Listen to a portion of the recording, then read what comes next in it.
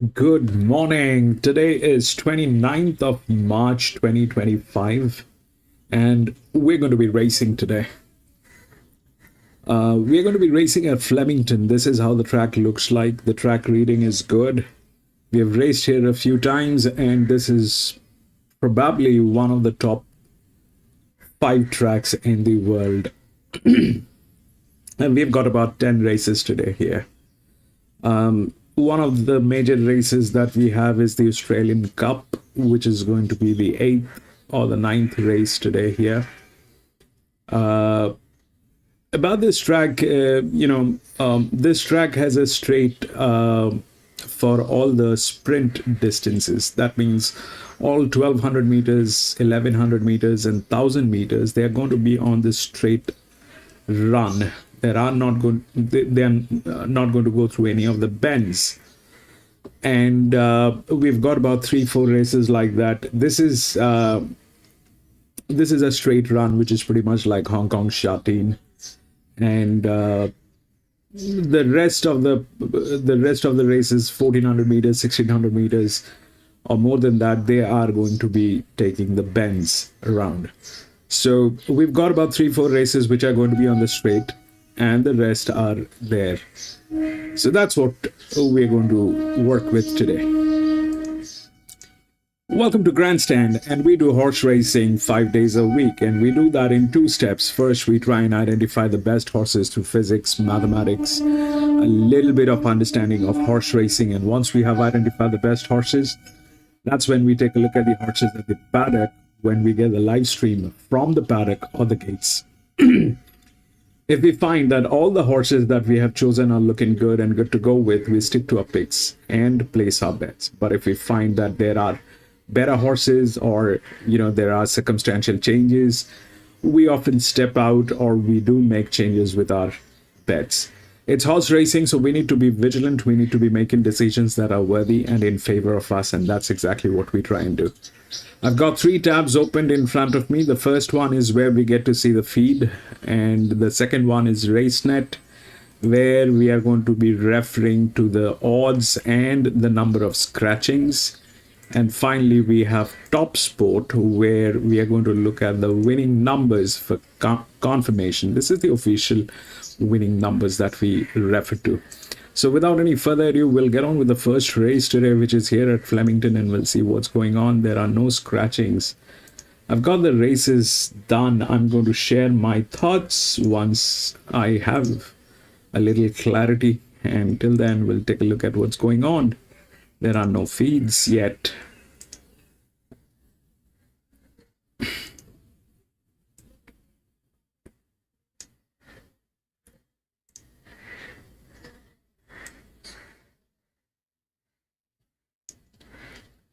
Maybe Rose Hill.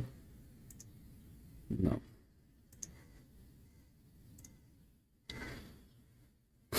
We'll see what's going on. We should get the feed in a while.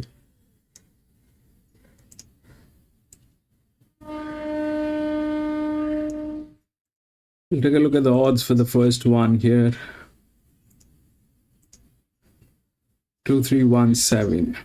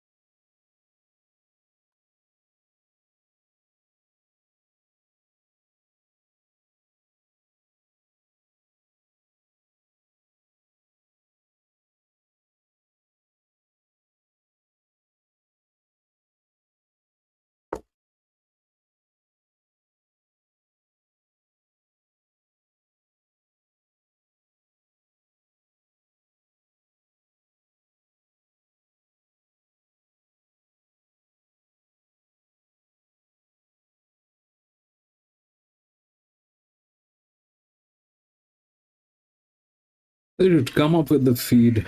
At least they'll come up with the Rose Hill before Flemington, but not yet.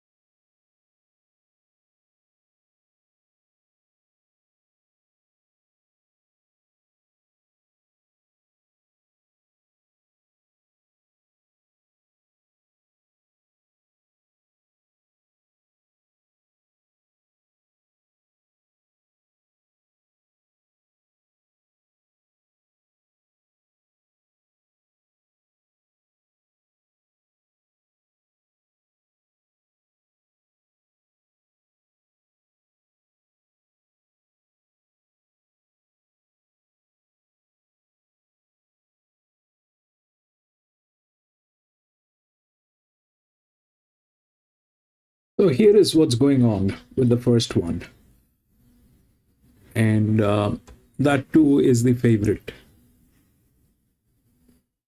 and that too is in very good hands. The 2 is in very good hands. It's one of the BBs. But that's it. Now, the thing about these races is they're going to be on the straight. But that's why the rails will not matter here. They're going to be running on the straight. The first one, the 2 is the favorite. The 2 has relaxation. It is definitely there. The 2 has a lot of relaxation. But it's a 4th up open race. And let's take a look at the 1, because the 1 is the linear. And if we take a look at the 1, 21 weeks. That is 21 weeks. So the 2 is the favorite, which is second in 1200 meters Caulfield. The 1 is the linear. Okay. The 1 is the linear. The pressure is huge on 1. 2 is a drift number. The other one, which is good, is probably 7, which is the second linear, which is also within the odds. The 7 is 9th, 1200 meters, 4 weeks Flemington.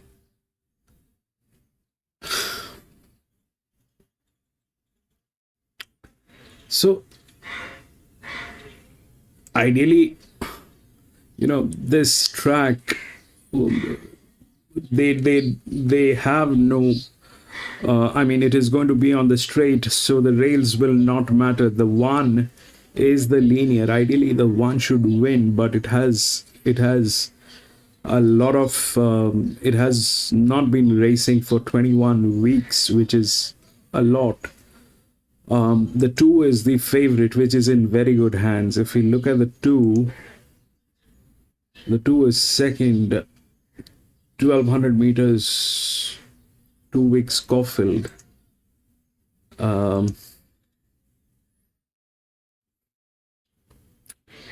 That 4 is the larger drift, so the 4 is going to get in. The 4 will get in. If we look at the 4,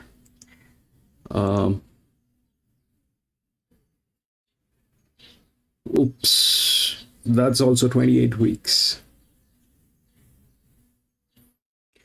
So the linear is 21 weeks. This is 28 weeks. So the favorite is within 2 weeks, and I like the 1, which is the linear, but that's 21 weeks. I don't know. We'll take a look at the horses at the paddock, because I still it's if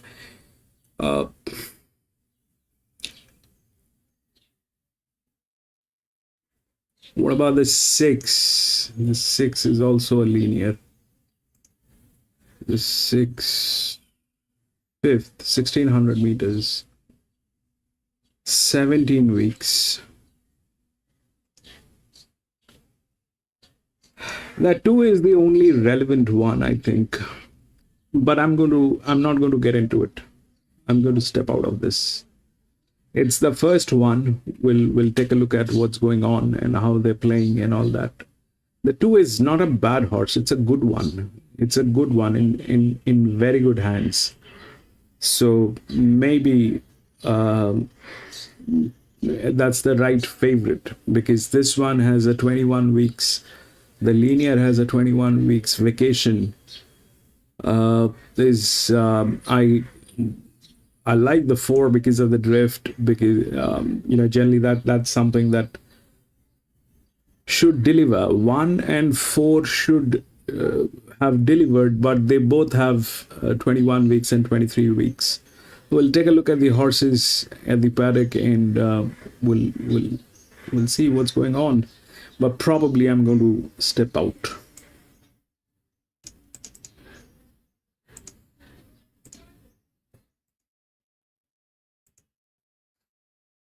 Tuna, welcome back. Frankie, welcome back, Frank.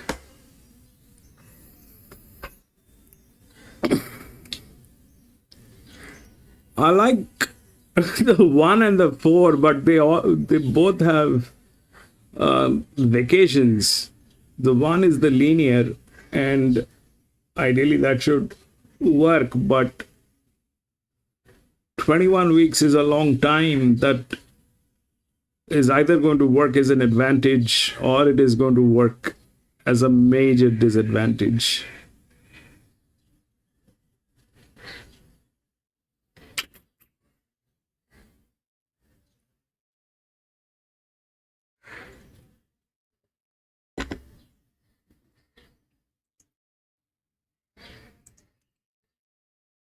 What's going on with Rosil? Rosil should start, but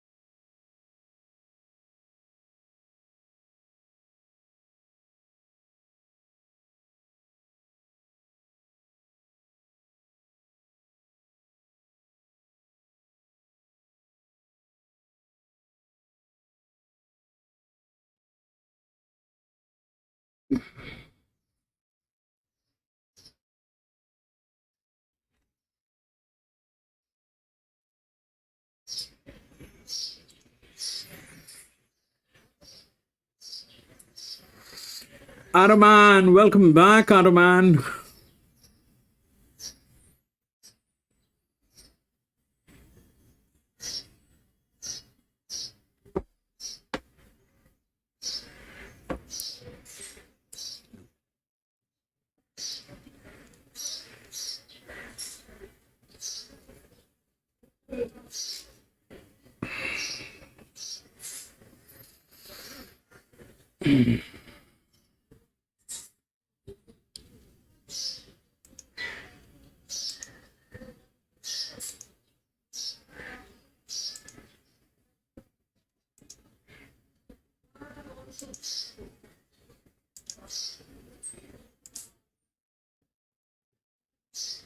Even I like the 1 at Flemington, Frank, but it's got 21 weeks of vacation.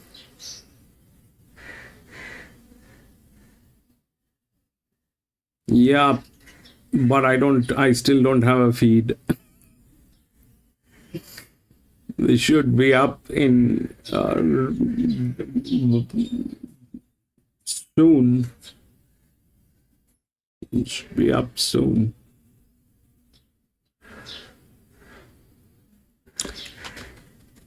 I like the Flemington 1 and 4. Ideally, both of them should get in, but both of them have like 21 weeks and 23 weeks in between.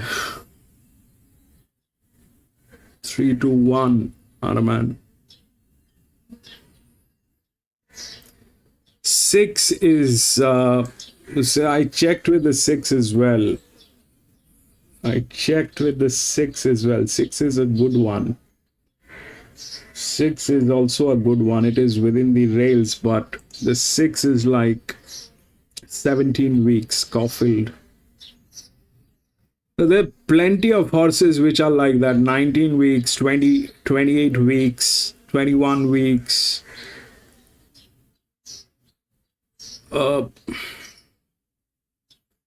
That makes things a little volatile.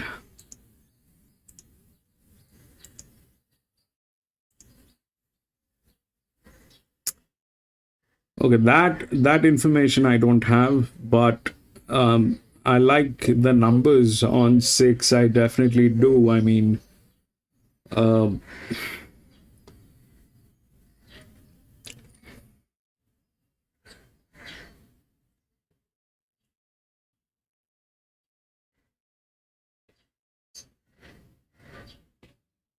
there's this other one which is number 8.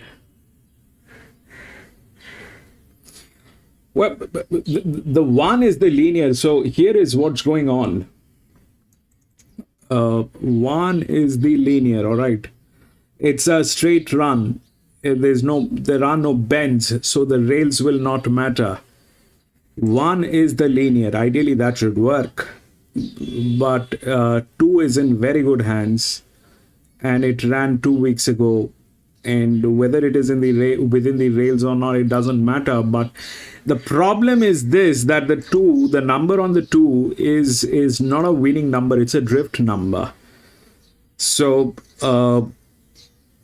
it is possible for this to get in, but the 1 stays the linear. I mean, that should deliver, but it is the problem is there's a 23 weeks in between that this horse has. The other thing, which is, what about that 8? I don't know what's going on with the 8, because that's got, so this is 129 by 70, this is 125 by 36. So if we check that, 8, 6-year-old mare, 19 weeks.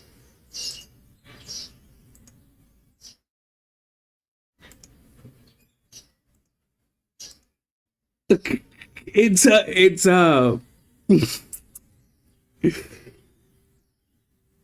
it's a tough call. It's a tough call, because that, I mean, this thing had to be either in the range of 3,000. This had to be either in the range of 3,000, 3,500. Or this had to be in a range like this. But it is none of that. It's a it's a number that is difficult to it's a number that's difficult. It's a difficult number to believe that it will deliver as a win bet. It's a difficult number to, it either had to be in the range of 3,000, 3,500 or something like that. You don't know. 3,261. 3 is a neutral, Aroman. 3 is a neutral. 3 is not in a winning position. It might get a place, but that 3 is a neutral. See that 3 is a neutral. That 3 is a neutral.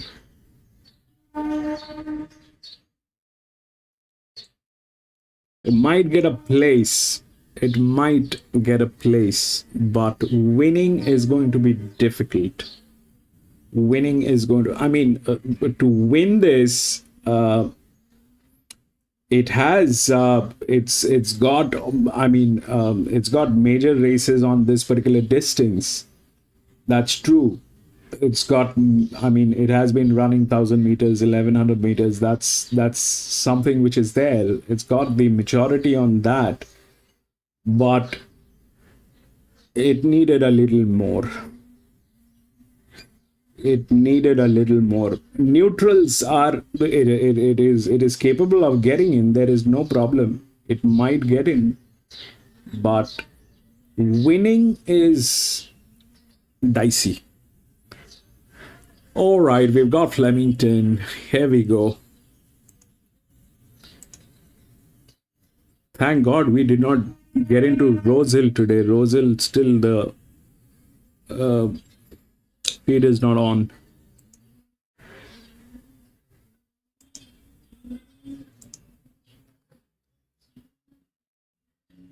3621. God knows. I don't know. What is that thing getting tailed? Everybody is getting tailed. Man, I'm out.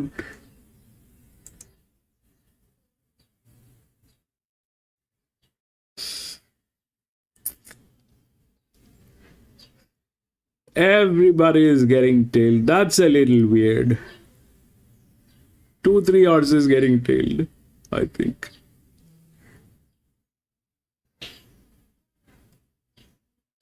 And we don't have audio. Man, these people are, that's the... Charlotte Littlefield on horseback as part of our coverage for the final day of the Festival of Racing. Charlotte, according to... It's a beautiful horse. It's a beautiful horse. 19 degrees the temperature and a 20-kilometre south-southwesterly. How are conditions near the 1100? Yeah, well, I've had a nice trot and cant around just past the winning post, and look, it has a good bit of give in it, definitely in that good four region, and plenty of give. So Sammy was able to stretch out as he always does. It's a good gauge this horse as to where the track's at. There's nice grass cover, not too much marking on it. There is quite, when I first came out, quite a crosswind. Where's the 4? 5 is getting tailed. There's 5. Where is Mr. 4? There is Mr. 4. Frank, one should win, Frank, but it's got 21 weeks. It's got 21 weeks. I so hope that the one wins. It's a good one. It's a beautiful horse. It's a beautiful horse. One is the linear. How will I mean, the only thing that might backfire is this vacation in between. Either that is going to work as an advantage, like a super advantage, or it is going to work as a disadvantage.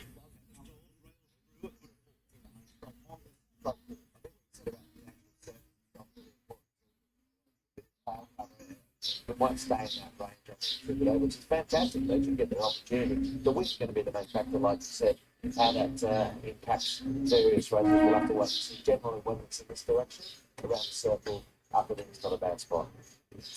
Horses aren't too far away from being loaded into the barriers. First favourite here remains at $3. It's a good move at price for Nunthorpe for medium. I'm going to be out. I'm going to watch.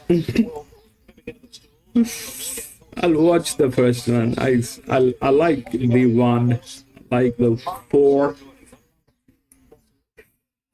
but both of them are. Easy, thank you, and Andrew and RSN, thank you very much all aboard for the running of this first race on the program. First down the straight over the 1100 metres. Now, Written Blind going into the stalls. We await on Nunthorpe to join them, and also Bossy Nick and Pondalawi. Bossy Nick, solid favourite, 320 into $3. Just has to be close enough in the run here after a couple of stormers its last two. Bossy Nick going into the gates. And Nunthorpe looks as though it's going to be the last. Just a slight freeze, judging by the flags in the middle of the course that'll be hitting them in the face up the straight here. Nunthorpe to complete the line, double figure odds for this mare. $10 in the meets. So an iconic race day about to get underway. Tab Australian Cup Day as Nunthorpe completes the line and the field is set. The first over 1,100 metres at famous Flemington. They're ready. Best of luck, Frank. Set to go. Racing a little deep away reasonably, and at the tail of the field, Material Dreams early. Pontalau, he's going to lead Zadar, Sunset Lavero over on the far side, tracked by Zasu. Rittenbly began quickly, 2 up the outside with Nunthorpe. They're stretched across the track. Over on the flat side rail, it's Lavero leading Zasu. Up the middle, it's Pontalau just in front of Zadar, Sunset. Dows 312. Welcome back, Dows. Third last, New York Scandal, and Bossy Nick is at the end of the field and would spot the speed about 7. Onto the course proper, 500 to go. The Vero, Zadar, Sunset, Zasu behind him, then Pondalawi up the middle, still about a length off the lead. 2 further back is Rittenbly, showing the whip, a little deep is trying to come on, and they were followed by Bossy Nick, who's the widest and really starting to wind up. Zasu momentarily took the front, a little deep, just about got it. Bossy Nick, and then came Material Dreams as they reached the 100. Zasu a little deep. Bossy Nick is still trying to get there, a little deep in the middle of the course. Material Dreams. They were followed by Frankie. Scandal, written by the Sunset and Lavero. Beautiful.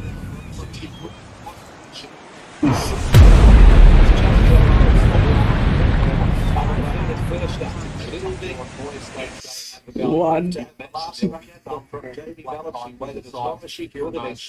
the mare, hit the ears back and forward down. Zasu, who was brave over on the far side.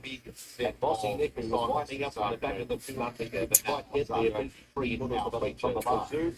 162 the placing for the first time in Flemington. 1, 6 and 2. A little deep, trained by Kieran Marr. 1, 6 and 2 and what? There by Jim Field.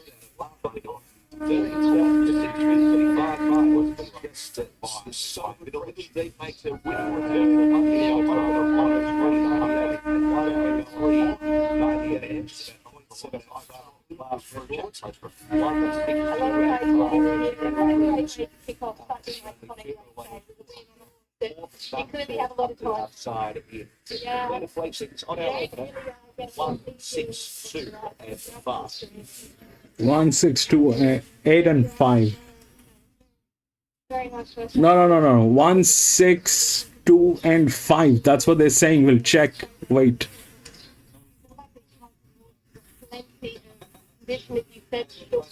We'll check. They said 1, 6, 2 and 5.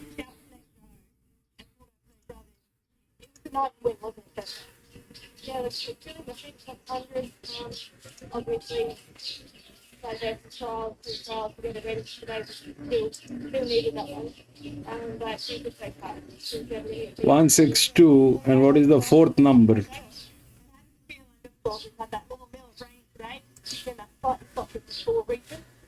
1, 6, 2 and 5. 1, 6, 2 and 5.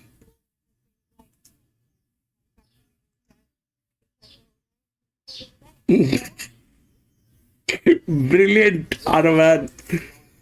So 1 was good, the linear. The 4 did not deliver. That is sad. 6 did. It was good. 1, 6. Then 2. This was okay.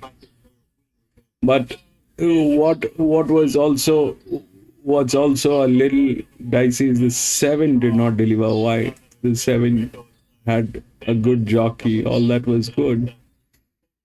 We'll check that later, but 1, 6, 2. So this one will check. 1, 7, 6, 1. What was wrong with 1? So no, we didn't actually do it. Okay. We didn't think we'd play 4 from 4 first up now. That worked out. 1, 6.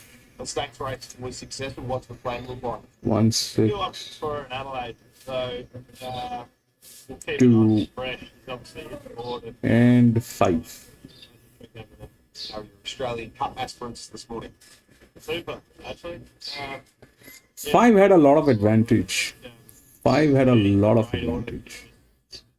Let down and 8 minutes. And right history. I think you'll enjoy it. A good temper. Man, what's wrong with Rosil? There's no feed on Rosil. A little bit too strong here with the 60 kilos, proving she was the best mare in the race. Bold from Zazu. Okay, we'll go to the next. It's an interesting race. Let's have a look at it. No scratching. 200 metre mark, probably like 3, 6 or 7. 1, 7, 5, and 6. No one really. It's not often you see a straight race where they basically drive in 1, 7, 5, and 6. Rosil abandoned. Uh-oh. That's a weird one because they had some major races today at Rosehill.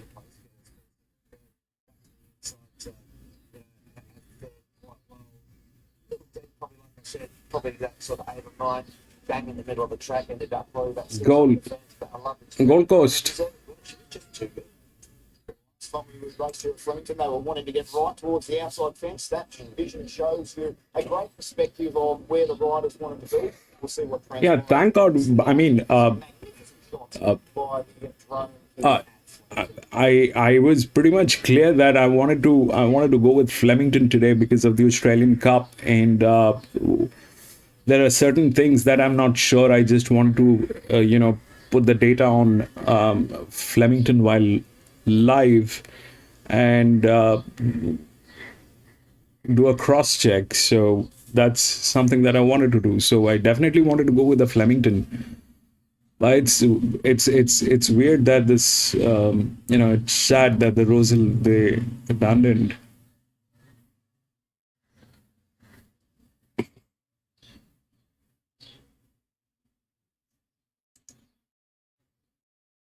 All right, we'll go to the next.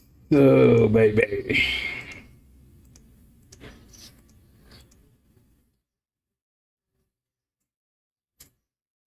Good guest. Thanks, Els. Correct weight leaders there on race 1 for 1, 6, 2, and 5. Correct weight. It was a short deck by a long deck. Yeah, Flemington is Flemington. I kind of, this track is the place to be. This track is the place to be. This one and Randwick.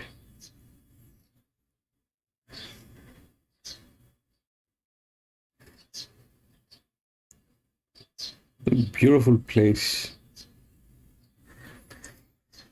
1, 7, 5 and 6. 5 and 6.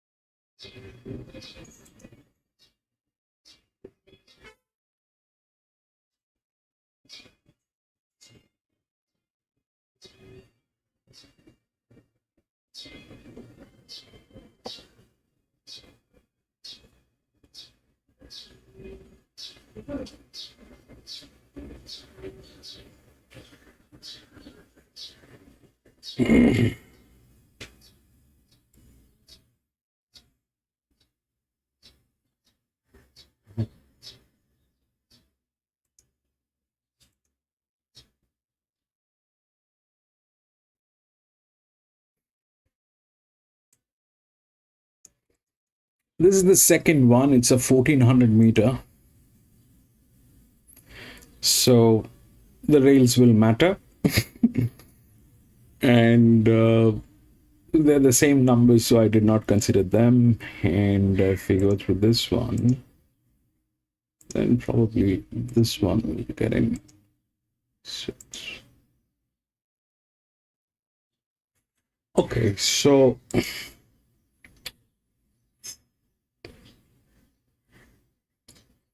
that 2 is the linear. Okay, that 2 is the linear. Ideally this should have been the 2, but this one has got just one race.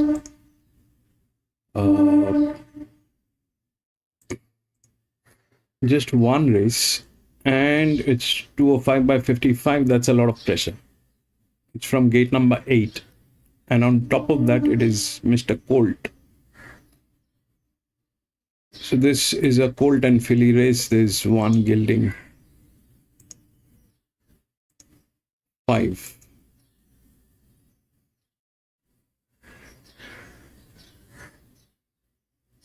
Now the 7. So if we think of that Colt does not, I mean the 2 does not exist, then this becomes the linear. So the odds are right. 7 is good. It's in good hands. 166 by 33. 7 should win. 7 should win. Now 7, if that's what the case is, gate number 6 and drift. Here is the drift. 14, 24. One of the best jockeys on this horse. 7, 4, 7, 4. The biggest drift. That, then probably something else. Maybe something else.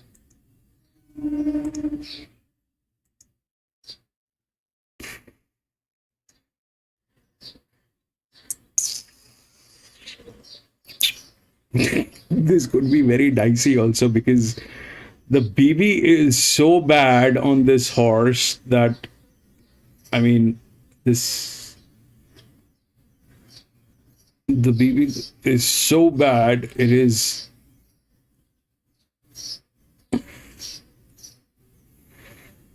very bad balanced horse, this one. This is not optimized,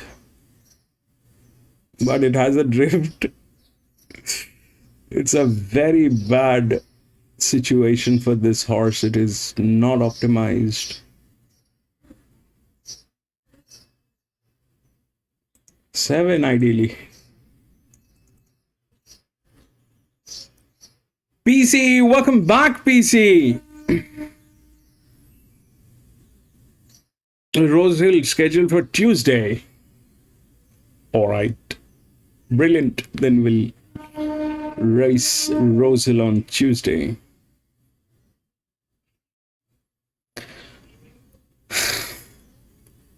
Hey, PC. Thank you for being here, PC.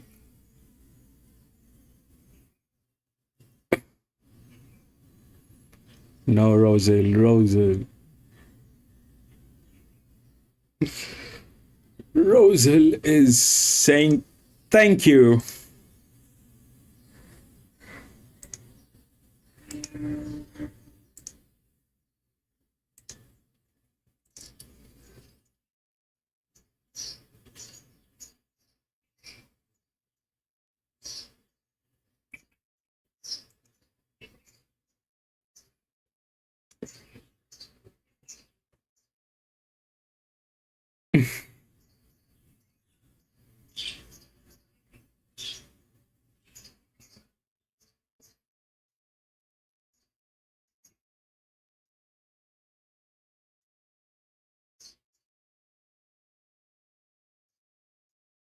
One is a neutral, so one is not in a position to win. I think so. That's what I think. The other one is the 7. The 7 is good.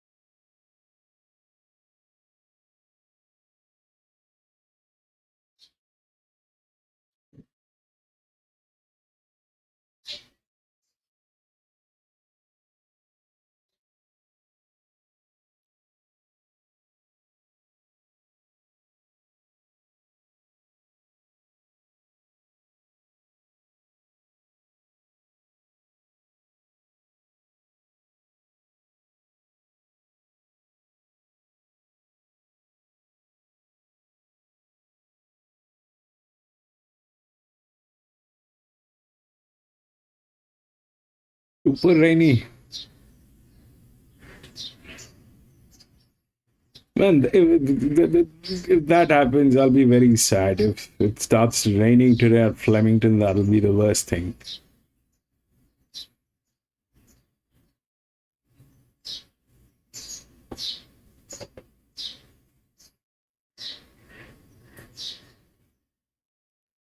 And today is solar eclipse.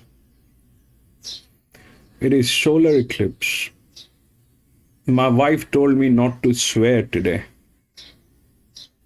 No swearing. But it's so hard to not to do that with the subject we are dealing with. But since it is solar eclipse, you're not supposed to swear.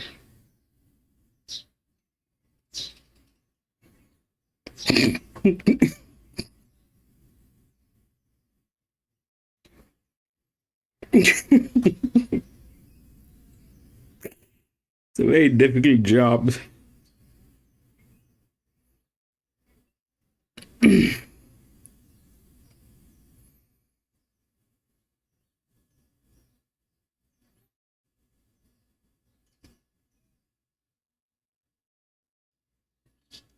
And on top of that,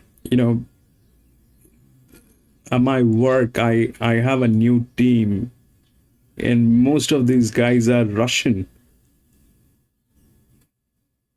And it is, I mean, they're not difficult guys, but the communication is a problem. The communication is a problem with them.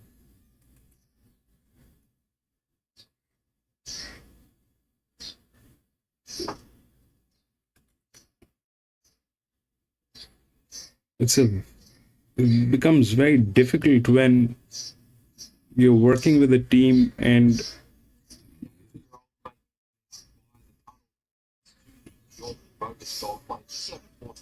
It's been opened up to non-focus horses to try and increase the size of the river. Dealing with only a handful of acceptors earlier in the week. Pretty easy. Sorry, the non-focus horses are the odd saddle crops. Prestige qualified horses who are chasing either the gold or platinum bonuses are the evens. This race was run on Westerly Day at Caulfield last year, late July. Iron Velvet for Stokes and Stafford conceding gold in Company Bay. She Gage later on the start of the fourth one. Prestige, all A, looking to give it doesn't borrow. so there's no other feed. It is just the only feed. Flemington. There's nothing else. Should stand in good stead in this contest. Up to 1400 looks suitable, nice barrier, and there's certainly a case for each parade with quite a bit of purpose. He's quite a compact style of course. He doesn't necessarily have still learning the but he's fit very nicely. Prestige all A. Second start with Victoria's at Ballarat. Zorb was on debut in the 2 year and was third, beaten a length and a half. And that was only Zorb's first start in the races, so there should be some nice improvement from this colt. Look, it's a little tricky from the round, I suppose, where he ends up, but he's got some nice upside. If you like the fight, you have to make the case for him too. He certainly looks more athletic than the top weight. He's on the tail of it, and lovely health coverage. No, PC, they don't. I mean, they try very hard. The guys are very nice. They not exactly the Gen Zs, but they're well settled, married guys. But yes, there's a problem with the communication. And it's very difficult to, at times, even if I don't want to swear, there's no other option actually.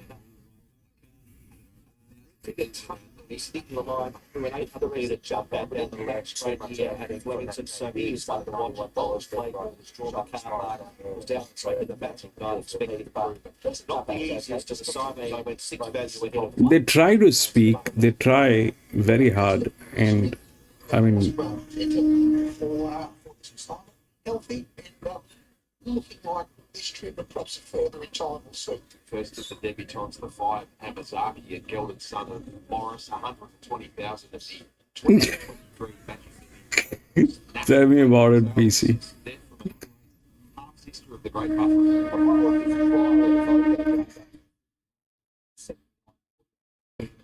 Last time, well.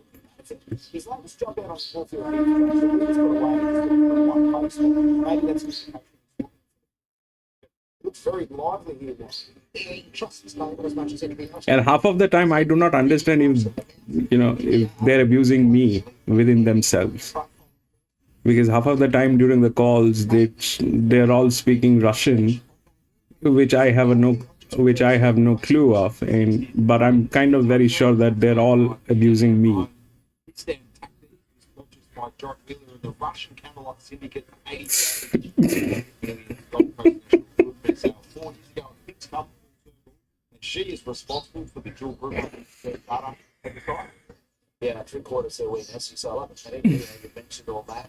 And Brian was certainly keen to get a nice rush of the Camelot to their races and do well. But it was pretty difficult to see that I suppose to jump out and test the conditions, but I saw enough to say that this horse would run well enough to speak the market. He's a beautiful horse, Russian Camelot.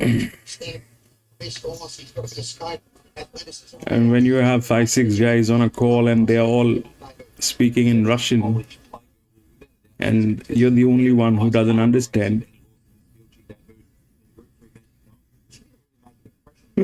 No, PC. No. Magic Knight that was won by Nemo. Bryce Trip gets the benefit of the run, comes to a big 7, not getting tailed. It's all data work, PC. I just work with data, financial data.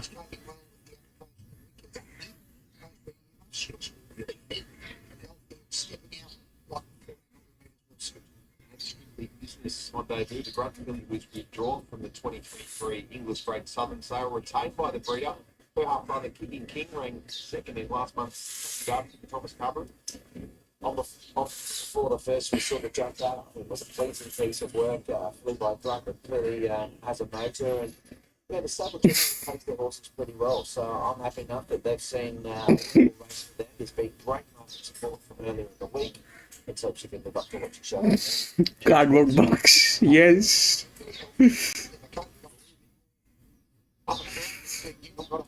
God knows, does. God knows. I don't even understand at times if they're saying yes or no. Now you're talking about pets. Ninth. Niet.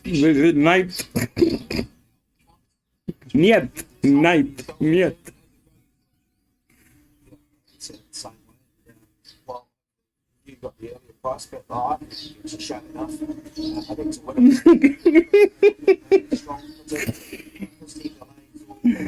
Niet. I think Niet is no in Russian. Niet is no. That I can make out. Niet. People like to say, with a debut truck, we see a ton there, but Russian Camelot with one of the forces of Station Race Giants, and it really stands. Okay. Because that I keep hearing that. Niet.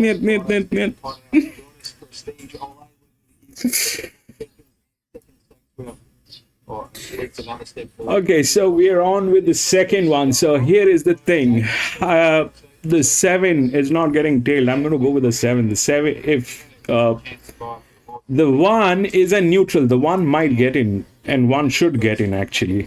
I'm not going to get adventurous with the 4, but I like the 4. I do not like the BB on the 4. The other possibility is that 3 getting in. Okay, it's in very good hands, and it's the other drift.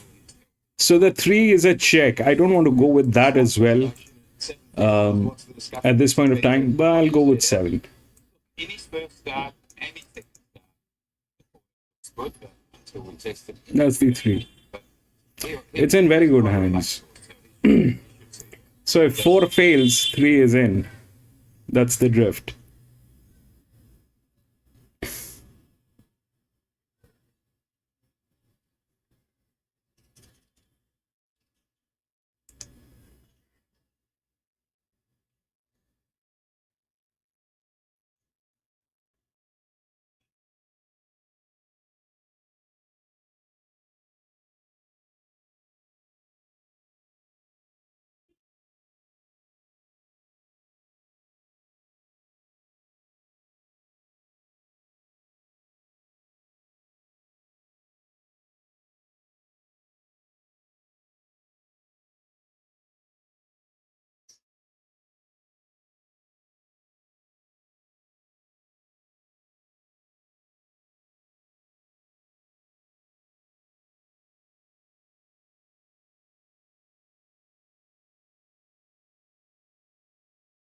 out here from the start of race number 2. It's over the 1,400 metres. We're getting to see racing around the circle. Much beautiful start point where they actually start and then sweep into the home bend. So it's a long, gradual left-hand turn. The market is going to have the Spinnaker out early in this race, aren't they? We had his right behind him as they begin this race, and they literally jumped into position. But the wind will be helping them through that first part of the event. So the favourite was Prestige away, 290 out.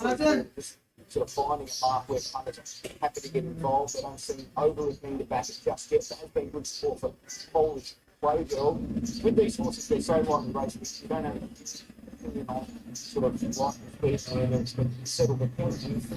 Rank 1. Yeah, I thought it was difficult, to be honest, because there's a number of them will get back. Hold a spot in the first four. I'm not sure they want to test the lead. It'll just depend on what works around them. Riding down against race 2, the York over spell for we've got a few gunners, depends how they step on the exposed ball. None of them will be there. Like all the pace, so I think it's the hand mirror, that was running to the horse, on the street, as well, but I think it was midfield on debut, it's a Bendigo, so let's see moving past. The market taking different we will towards start. Beautiful shots there. Zach Spain, the board, Rimzing and Tundra. It's really great to see Denny O'Brien with a son of Ruck and Camelot here to the right. It's a good one. The one is a good one. One is a good one. I would have gone with the one if it was not a neutral. 450 meters straight.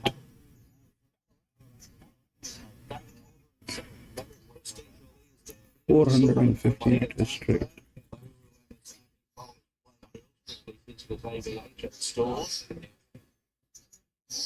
Spring of 2020, unfortunately, we didn't get to these. The best, I mean, I'm quite perfect, no grounds, of course.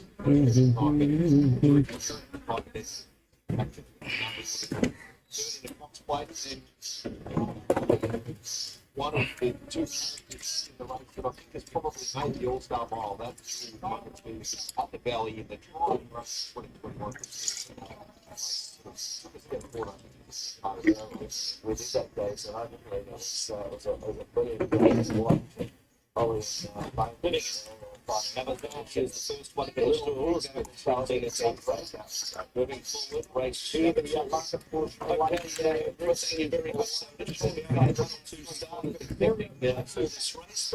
able to get a field of 8. Kangaroo number 4 to sit more forward. CC7. Lewis, welcome back, Lewis. 6. Polish Playgirl goes forward with the winkers on for the Yep, let's go, PZ. Business is in. Kangaroo joining the line, so ABH and also Zorb are going to be the final 2. Prestige Olay just a little bit easier to 350, and the money for Polish Playgirl at 380 on VOP. As ABH is in the stalls, and here is Zorb to complete it. Field set, 1,400.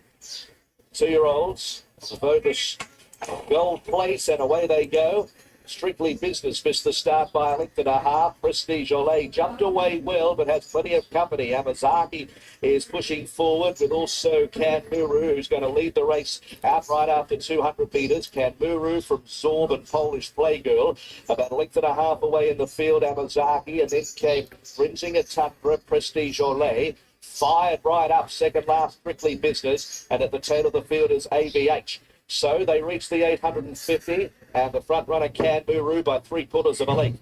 Zorb is second, a length and a quarter. Polish Playgirl Amazaki, 2 lengths Prestige Olay. The outside of Rinsing at Tundra. Then came ABH, and Strictly Business is at the tail of the field. Coming up towards the corner, 6:25 out. Kangaroo the leader by about a half length. In second place is Zorb. They steady before the corner. Amazaki is about to tip out 3 wide. Polish Playgirl thinking about getting off the fence. Rinsing at Tundra tracking it. Prestige Olay presents towards the outside. Still about 3 off the front. And behind those horses, ABH as they sprint up. 300 to go. It's Zorb in front with Amazaki the outer. Prestige Olay is coming now on the outside under hands and heels of the clock tower. Amazaki at the 150. Prestige Olay levels up. Prestige Olay and also Amazaki trying to fight back from Polish Playgirl, but it's Prestige Olay. Prestige Olay has just beaten Amazaki, Polish Playgirl. 3 further back in the field. Push. Storm, Ritzing and Tucker, strictly business. One, Frank. Last of all. Jenny Allen aboard.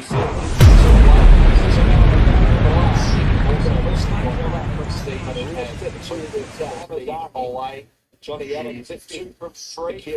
Johnny Allen putting the wing away for final strides. And better than Azaki, the Polish Playgirl running well, finishing the race on 12. The jock is a moron of the highest order, man. That guy.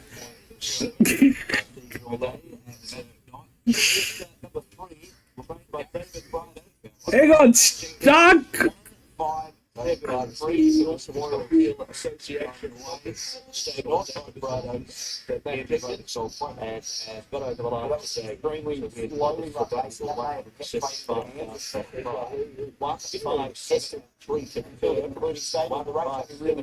Should have won if. No. 7 did not come second. 7 came third because of that moron. 1 won.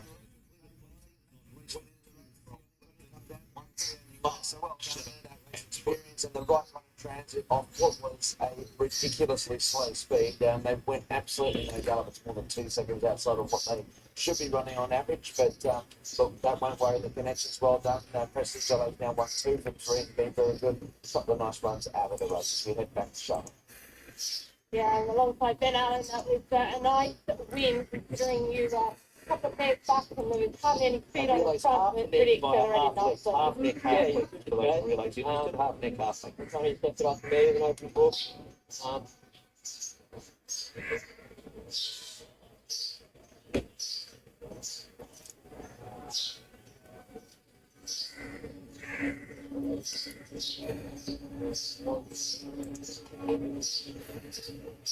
One, 5, 7, and 3.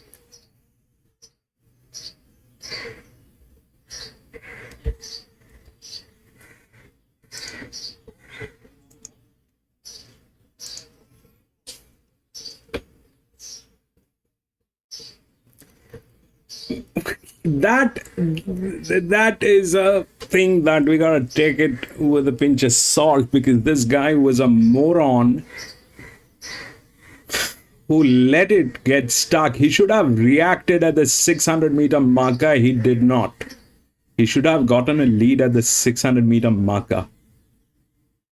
He just waited for God knows what. Christmas is far.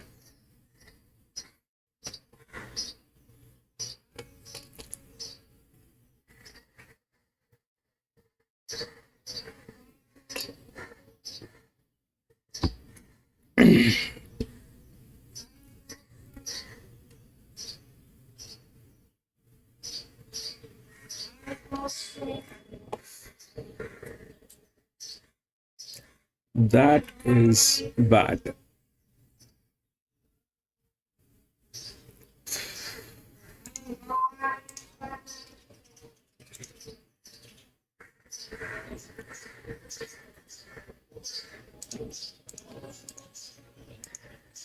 Five, 9, 1, 2.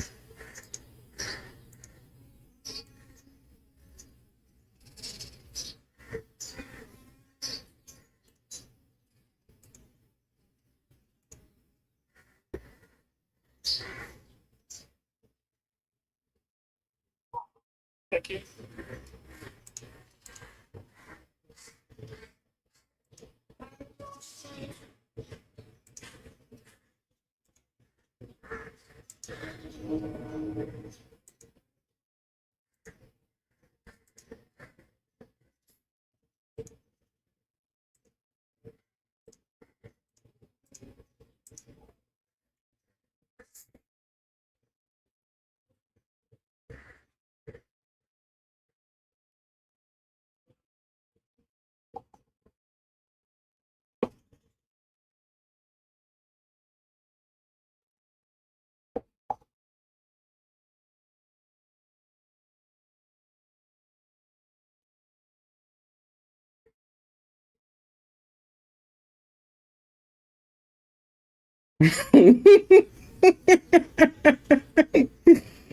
True, PC. These guys, they. I've stopped complaining. I'm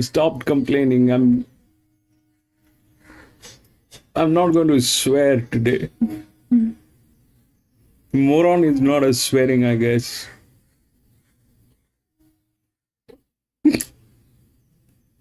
Right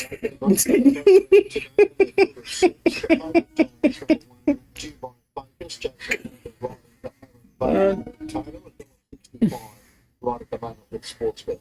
He deserves to be very well found in the market. He's come back a clearly improved horse this preparation, and he is building a good record. He's won his last 3 starts to give himself a 50% win rate. He's controlled his 2 wins. He's been undefeated all the way. Again, he looks like he'll get control of this race with not much tempo against him in a small field. Clearly is number 2. He's been racing consistently. All of his 3 runs this preparation have had merit. Had his chance last time was being 5.5 lengths by both Garland, Queen and Tabage. There was a big gap back to the third horse, just a star on that occasion. Dark and Confidential's an honest type. He bats well. He's probably got a box. Lewis 315.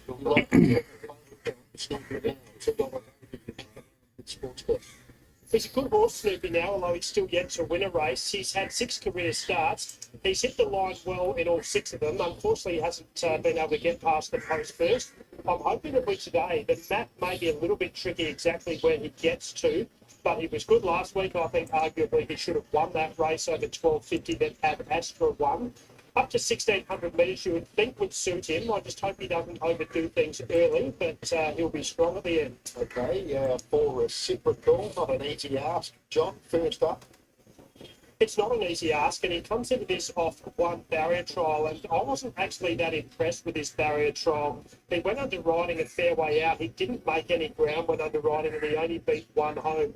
His race form was quite consistent last prep, but he would need to improve. Okay, the 5 is Royal Scripture, and he had the 2 race start, showing ability.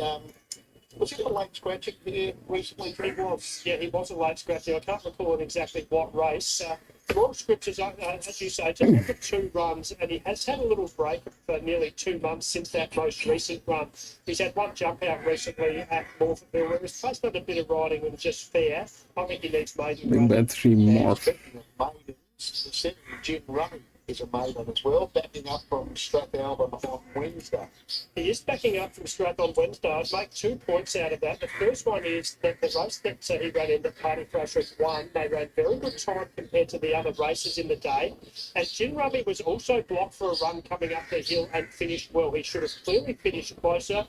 He's going to be at peak fitness on the 3-day backup. If you wanted to back any of the horses at big odds to either run a place or be a chance to be in your multiples, this would be the horse I'd suggest. I've had something on him at massive odds. But the Fruit Snoopy now is on top for you, and it's one of your better bets on the program. I'm happy to play Snoopy now. Here he gets 4.5 kilograms off Dubai Focus. He will be giving that horse a start, and Dubai Focus will probably be getting his own way. But I'm pretty confident that Snoopy now is a horse with genuine ability, and nothing in his racing career has swayed me from that.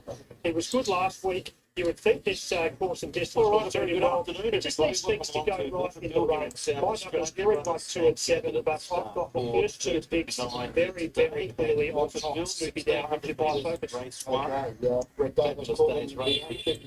The Brett's with the favourite, number 1, Dubai Focus, now $1.70 with Sport Bet, $2.60 for Snoopy now. Brett's got the last to be 2 Darkest Confidential. Snoopy goes 3 Snoopy now.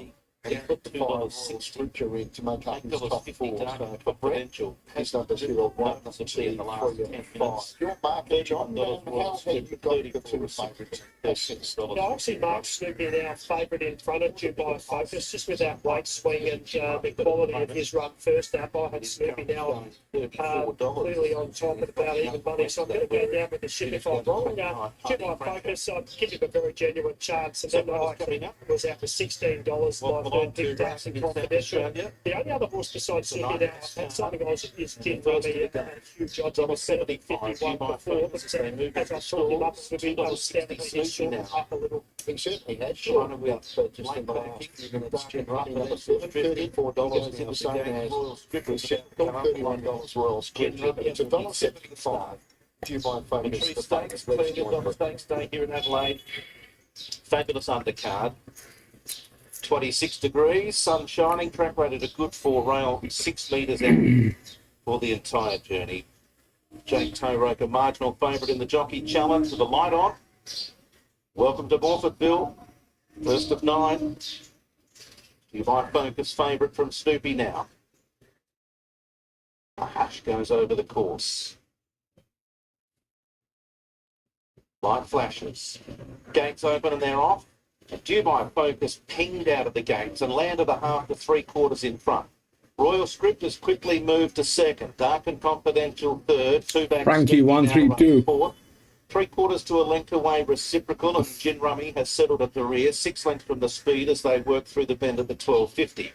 So Dubai Focus has found the spot that most thought he'd have, and that's in the lead, rolling fluently with the ears pointed to the sky. Leads by a length and a half on Royal Scripter.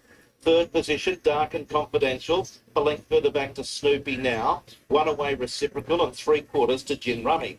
They're working down the side and breaking no records, and Dubai Focus left alone leads the way by a length over Royal Scripter. Third position, Dark and Confidential. Snoopy now's had a lovely run as the leader starts to click it up a notch. 2 further back is Reciprocal. 3/4 to Gin Rummy. Dubai Focus now opening up the pipes and moves on from Royal Scripter, who's feeling pressure and left the rail, and Dark and Confidential can squeeze between the pair. Snoopy now 4 deep. He's starting to rev up as they approach the bend from Gin Rummy and Reciprocal. Dubai Focus, only a slender margin as they corner in. Snoopy now, wide out, really is finding the line with some power. Dark and Confidential. Dubai Focus has got a lift. He's still got it narrowly from Dark and Confidential and Snoopy now. Dark and Confidential, Snoopy now. They've got past Dubai Focus. Dark and Confidential, Snoopy now. Dubai Focus. Come on. But Dark and Confidential won the first. Narrowly from probably Dubai Focus in a photo with Snoopy now. Although 2-1-3, Frank, you were close. And Royal Scripter seemed to switch off down the stretch and was probably 100 metres away at the tail. Had the connections in the mounting yard here when it came. You were close. You lost it by a nose hair. Two below. They've been the first one since. More than one Saturday. I thought Dubai Focus was absolutely a strong force coming around. To his credit, John, 2-1-3. can maybe just run second here in front of Snoopy now. And the one who tossed in there with a big price, Gin Rummy, he was closing over the, or fighting over their backs pretty much right at the end. He's run well, Gin Rummy. He's finishing off with anything else, but Jake Towroker, we know he's a very strong rider, and he was handled beautifully there, Dark and Confident. Jack Hill's about to bring it up into the gates, and the defender's also locked away. Stronger races at Bendigo and at Geelong. Okay, this is somewhere else. Let's talk about the number 3. So that 5 is the favorite. We are again back with a lot of trouble. There's a lot of neutral horses. And it's an open G3 2-year-old fillies. So, 5 is the favorite. 5 is far from the rails. 5, it is 1. It is a neutral. 2nd, it is far from the rails. That's a very weird thing, and the pressure is not great. The pressure is not great for a 1200 meter. Though the rails will not matter because it's a 1200 meter. It is going to be running on the straight. It is going to be running on the straight. So that's the thing. Now, there's no linear in this race, but that 2 is the one which is right after the linear. If you look at the pressure point, this is advantage. 150 by minus 37. The 2 should win, but the problem is this, that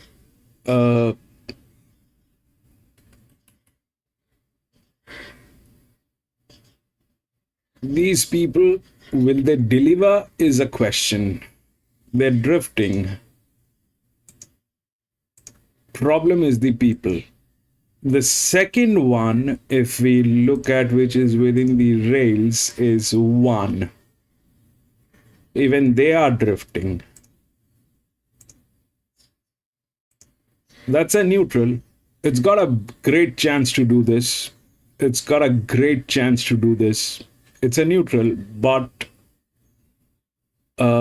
it's in better position. The management is better. The jockey is also there. The jockey is good. The jockey is good on this one. But the pressure is not great. This thing, I mean, none of them have pressure in this race because they're like 2-year-old fillies. So ideally, it will not go on pressure. It will go on the relaxation, and the relaxation is with 2, but the 2 is drifting. The other relaxation is with 7, which is probably the best hands in this race. But still, it's a lot of difference. It's a lot of difference between 7 and 2. They both have advantage. This is way more advantage. People are bad. Less advantage. People are good.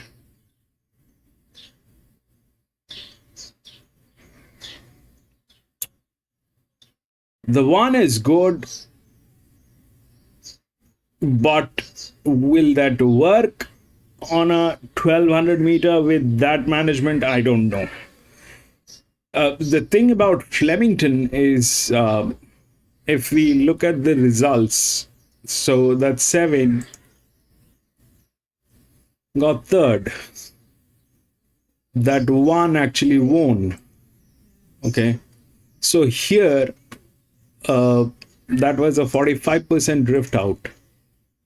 And the 3, we spoke about it, it came in 4th. So that 7 moron actually did the thing. The 1 was also drifting. So the drift here will not matter. That is what I think. I mean, whether they are, I mean, today is an important day. They should be doing what they should be doing. But still, it's a question of a chance. It's a question of a chance. The other problem is this one has 5 races and it has not done anything in the last 5 races. It has advantage today. It is the best horse. It is the best horse, hands down. And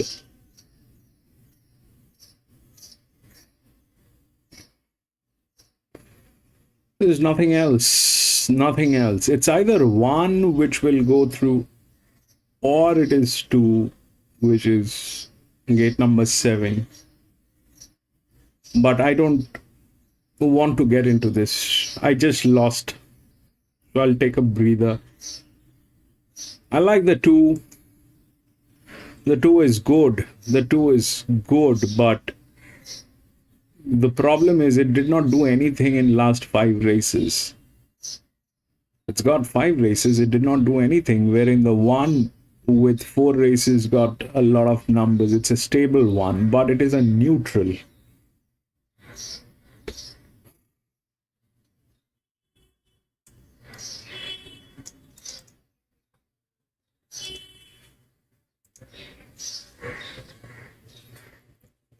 Big bet 6.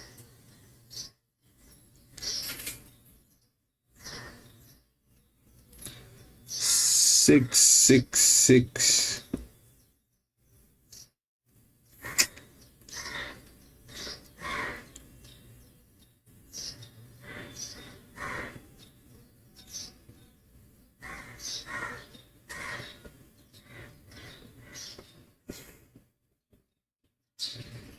182 by 15. It's definitely better than the 5.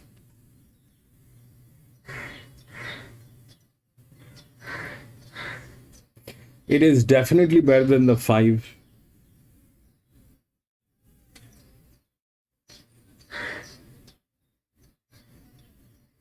Way better than the 5.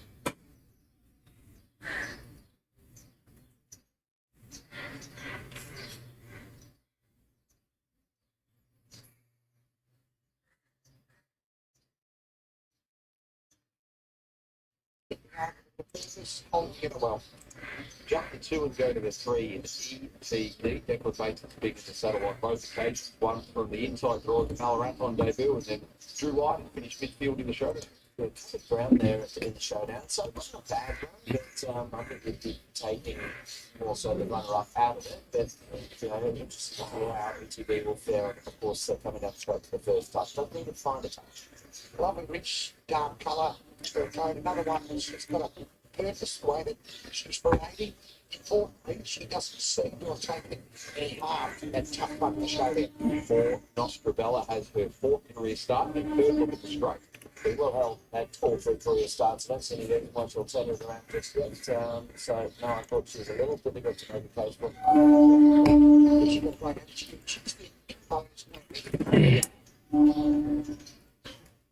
5 Enchanted by Zed. Craig Williams goes through. We saw her first up for this preparation in the Ottawa, all the way back on Super Satellite. She was good on the inside part of the track, and the majority of the wins on that day were on the outside, so that needs to be taken into consideration. But it wasn't down there, it was a little weak in the 1,000. It was on the devices in 1,200. You assume she's going to consider, but I've got concerns whether 6 furlongs at this stage of her career is the right recipe for her. So at that price, I think she's a risk sending out the 1,200. She's nice and stick, second up, but well engaged. The application is even with Reddy Must going on as well. So, yep, she's probably got some queries. Sandy said she's composed enough to be able to run it 100 metres out strongly. I don't think it'll be an issue fitness-wise second up. 6 for Cooper Arthur, got a midweek placing at Hillside. 13 career start. Everyone's a bit pleasing without being anything spectacular. I think that's the best way to put it. She's 850 to 13 in the market. Her place at the conscience needs to, I think, be improved upon if she's going to just she moves around the yard well. She's got a lovely flowing action. She's been composed. A lovely attitude the way she takes to the races. Nothing from the outside. David Brighto for Matt Jenkins looking to scoop the 2-year-old full on Australian Cup Day. Prestige All 8 the previous year. They have 7 Prestige Schnitzel, who's on the outside in the Ottawa, and pretty good behind him. Pleasing debut, wasn't it? Beaten about 3 behind the side. Who looks lanky enough. I thought her debut was sound. I think there's a good case to be made. She's certainly been supported, 750 to 650, in there with an inch way home. So Mark Goodell is the favourite here, number 9, the filly by Sword, who's won a couple of jump outs at Crown. Has been well found. A D from a low field game on Mark Goodell. Bred by Xavier. Second elect being Grandstand Gazette, number 2. Of course, coming out of the sides last time behind the really good marks now. And right the dropping ground. Interesting one from Fun. Thought on well, the Bogus showed out after having all the phases of City Valley and said those little shoes into leading up as well. Has been hard.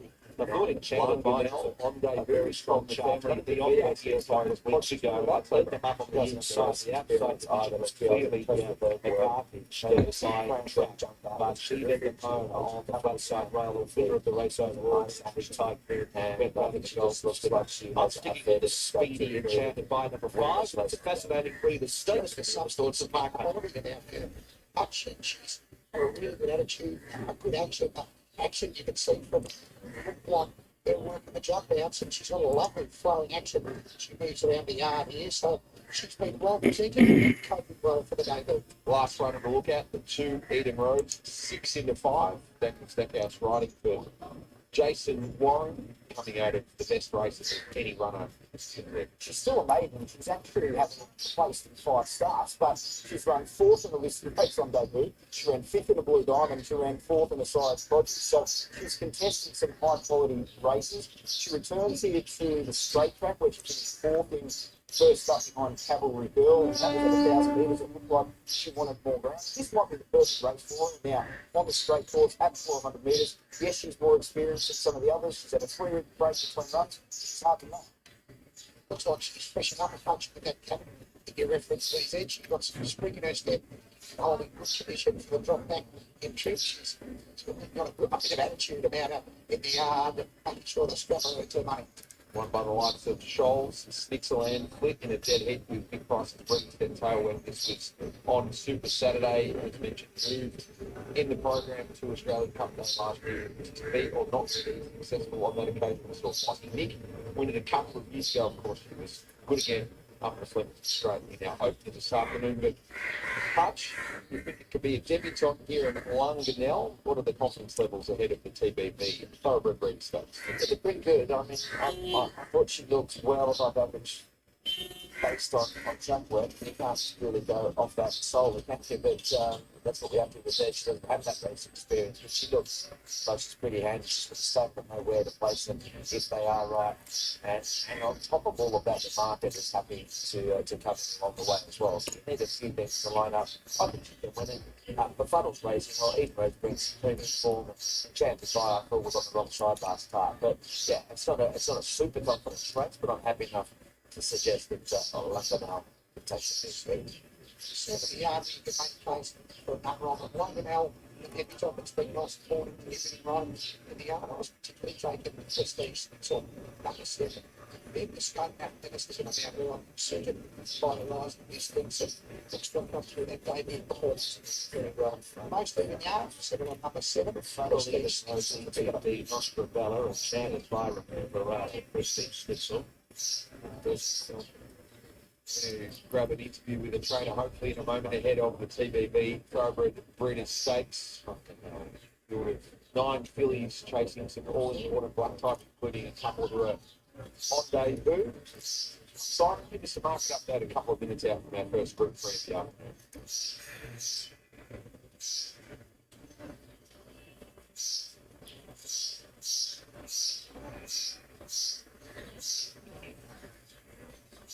Getting down for race number 3, the TBV Thoroughbred Breeders' Stakes, due in 5 minutes.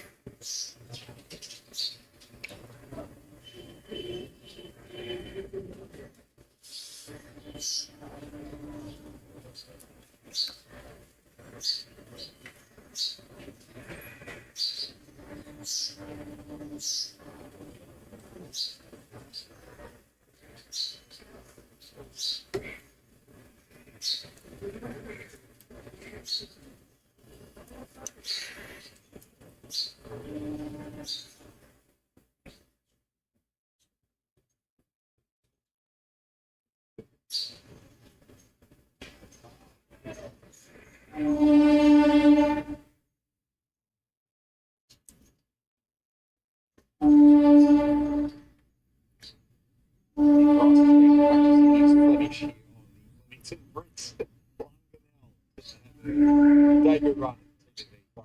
Stakes. Just with the phonetics to be confirmed by one MC Shark. Leave that to him. I don't know my horse, but up to him. How she handled race day? I think it's pretty good actually. I think it's a few veins popping out down there, but so she should. But she's got a good brain on her, and it has not been too much for her. I mean, it's a straight thing. It's always for unraced horse. They need the right horse to follow. So Stormbow is good. I hope that happens. Eddie, I think she's worthy of her place. If she ran a place, yeah, I'd be happy. You know, I'd be happy. If she won, it's a big bonus for the guys because they get a good 3 when it's straight up. Limited sample to work on, and some of them having a look at the straight for the first time. It's supposed to have a specific plan on who we think might be able to get the back on. Third hopefully I'll get the right horse to follow. So she's been following horse in her trials. I don't know what that horse would be, but I can say to her, That's complicated. Ride your own horse, and don't be spending half the race for the wrong horse to follow. But anyway, so basically 6 on 3 down the straight, isn't it? Spot on. Hopefully it works. Lewis Next time. to 3 minutes out here from another open race at Flemington. So the debutant at Big Price is suspended. It is the night. It is favourite at this stage, which is a push that it's remaining as firm as what it is at this stage at the betting hunt, because you can often see that the bigger players start to take a set against these horses given their experience against horses that been for the races. Yeah, once the market sort of trying to find itself in terms of what price Londonell should be. I think if you just tuned in, 7 is a very strong one, Anuman. 7 is a very strong one. It's in the best hands. there was a spread of horses that ticketed from that first event. Generally, we've been thinking middle to high.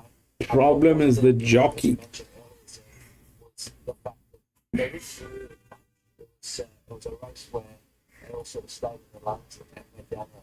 We'll see something a little different here, and we just heard the Megan tells the horse Arriving at the start of the race number 3. So favourite is London now at $4.20, and $5.10 even Rose, and also Chandler by the final at $5.70 and Prestige $6.60. Quite a strong crowd for Flemington Australian Cup Day. There's 2 football games on, one at the MCG, one at Marvel Stadium here in Melbourne this afternoon. You know, we're deep into this, starting to get rolling into the season, which can sometimes take away from the, I suppose, the hype around the racing at this time of the year. But great to see a good crowd on board. Oh, it's great. Yeah, the public area has been plenty of patrons, of course, and enjoying themselves. The sun's just come out, and in the members, plenty have taken their spot as well. And they are in for a treat today. Australian Cup, what a beauty that'll be, Nige. So can't wait for Fighter Jenny to step out and do her thing. It'll be an exciting one. So it's got all the elements of what we've loved about this race since it's been permanently 2,000 metres. 5 is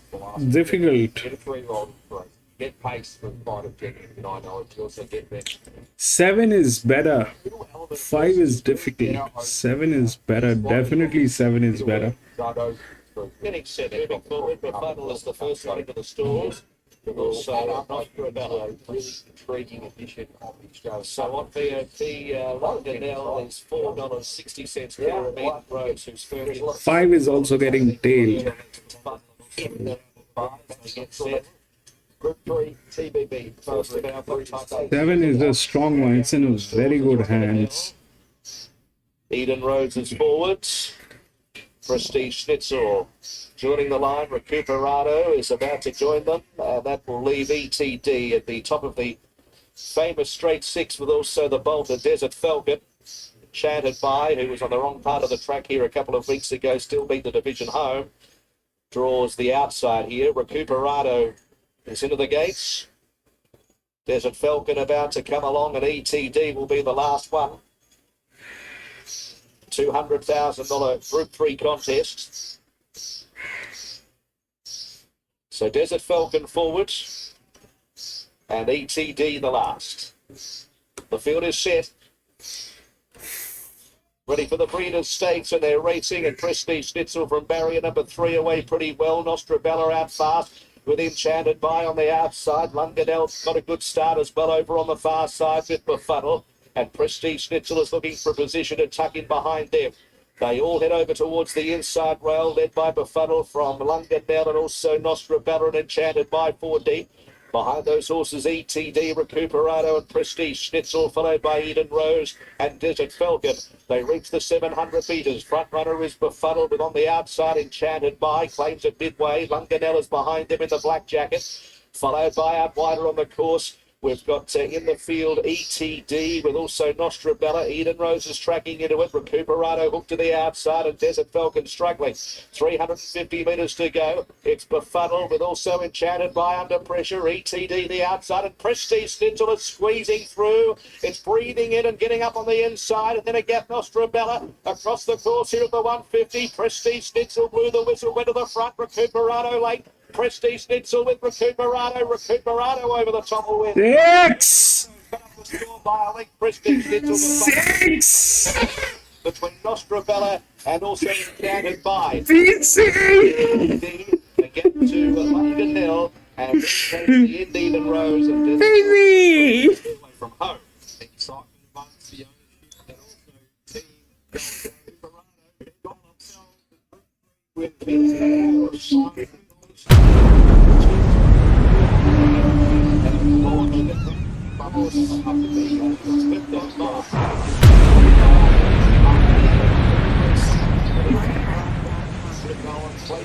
finally sort of sat that last start up a decent full race before that until the head on mark. Boom! Peter Rose and hooked out with about 250 metres to go under the urgings of Ben Bellman coming right up the outside of the track. Nicely has split Verano to a big victory at a time of 11.09. They 70 prestige snitches. Huge, BZ, that's huge. 6.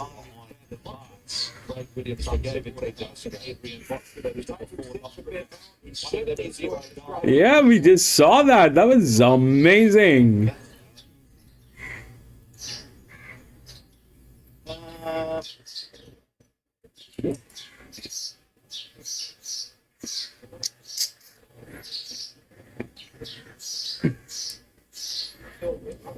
What are the numbers?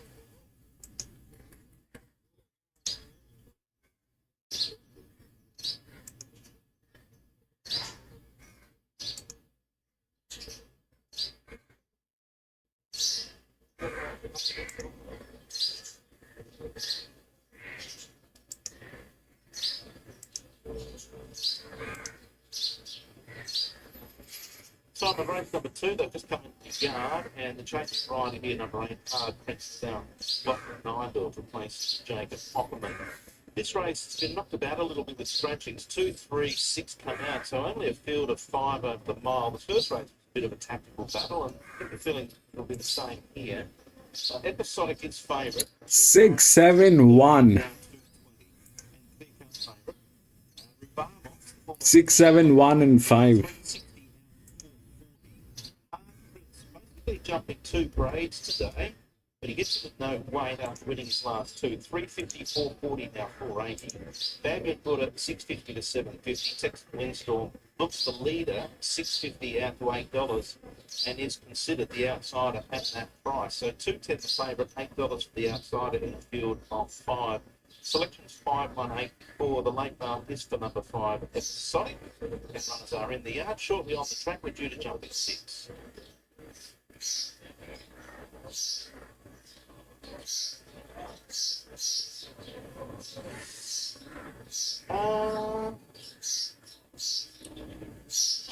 Look, I think First Way and Aviatrix are 2. It's got a bit of a funny smell to it though, the 7. I think Caracasoo's the horse that plus as well.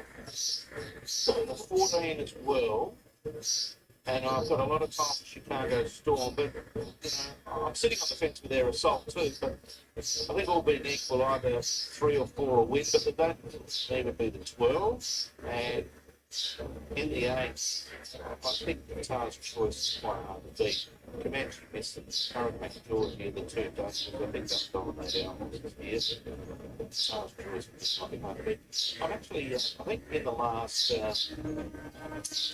horse number 12 Star Series, very much worth an each-way ticket. The trainer on Wednesday told me that more 3. Yes, so nice little colour there, 3 and 12. So, I think if you're doing a quarter, you probably want 2, 3, 12. You really want to go 1 and number 4. Thank you. I'm quite keen on Star Series to either win or run.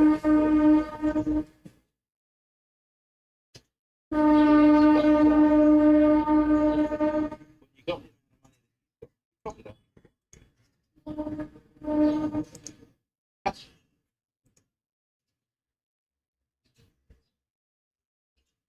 Oh yeah.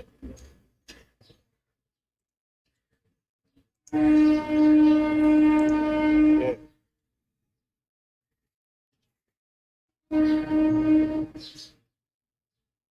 Yeah, well, tonight we could put a bit of pressure on. 2 second back. Better wide.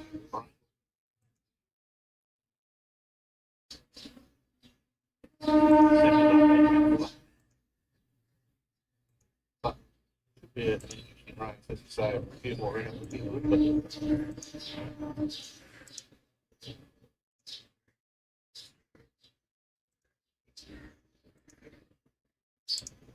well, I think as you know, like good horses are few and far between, so hard to get a genuine improved one sort of horse. There's a lot of pass threes and fours around generally made up. And to be honest with you, without the imports from overseas, we'd be struggling if stayers in South Australia. And they're all from that deep. He looks an absolute certainty. He was running the home. They bought Mark Twain last year, didn't they? He looks good. Yeah. So, if he doesn't end up very surprised. Learning day.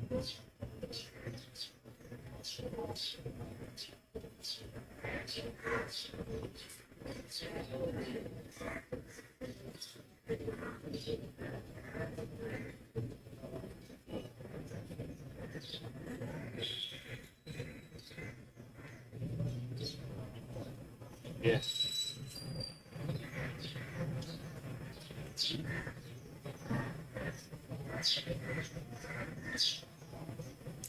Yeah, and then each day can have its moment in the sun. Each race. Thanks, Rob. Yeah, well, if anyone's got more money than you, it'd be him.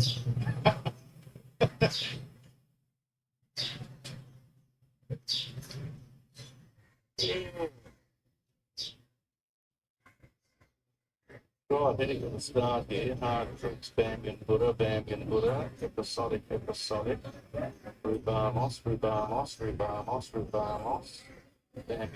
Bambian Buddha, episodic, hard prints.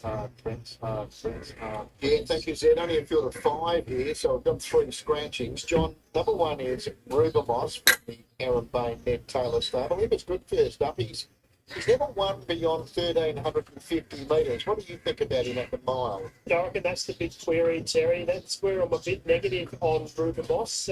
He also hasn't won for a fair while. He's getting a little bit older. Had absolutely run a race last time and carried the big weight that ran well. I've got him marked similar to market. $4.40 at the moment with Sportsbet. We got another 4. Yeah, Bambian Buddha. That's the underestimated. He's normally pretty consistent in his career.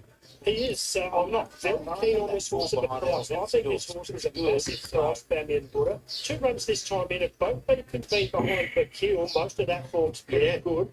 Maggie Collett gets on board and gets some weight off. She's never missed a place on him in 3 rides. And the other stat I really like, he's raced 6 times at a week break or less. He's won 4 of them. Wow. This horse will run well. Okay, episodics to play this day when you've got this on top, so it's Brent, $1.90 with Sportsbet. She's getting a really short price episodic. She's quite an honest mare. Well, We've got that's into it, yeah. black type placing last start, and she had every chance in that run behind Elphinston. Probably matched to sit 2nd or 3rd here. Genuine top chance in the race, but I couldn't mark her as short as she is now. Okay, the 7 Texan Windstorm, it rolls to the front, does it, John? Most probably. I think he's another value selection, although he has got quite warm in the bouncing yard. I didn't think it was a great parade from him. 1,600 metres right at the extent of his distance range, but I don't think he'll cop much pressure. I think he's a good value where he is, but I wish he'd paraded better. Forward, Monty Nindorf is riding for the open Race number 2 today here at Norfolk. Having a great preparation, Hard Prince. He's won 3 out of his last 6 runs, Hard Prince. Doing a pretty honest record as well, 5 from 18 with 5 career placing. Gutsy win last start in weaker grade, but got the job. Steps up in growth. What he has to do though is relax early. He often Okay, so John, I know your numbers are 5-4-1-8. Well, since that's before Bamyan Butter, and what's the better something on the leader in this 7 Texas Windstorm as well. I'm not all side of these horses at single figure odds, and I don't have too much between Episodic and Banyan Butter. I think he's very clearly the best value in the race. The only other horse out of the 5 that is value in my market is Texan Windstorm. I think Episodic's favourite, and she's the most likely winner, but she's got into a pretty tough point at the moment. I really need to find her in the shade shorter than Okay, Bamyan Butter's trending up to $8.50 now as they load away. So John's got 5-4-1 a day. Greg's got 5-1-8. Episodic, $1.90.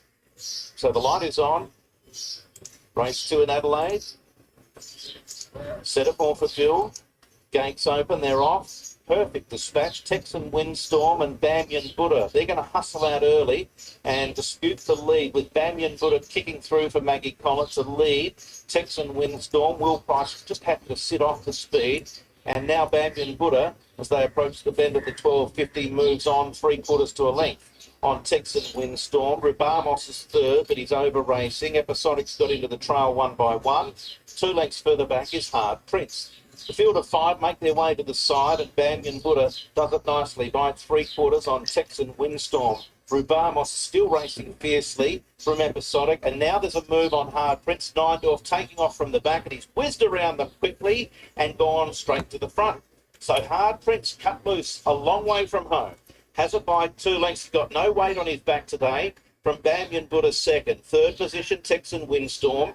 Rubamos is much happier now with a bit more pace injected, and the odds-on favourite, Episodic, is giving them all a start as they race up to the 500 metres. Hard Prince, 3/4 on Bamyan Buddha. Rubamos is in a zip fastener now. He's got nowhere to go. He's on the back of Hard Prince, and he'll follow that trail. Texan Windstorm, and now Episodic descending to the outside. Hard Prince has made this a dash home a long way out. Rubamos has got clear room. He's coming through with Bamyan Buddha. Bamyan Buddha, Rubamos. They get the Hard Prince, Episodic, and then Texan Windstorm. Bamyan Buddha and Rubamos. Rubamos and Bamyan Buddha. It's a cliffhanger. Bamyan Buddha and Rubamos. Bamyan Buddha. Bamyan Buddha a whisker to Rubamos. Hard Prince, Episodic, and Texan Windstorm. So Bamyan Buddha, a really strong push from John Phil. That's a huge horse. It's just the great battle. Hard Prince get this. Episodic Rubamos, Texan Windstorm last of the 5. It'll be John Phil. It'll be there. It's just stuck his nose down at the right time. Rubamos was bucking The it right. jock, Frank, your jock was I'm not going to sweat today.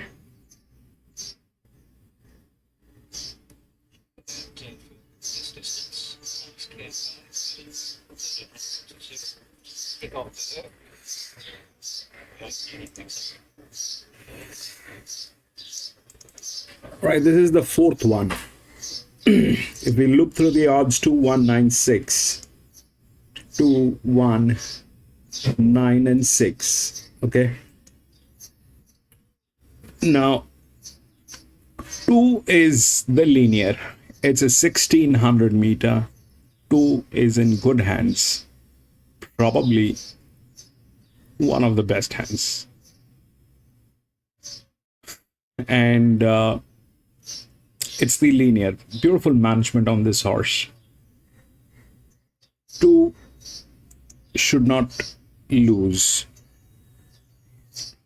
The other thing is this, that 2 and 1 queen will not work. 2 and 1 queen will not work because the difference is huge. This is 860. The other one is 548. So they're both exposed. In this case, the larger drift. So chances are 2, 4, and 1.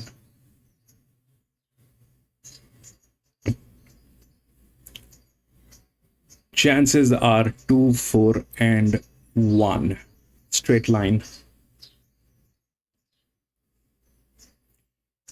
But here is the other problem, if we want to consider them, is the drifts. The horses are great. 4 is second horse pool. 4 is second horse pool. 2 and 4 is beauty. Then it is 1 with the rails.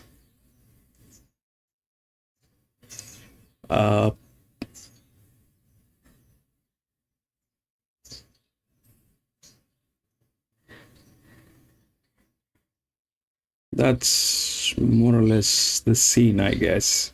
2, 4, 1.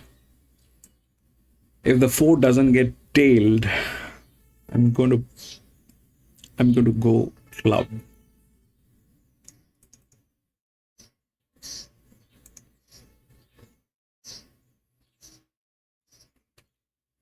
That was actually the jock destroyed Frank.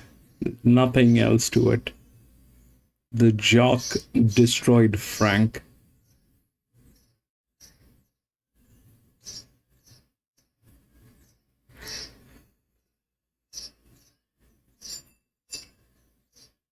Down the outside and 8 under in the middle. It's King Allah in front. King Allah keeps on running in the lead.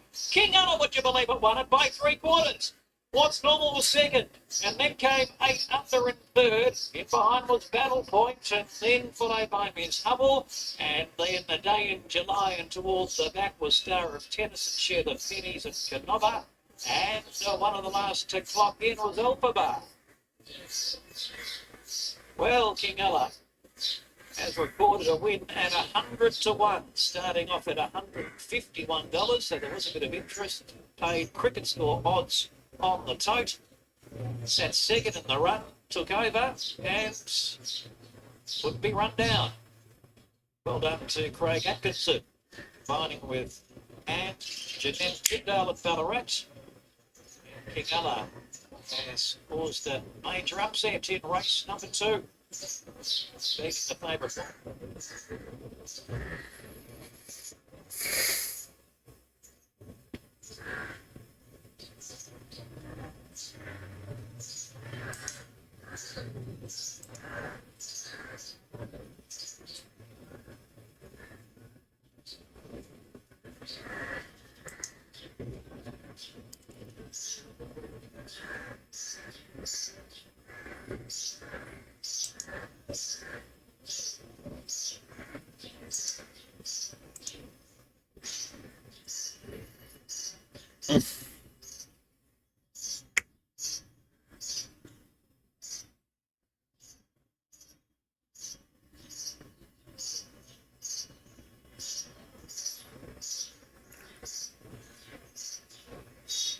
Use the name of the horses. Use the name of the horses.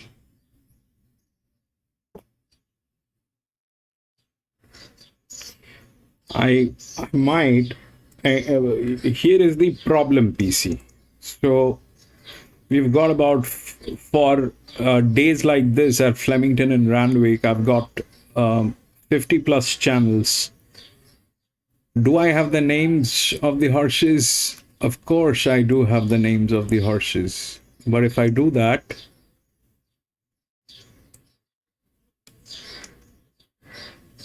that will be like this.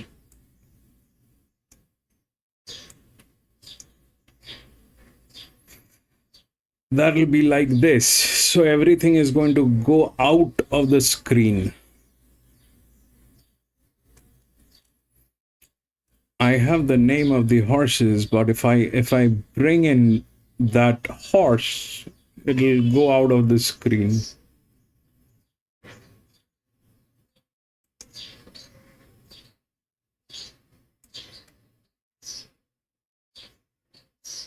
I tried, but it becomes so difficult to fit in all the numbers. I mean, especially for these days, and even for normal days, even if I try to fit in the names, it will go out of the screen and I will not be able to. That I can do. That I can do. That I can do. So for me, I if we are referring to top sport, 4-2,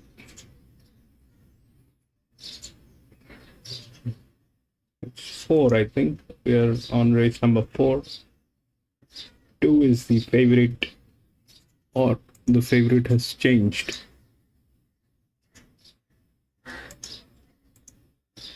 2196. 2196. So 2 is Athanatos. And the other one that I like is the number 4 with the drift, which is Cavity Bay.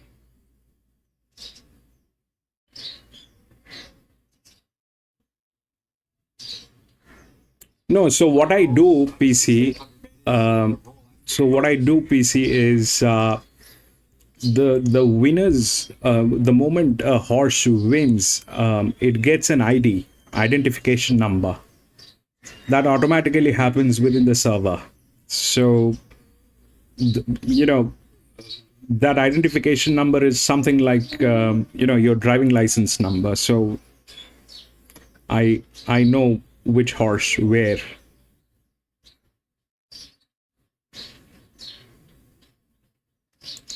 Horse 1 is in dollar, it's much in the theme of a couple of the previous races, maybe like Edinburgh's in the previous hutch. He comes through the clear standout 4 lines, second in the CS Hayes, and then sucks in the draft. Yeah, nothing made too much ground in Australian opinions.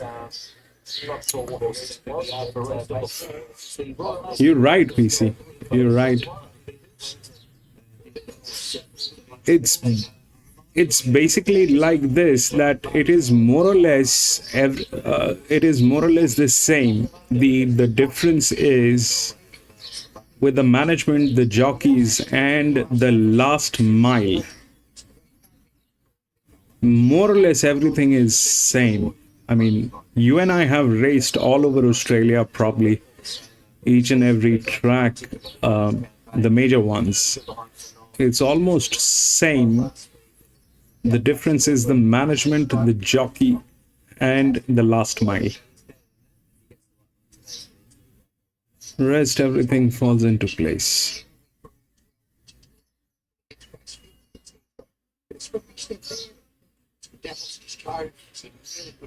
Yep.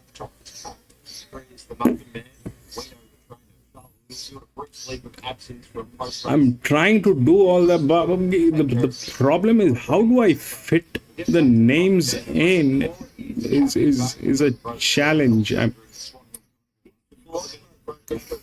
Let me just work on that. You have a great idea, actually, PC. You need to get the names, but it's a technical challenge.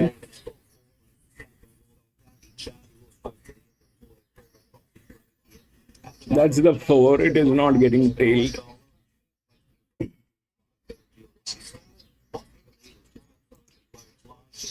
Midweek finals and contended here at Ascot seats and that big win on the provincial class standing up. Interesting run with the nice settle close with the small field down the road. It's a run that could have been the thoughts of Mark Hazard. To be up to speed. So looks like something to a lot of pressure. Held off the license. She's now put 2 victories together on the bounce. Both of them by quite impressive performance. She rises in the 1600 for the first time in her career, but look at her pedigree and the way that she's been going. She probably doesn't need to be as aggressive in this race, given the small field and not as much pressure. So she's heading in the right direction towards the inside gate. It might be hard enough. She's stolen a horse. She's holding the edge really well. See her coach in order. She's really healthy. You can see there, real green to her coach, right at the top of her game. 7 Maya Zephyr was amongst the beat brigade behind Boston Canadians. It has a little bit to find as a consequence, but there is some time. Getting $21, I think it's a fair price. Needs to lift on her overall body of weight she's put together. looks in good shape. He needs it all. So if I build it up, just be hitting this race, pretty much it beats fitness really nicely. 8 scratch, 9 storm season. What impressed you most about the fucking win on it? There was a lot to like about that performance because his first up, So in this case, you know, 6 Flemington. 6 is a good one.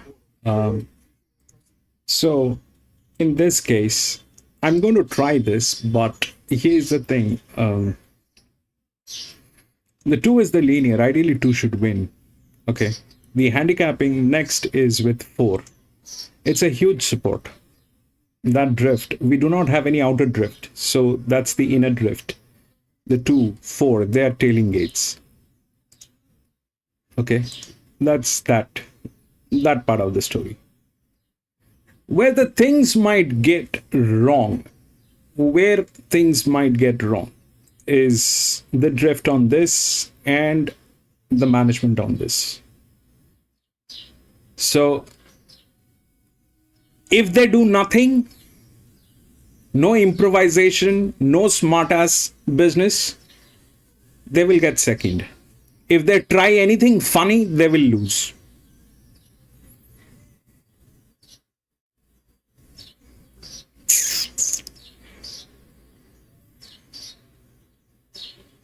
And then the 3 probably will get in because of the management on that. All they have to do is let the horse do the thing.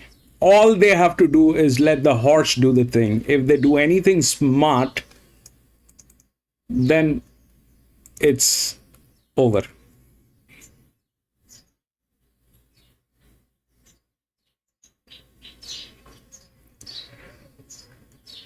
FF, yes, you know, the FF, I had to take it off. I mean, it's still there. The FF is still there, but I can't fit it in. The FF is there. That thing is there, but I can't fit it in. It's become that long. I need to start reducing now. I need to start reducing. I'll you know, I don't know when I'll be able to do that. I have a decision tree as well. There's a machine learning going on, Atoman. There's a machine learning going on. I have not used that also today. The machine learning is there. It's hidden. Here is the machine learning. I'll show you.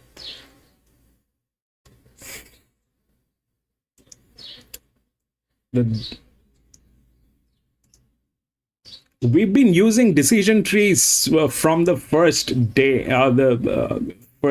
Then I had a crash. I was using decision tree on almost everything, and plus the gate support. I was using that, but it still is a little, that needs refinement.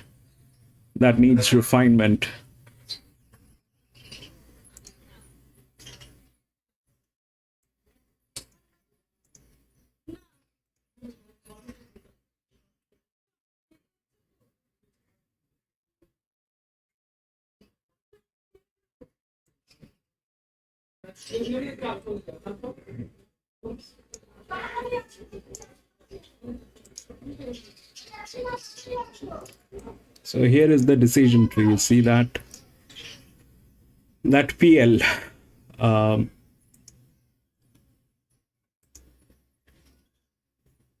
You see, the 2 is giving 1000 reading. That's the decision tree. I'm not using that today. I can't fit it in. The decision tree is there.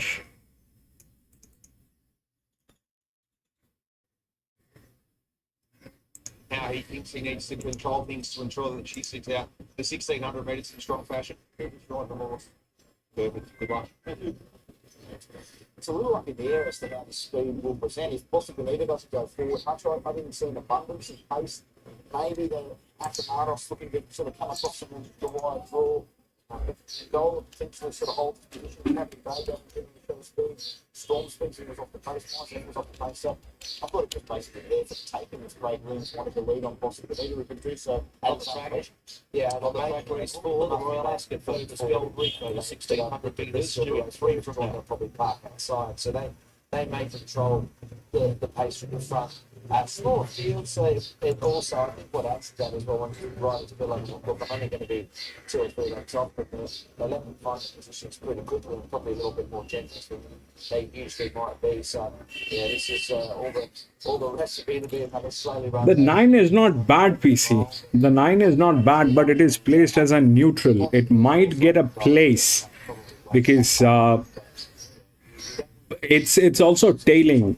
2 is gate number 7, 4 is gate number 6, 9 is gate number 5. There's a possibility 9 will get in, but I'm not sure about the 9. It's running neutral. Neutrals generally don't win unless the jockeys on the best horses they mess up. If the jockeys mess up, then there is a chance that the 9 will get in. But here, it doesn't look like the 2 is going to lose. It doesn't look like the 2 is going to lose. It's the linear. It's a very good one. And because it is Flemington, that's why I'm going to take a chance on that 4. So I'm going to go 2 and 4 forecast.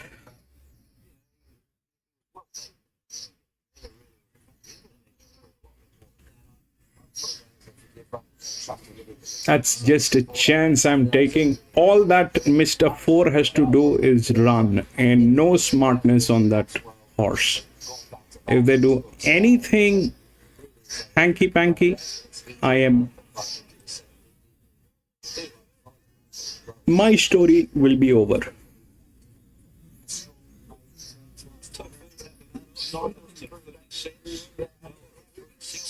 Storm season forward on this possibly $50 Storms. Pretty distinct different crowds this time of year, and especially with the better of the AFL games early on in the season. Night time. The pathway change. It's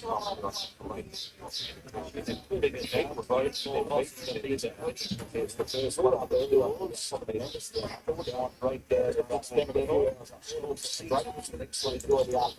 Storm season. They've got both trains. 3 horses died. 3 horses joined. And they'll spend money on the score. And then it's probably the last bit of scores here. 3 excellent favourites. Number 1, despite the small field, it's a very competitive race. The Muffin Man goes into the stalls, and Athanatos will be the final one. $200,000 Royal Ascot Vobis Gold Reef. Athanatos joining them. Endola is edgy there. Attended with Endola. All in. 1600s, and away they go. Endola jumped away pretty well. Cavity Bay goes back to the tail. Bossy Benita is going to lead the race after 200 metres and led them uncontested onto the course proper from Athanatos, the Muffin Man, and My Zephyr fourth the inside. 2 lengths Endola, Storm Season, last Cavity Bay. Heading towards Chiquita Lodge, and it's Bossy Benita, this informed filly, leading out for Craig Williams by about 1 3/4 Athanatos, and then 2 lengths My Zephyr and the Muffin Man. Then 2.5 Endola, followed by Cavity Bay, and Storm Season is at the tail. 1,000 metres to go. Front runner is Bossy Benita, striding out for fun by 1 1/4 Athanatos, a little keen, 1 1/2 My Zephyr. They were followed by the Muffin Man. 2 further back is Cavity Bay, Endola, and Storm Season. Brought up the rear as they reach halfway at the 800 metres. Front runner is Bossy Benita, just steady there midway, about 2 lengths Athanatos. The Muffin Man on the outside of My Zephyr, 2 lengths Endola, Cavity Bay and Storm Season is Bossy Benita. just tries to extend that buffer now and dials it up around the corner. So with 500 to go, Bossy Bonita got 4 lengths on Athanatos. They were followed by My Zephyr, the Muffin Man, and Dola to the outside with a bit to chase down. And then came Cavity Bay. Bossy Bonita with Athanatos making up big bounds now. And at the 250 went on by. Athanatos raced away from Bossy Bonita, who's run its race. Endola, the Muffin Man, then Storm Season. But Athanatos, 100 to go, was powering on. A good 3 lengths in front. And Athanatos... See that 3 got through. The Muffin Man, Dola third, Cavity Bay fourth. Then Storm Season, 3. Bossy Bonita got the stitch, and My Zephyr was last. Daniel Stackhouse, Athanatos. association with Athanatos. Man! Moron! Chased tempo that wasn't that strong until about 700 went long. Put the foot down, finished the stone, Bossy Bonita over 1600. Athanatos can eventually be strong to the line. Last time over 1600 behind finish. That was an inner drift. They should have done the right thing with that horse. You cannot come from the back. You needed to be... Man.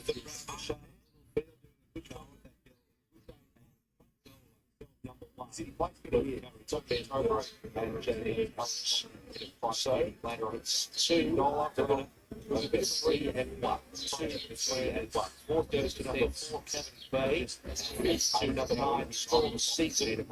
Block 1, 36, 62, 36, 62. Place fits Athanatos in the Australian Thoroughbred Bloodstock Jack Colours saluting and molding it. $200,000 bonus gold for 2, 1 and 4. See, that 4 became 4th. That monkey had to do the job. That monkey did not know how to do a job. He had one job. That monkey had one job to do, and he chose not to do that job.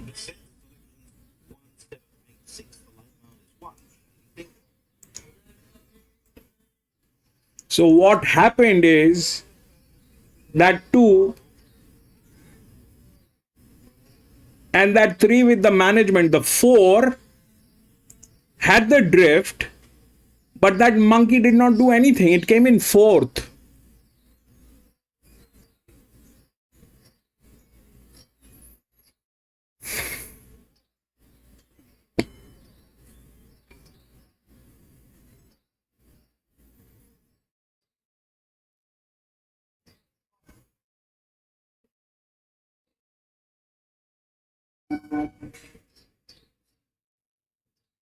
This was a better jockey. Slightly better. 2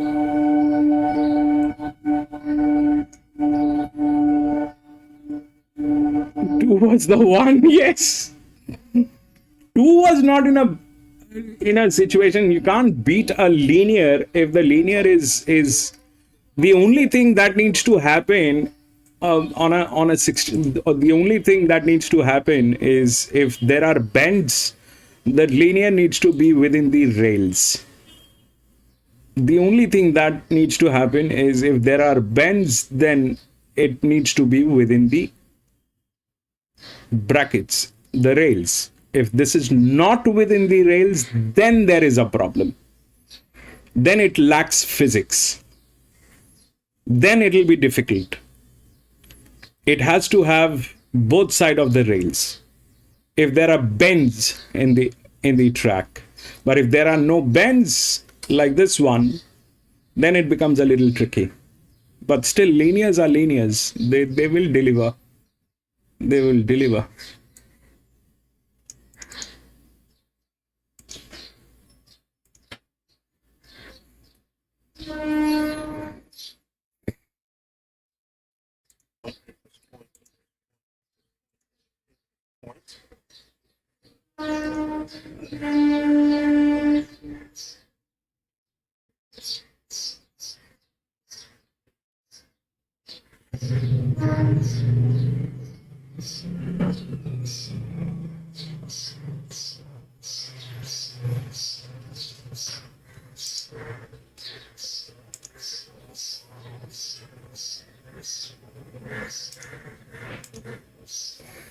$11, 10, 1 and 3.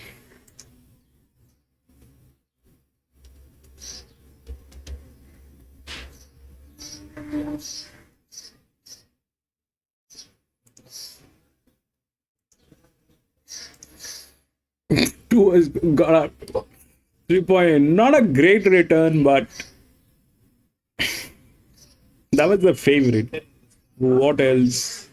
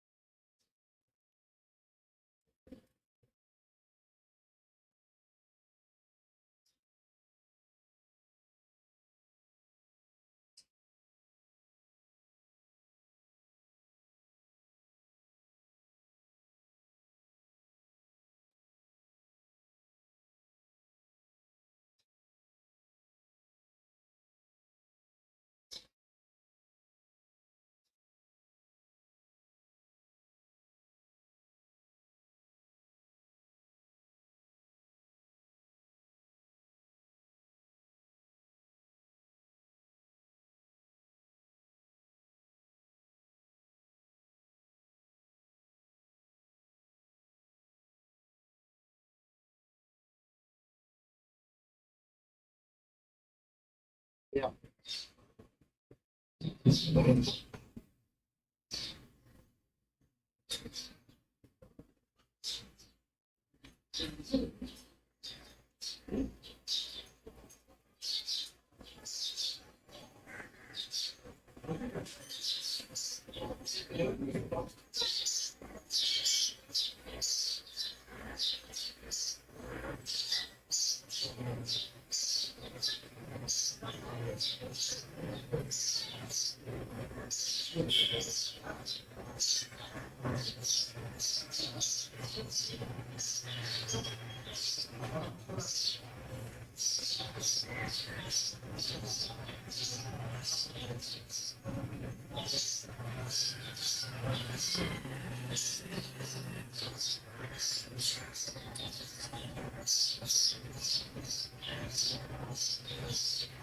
Runners at the start, Mortonville, no mover.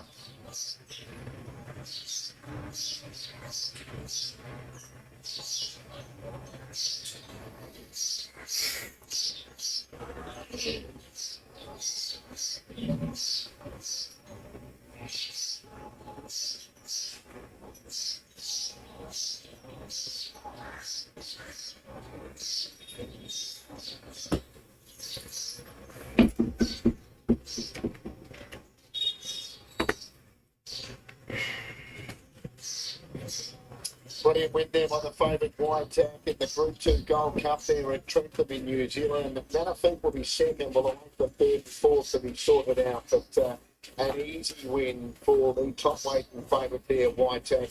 in the Group 2 Gold Cup at Stratford. John, we're getting close to the start here. It's ready for field race number 3 with you in a minute. What are your numbers here, mate? Good race here, Terry. Plenty of depth in it, and you can go through the field and give them all a chance. I've gone 3-1 4 and 2 with Sir now. I tried snooping out earlier without success, but I'm hoping Sir now can turn the day around for Darryl Hewitt. Thought he ran well first up with 60 kilos. He fought the race out nicely. Horse number 1, Shady Thinker. I've got a big opinion of him. He's a good horse. Not sure I can get too close to him at the current price. I'll put him in for second. Best Draw is a horse I think is big odds. Back in triple suit him. Genuine speed in this race can suit him. He was going well before his last run. At Interest Point, the Victorian, well suited around this tree. Sometimes finds those 11 to 12 hundreds a little far, I think, and he's going quite well also. There's a lot of depth to this race, and I had to bet around the first 2 favourites, Shady Thinker and Out of Square. Okay, so John's numbers are 3, 1, 4 and 2. Brett's going with the unbeaten number 1. Pleasure, definitely a 3-year-old event. Shadow Eagle will be one of the last to load in. The others are well behaved in the gates, and the light comes on. Third of the day, Shady Thinker. Race favourite. Set to go. Gates open, they're off. Mesrua was a touch slow. So too was Shady Thinker. Palmer Jumeirah won the start and is vying for the lead, but Sir now, next to Nix and Interest Point are right there and zooming through with next to Nix taking the lead from Interest Point. Sir now, Palmer Jumeirah just eases back. Shady Thinker's quickly up to 5th and in between horses. From on the fence out of square. Then came, as they raced up to the 600, Shadow Eagle from Mesrua, and Enough Seduction very deep. Next to Nix with brilliant speed, along with Sir now. There's a half between the pair as they turn in. From Interest Point, Palmer Jumeirah. Shady Thinker's got work to do. Out of square, along the rail to the outside, Shadow Eagle and Enough Seduction. Sir now shook off next to Nix. Out of squares rumbling through, Shady Thinker's building, Palmer Jumeirah, and then Enough Seduction. Sir now, out of squares joining in, out of squares going home best from Sir now, out of square. Out of square from Sir now, Palmer Jumeirah, Shady Thinker, Enough Seduction, 12. Draw, Shadow Eagle, Interest 3. Point, and next to 9. Out of square, able to score after winning. Where did that come from? Basically taken the lead back. They get killed by trainers Richard and Johnson. Australians come back to the ball field and taken some reasonable scouts here. This fitting by Hellbent, Taylor Johnston in the saddle.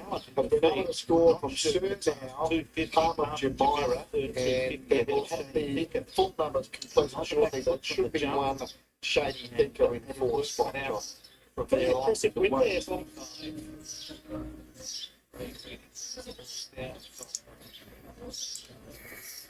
Okay, this is the 5th one. That 11 is the favorite. Okay. Linear is the 4. It's a 1600 meter. That's the linear. But it is not within the rails. This was within the rails. This is not within the rails. So that's a problem. And it is not there within the odds as well.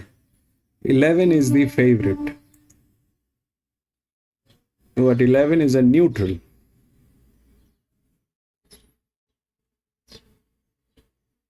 Okay.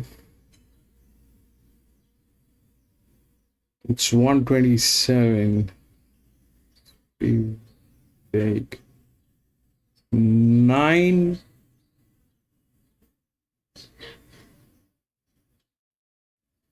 So 9 is the second linear. 9 is the second linear. This is the first linear. This is the second linear. This is the actual linear. This is a fake linear. And that thing is there within the rails, but that is not a winning number. So if that is the case, then it is anybody's race. Then it is anybody's race, especially that 12. It's in very good hands. and that's 6. Now, why that's 6? That 6 is through the rails, okay? That 6 is through the rails. It doesn't have this side of the rail, but it is there. So if we look for a match 10, gate number 11, which is this one, which is the largest outer drift, which is more than the inner drift. So 6, that's the support line. 3 is there, 6 is not there. That's the support line. So I'm not going to get into it. There is a chance that the 6 might just go through. Or if they have the physics, but they also are not among the best teams. The best teams are here: 1, 12, and 5. Those are the best teams. Out of which 12 is the EW, because that comes right after the linear. The linear is not in a position to win because it is not there within the rails. The linear needs a lot of stuff. The linear needs rails. Linear needs a lot of stuff. So that is dicey. 4 winning is dicey.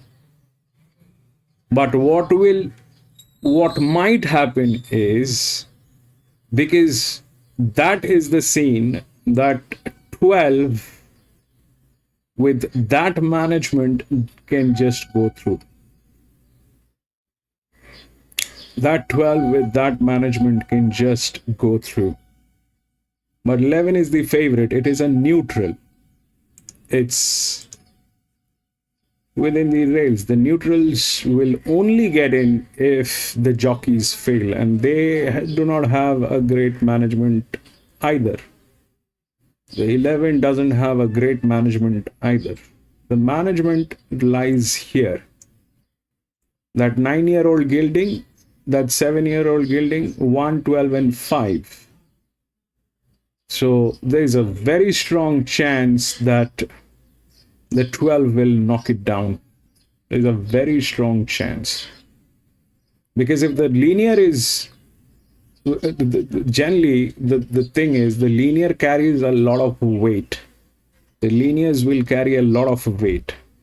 And the handicapping is done in such a way that it becomes very delicate. It's a very delicate thing. It cannot be messed around with. If this is not within the rails, that delicacy doesn't work. Generally, that delicacy doesn't work. So the next best is this, the 12. It's in great hands. It's in good hands. There's a lot of advantage. I mean, the 1 is also good in terms of management, but that's a 9-year-old gilding. I don't know if that will happen. But if we need a winning number, we need a winning number within 3 figures lower. So that's 260. That is the linear.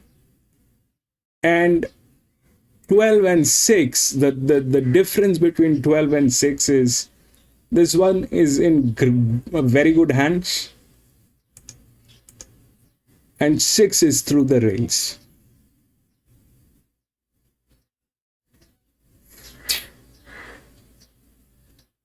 But it lacks this side. So I'm not going to get into it. I am out.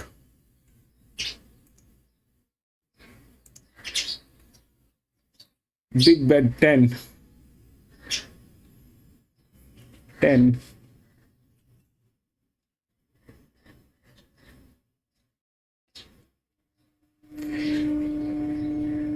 10. 10 is a good one.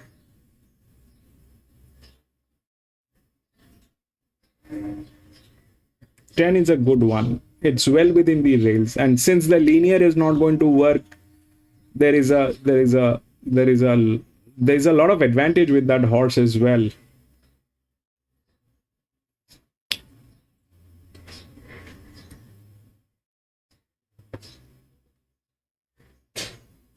It's been on this distance. This thing has been on this distance ever since. This thing has been on a 1600 meter ever since. So yeah, anything is possible. The 4 is in a very delicate position. So the 4 will not work. 10, 9. And 9 is the second linear. You are talking about the third linear, which is the 10. But this one has advantage.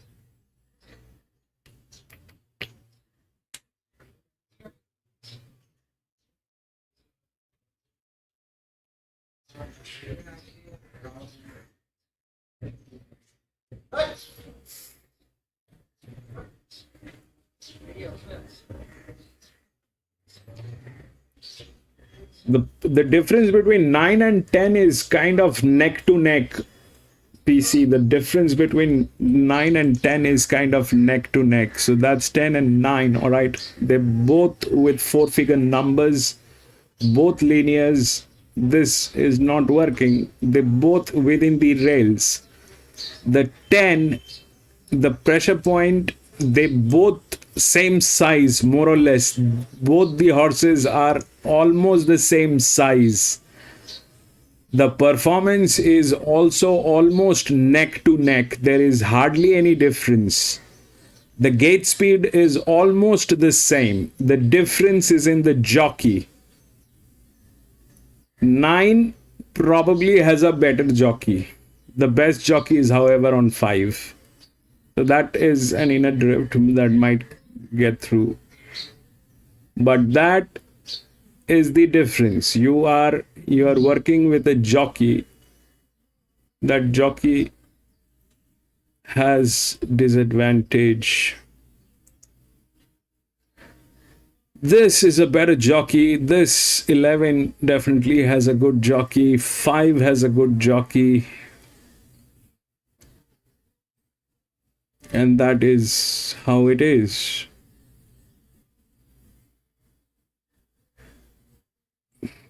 All 7-year-old geldings 10. This thing has advantage. The 10 has a lot of advantage going on. The 10 has a lot of advantage. This thing has been on this distance ever since. There's nobody close to this 10 in terms of the distance.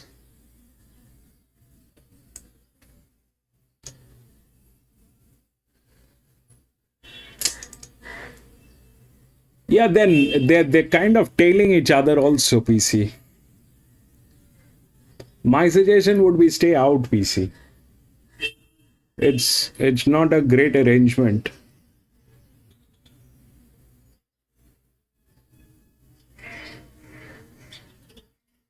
$11 gets a bigger weight. 10 loves the distance. That I can see. That is there. It has been on this distance ever since. 11, the problem is 11 is a neutral. And here the only problem is probably you're looking at the problem with the jockey. That's the only problem that you have, PC. That's the only problem that you have. Other than that, everything is looking nice. And if the linear is out, then there is a possibility. There's a possibility. But it's a very high risk, PC. It's a very high risk.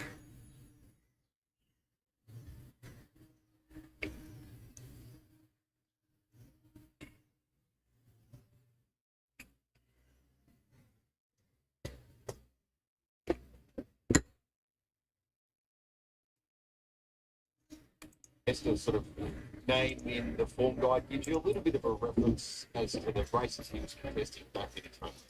Yeah, she could have a bit of ground. I like the mild kick-off for him. We'll get a Nigeria. He's not one to consider today. $31. Interesting profile with the stakes form from overseas, but it's all over further.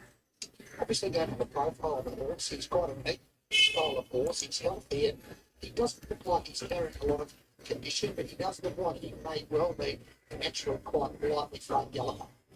Might be leading Canadians who's moved up, but of course, right at the back and on they are. And this looks like a stepping stone into some races over much further. So another one, I think, would pay $161, which would be getting very high. I must have kept it all down. Stay on the fresh side. There is some room to come from fitness and a natural rising distance throughout the break. 6 immediacy went on a stayed path during the spring. His first up run in, so you think behind Pericles was encouraging this. Well, he still has some upside. He's only had the 9 period starts. He's won 3 of them. They're trying him over fair. I'm not sure what his right tip is these days, but it's a good kick-off point. And I thought he's jump out the same enough. He's a nice athletic style of horse and he stands up over a bit of ground and he looks well conditioned for this first up. I certainly would be giving him a tick from the yard in terms of how forward he is for this trip. Second is Windstalls, Cameron Bedgewood hasn't quite been able to win his magic yet. He's been consistent without winning it. He's an 8-year-old. He's been a great stalwart for the stable without being able to get a big result. Because of his ratings, had to be some decent races. I think he's been going okay. Gets the opportunity for a soft run from the inside draw, and I think driving back up to the mile 6. Very composed with the yard. He's fit, he's healthy, he's holding just enough condition. So I think the stable will maintain him well. 8 is Beltoro, who's 5 weeks between runs and well back in trip from contesting the War Greens in Adelaide. He has played over too, so captain runs okay, but he's been on that staying path. He likes running to the red. I didn't fancy him today off the back of those races. He's had his runs multiple times during the previous outline, but he's holding condition and he certainly still looks fit enough and he's coping well with some stop-start activity in the yard. Chris Waller in town with the tissue engaged in the Australian Cup later on in dialogue with John McNeil as Aramco set to have its 3rd run of the campaign. He gets a few things in his favour here and then he drops back to the mile and he looks the obvious leader. There's not a lot of pace in this race and he might get a much more comfortable time in front. So if a horse is going to pitch it in a race with not a lot of pressure, it might be Aramco. And he's got some spring in his step and a bit of bounce in the yard. So maybe from a training point of view, he's just had that little freshen that brought back in distance and he looks nice and bright for the 1610. Shooter chasing 4 straight minutes. Well, I thought this was the one to beat. I know Harrison needs some better at the weights, but gee, it wasn't a bad performance last time out. He really had a burn the back. I think he gets a good run today. And I think that even more so now, the relative correct prices between the two, I think it's very appealing. He's been maintained really well. He's got some great strength. He's really fit, healthy in the coat. Still bright and alert, as you can see there. The yard looks terrific. Well, the Helsing gets a weight swing on Enchudo.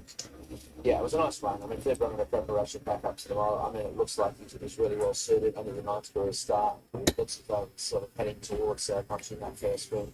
He's been well found. If you like to follow the money, he's the one you stick with.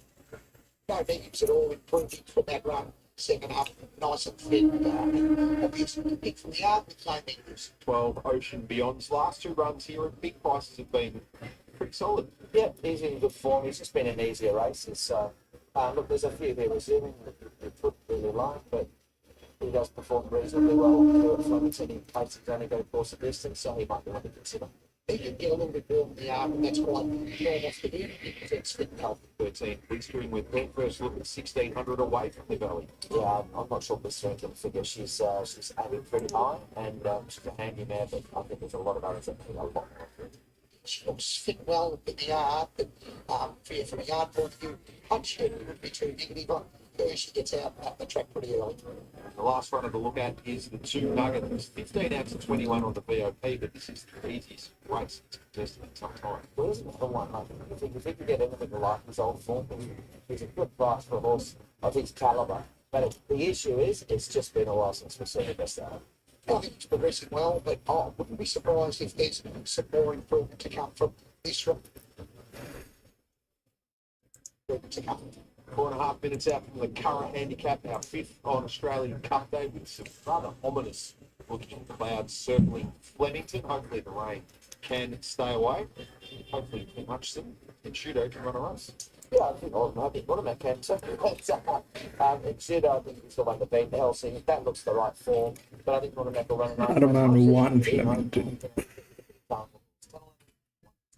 Yeah, from that looked like it would hold up here also. I thought immediacy presented very well first up outside of that form. I think it got together good bounce, but just love the strength that it sort of was holding. But the preparation that he's had, getting back up 1,600 metres, should suit. No negative on Elsie, but pick of the yard for me. Number 10, Pseudo. Robbie Griffiths joins us as Insuto has suddenly become a winning machine and is chasing a fourth straight this afternoon in the current handicap. Robbie, how's he holding together condition-wise? Super nice. He had a nice little jump out on that morning and completed. Spent some time at the beach in between runs. Very happy. It's always hard with any race, but three straight's hard, but four straight's going to be difficult. But he can't present any better. What's the setup of the race from your eye? I didn't see a lot of speed, so I thought he might lob 5-6, something like that. He's drawn good enough to use the gate. Arman 1 and 2 Queen. He thinks there's not a lot of speed, and he's also prepared for the surprise element if everyone changes their mind with strategies and tactics. So The 10 is a... he's got a good turn of speed, and when used correctly, like the last If the jockey doesn't fail you, then you are good, PC. If the jockey doesn't fail you. The jockey is the problem with 10.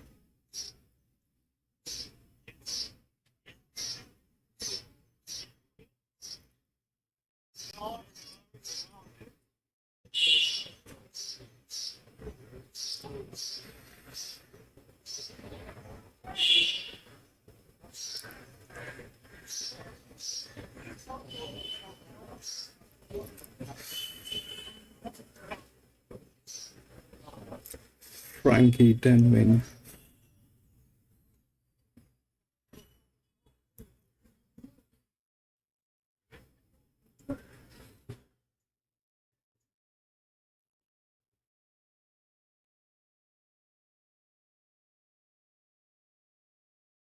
Less than 2 minutes out here from the start of race number 5, and there's Punazone gravitating towards that race, which featured Enfudo and Helsinki. That's been a little late move here for a Ramco Hutch, which, as Simon referenced and a few people have touched on it. Let's go PC. I'm going to go with PC and Frankie 10.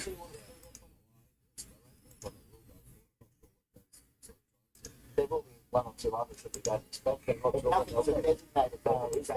Exactly. So there's a few that'll get well back too. So that's the issue with the race in terms of the pace. Like this, even if they do a little bit Getting of into the stalls, race number 5, Curra Handicap over 16 minutes. And 10 Pesty is the fourth one into the stalls. Let's go. We get to the stalls, getting set. So the horse that raced in Milan last start, 10 Pesty, goes in. Ocean Beyond is in with a Ramco, and also Munamek. Immediacy is forward. Windstorm is coming along. Dan Stackhouse plus a half here on Windstorm. Those bail bag silks. Bel Toro coming forward with Holy Mans. Nugget, Glentanius blistering to join them, with also Helsing and Insuto. Early stages interesting between these two. Insuto drawn 5, Helsing 6. Now going in Insuto. There's Nuggets. Declan Bates moving forward. Glentanius wearing a red distinguishing cap in those Australian bloodstock silks. Helsing has gone in. Glentanius getting a last-minute towel down, and blistering is going to be the final one. Helsing out to $2.90 with the books. Shooto at $4.20 as blistering is coming forwards for the Curra Handicap. Lewis 10. The entire house is on 10. 1600, and away they go. An Ocean Beyond towards the inside, trying to anticipate the start. It's one of the leaders, with also Come on, baby. Too far away with Bel Toro, Aramco deeper, and Holy Mans is also forging up. Munamek's getting a nice position, one off the fence. It would be about 5 off the lead early, followed by Windstorm, Nugget, Tempesti, Immediacy, Glentanius, and Blistering is at the end of the field. 1,200 metres to go. The speed's been pretty good. Helsing's trying to hold its position on the fence. Holy Mans is racing in though, 1,100 metres from home, and went to the front. Holy Mans from Helsinger, Ramco as they stretch out. A length and a half, Ocean Beyond, Ensuto. A length and 3/4, Bel Toro, Windstorm. 2 lengths, Munamek. 2 lengths, Nugget. They were followed by Tempesti, Immediacy, Glentanius, and Blistering is at the end of the field. 800 metres to go. Holy Man's the leader. Runs them along 2 lengths. Hellsinger, Ramco. Ocean Beyond is 4. A length and a half away in Shooter, who's had a nice run. Windstorm next on the fence. Right, now this is where you gotta do that thing, baby. Come on, move it up. Like the starter run from midfield. Nugget next. Then Move it up. Blistering. Holy Man's into the running. Run, baby. Meters with Helsing throwing out a challenge. Aramco a length off those from Ocean Beyond. And Shooto out deeper on the course. Run. Behind those Windstorm. Holy Man to the 250. Had a kick by a length and a half to Shooto. Then came Run, baby. Holy Man's 100 to go. It's Shooto wearing it down. It's Shooto up to Holy Man's and Windstorm. It's Shooto just in front and wins. It's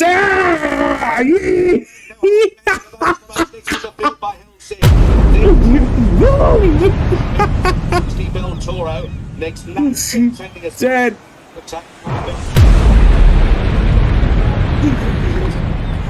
Dead. 2 weeks first 16 Shooto. Building the picket fence at 4 on the trot. But it's building by Big Machine. Had played out. He was promising the world. Woo! Bookies are crying. 10-7.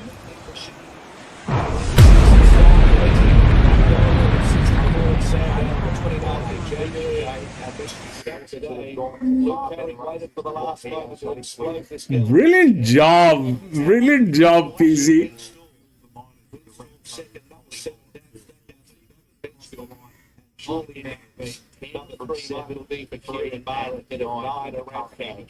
So the winner, number 10, is 10, 7, 3 and 9, 10, 7, 3 and 9, 136, 81. 10, 7, 3 and 9. Getting a few cheers as we go past. It was a popular win, Luke. So what happened? 11 was the neutral. 11 did not have a chance. Okay. 10 and 9. The 10 had the advantage with the distance. This thing is capable of delivering this distance. And 7 is that drift that came through. One of the drift had to work. So this one also got through. The 3 got through. The 3 was the larger outer drift. It got through. It's the 4th one, but this one also got in.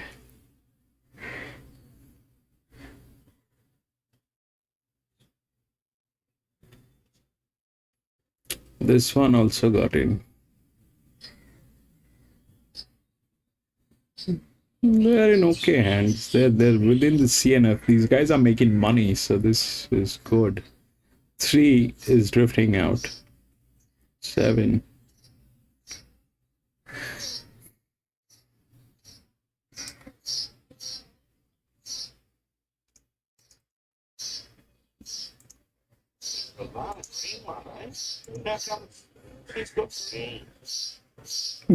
Yes, we cleaned up. Brilliant job. Love it.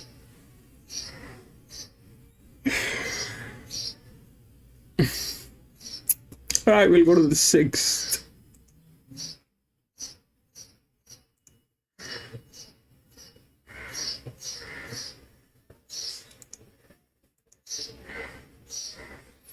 Eight, 1, 9 and 2.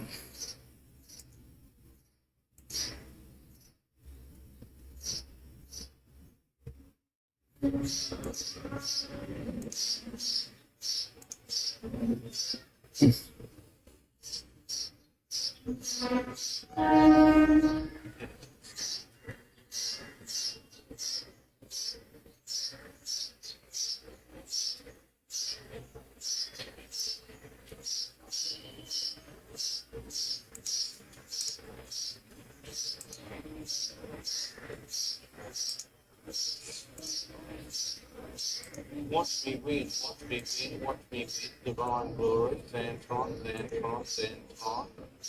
Watch me win, divine glory, Hasbra, Hasbra, Hasbra. Overstrike, that's on, bubble over, bubble over, bubble over, bubble over, bubble over, bubble over, bubble over. Miss Ludy, heroic, heroic, heroic, heroic, heroic, heroic, heroic, heroic.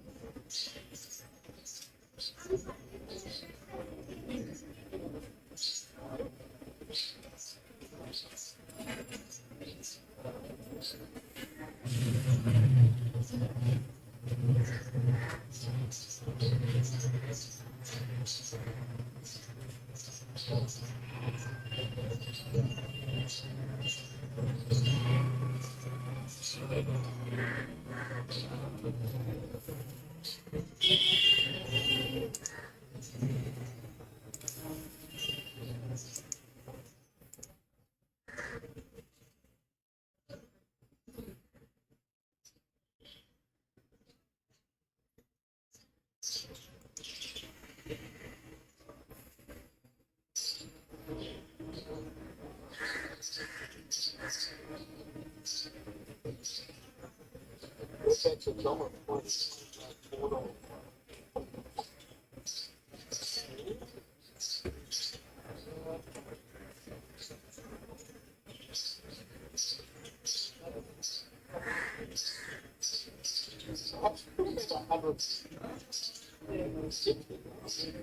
Divine glory, Babylon, Babylon, Babylon. What's this?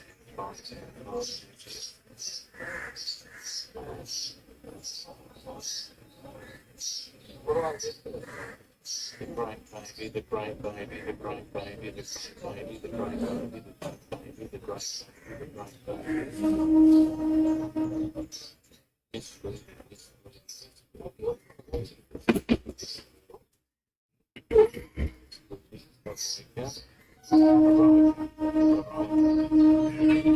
The great baby, watch me win, watch me win, watch me win. As if Supralana, Supralana, Aromican, Aromican, Aromican, Aromican, Aromican, Ashra, Miss Ludy, Miss Ludy, the great baby, then on at the start.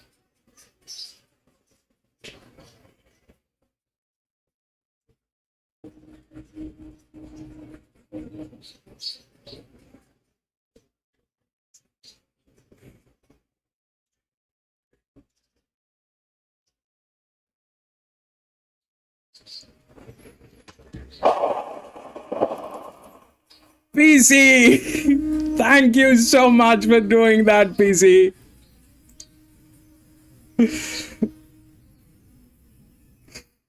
That was brilliant.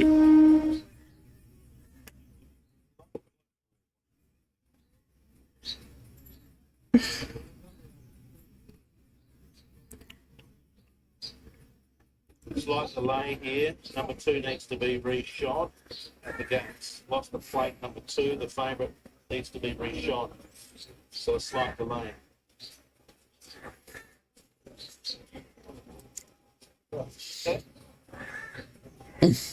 Do we want to try to do then?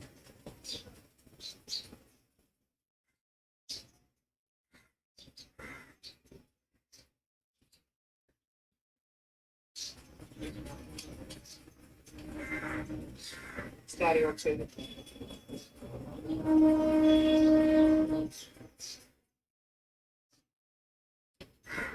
That's okay, runners are at the start. Number 2, Watch Me Win, has cast a plate, needs to be reshot. Near 4, number 2, Watch Me Win, going to be Great replayed. result for the Tangerine Army there in the Group 1 Science Produce at Trentham. They've got the Cornell and Labrador defeating Hostility. It looks like Swan will be third, Number 2 and needs to be that reshot. is landlocked, but we'll wait for complete numbers. But certainly it's 6, a dominant winner in the Group 1 from the stablemate 5. John, we're looking at number 2, Watch Me Win, which is causing a delay here. We're only a minute off start time and it needs to be reshot. There's a very promising horse, Watch Me Win, and he might have bigger fish to fry this preparation. I reckon it's a short enough price for a couple of reasons. The first one is gate one. I don't think that's a brilliant gate for him. He's also coming to this race first off just the one soft Morphettville jump out, which generally aren't great guides over just 800 metres or so. Promising horse, weighted up to his best and plenty of depth in the race. Three as if we know he had a good record in Singapore, and Nunez had a good record on the galloper in Singapore. I thought he ran a good race first up here behind Minshu Lee, where he got back and made ground. Looked great in the yard. If I was doing a pick of the yard, he would be it. He's suited here up 100 metres. Okay, number 4, Divine Glory, which has only had 4 runs for Will Clark at the PGA show. Was able to win at her first run here in South Australia, and then it's been fair, although just seems to be a little outgraded at this class. Will Clark and also thinks she'll be better off when she can get her toe in the ground a bit more. Okay, number 6 is Overstrike, which ran a good race first up at Murray Bridge in the Magic Millions 3 and 4-year-old race. There's a consistent on pacer, and again he gets use of Todd Panel. Only Shady Thinker got past him at Murray Bridge, although he did have the tempo to suit him there. Loading 7 Xantron's a do it. Xantron's been going fairly this prep. Lucas come off, Lucas come on, but he did his very best and he hasn't been going like that. Long on the 8 Bubble over, first up, no trial or jump out, did his career best. 9 Silver Alana. You reckon she'll run really well? She just overdid things without cover last up. Definitely get cover today. First 2 runs this prep were way below what she could do. Not sure exactly what the issue was, but Peter Hardacre pressured her up and she went a lot better last up. But repeat that, I think, puts her somewhere on the mark, and the market is saying a big price. Still a work on someone to do the 11. That's right, she's really smart there when she's right. So that one that was thinking might be just better for the run, but she's done nothing wrong with her trial and jump out. She's got a big finish on her, don't mind the draw, she'll come to the outside.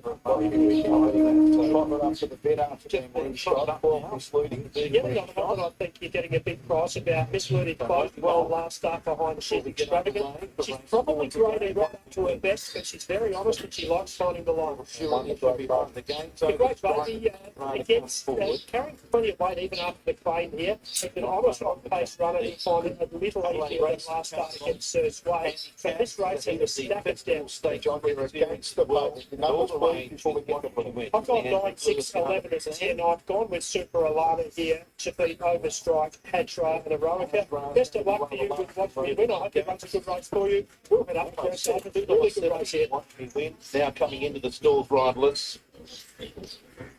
So it's like delay, but the wait is over. We're set race 4 at Morphettville. 1,100 metres. Watch Me Win. It's the clear pick.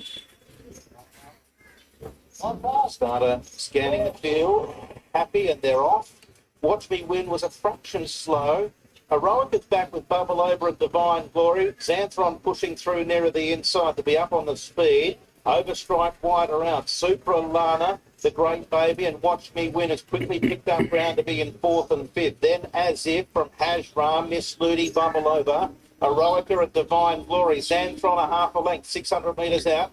Leads Overstrike. Watch Me Win has pulled his way into 3rd on the inside of Super Alana. 2 back to Great Baby, As If. Then Hajra, Miss Ludi, Eroica, Bubble Over. And the last one, Divine Glory. They spin for home. And the leader, Xanthron, a slender margin on Overstrike. Watch Me Win darting back to the inside. Super Alana, and then further back is Hajra. The leader, Xanthron. Watch Me Win's coming through. Watch Me Win going up to Xanthron. Xanthron joined by Watch Me Win. Super Alana and Hajra are late, but Watch Me Win with a bang. Watch Me Win. What a show! To Xanthron and Hajra. Boom! Super Alana in the photo fourth with Eroica Overstrike As If. And the next one in was Boom! That's a boom! Miss Ludi. Bubble Over finished towards the back with also Divine Glory.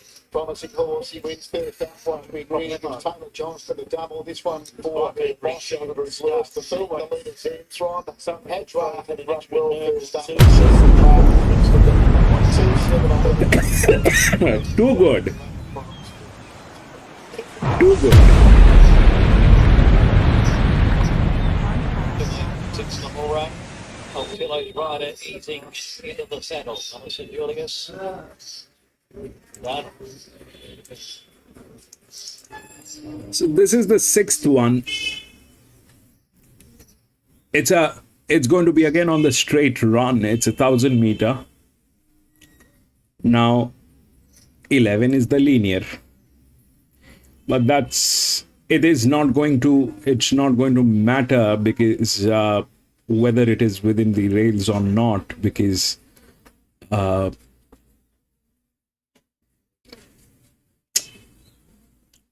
it's a straight run. There are no bends. There are no bends in this one. So 11 is the linear. Now, that's with a jockey, probably the highest moron, which I don't know what to say. That's the linear. The 11 is the linear. It is not there within the odds. The pressure is on 71%. But if we look at the odds, 8, 1, 9, and 2. And if we look at the rails, the 8 is in very good hands. The 8 is in very good hands. And it's probably with one of the best jockeys. 8 is in very good hands. It is probably with one of the best jockeys. The 9 is through the rails. It's the second linear. Beautiful management on that horse, but they're drifting. If it's between 8 and 9, then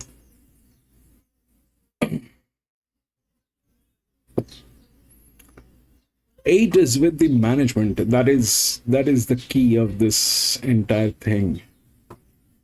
That is the key of this entire thing. But 11 is the next gate. That 4 and this is 3. And this is linear. That is not linear. Even this is in very good hands.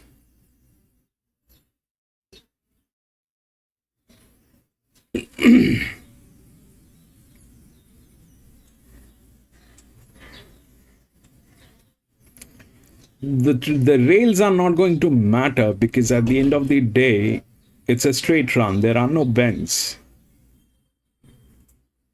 8 is in the best hands here. 8 is in the best hands. They have the maturity. They know what they're dealing with. They probably have a more optimized situation. This is 97 by 56. This is 101 by 71. And this is 9, which is 94 by 69. So 9 is optimized. It is optimized.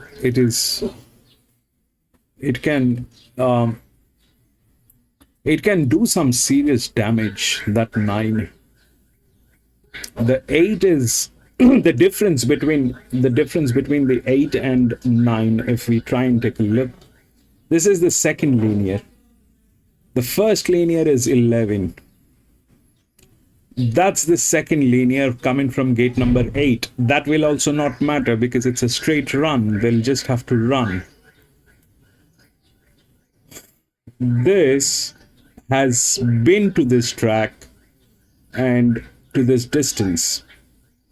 This has been to this track and to this distance. 8 has been to this track, but not to this distance.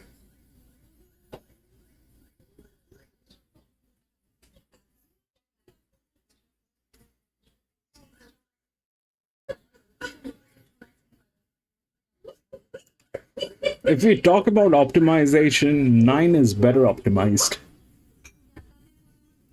9 is better optimized. And if we take in consideration the number of league races and the footfall of that, so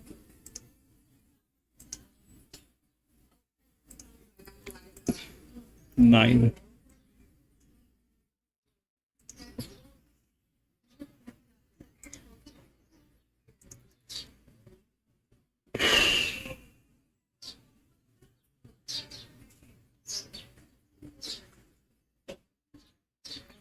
Eight is a good one.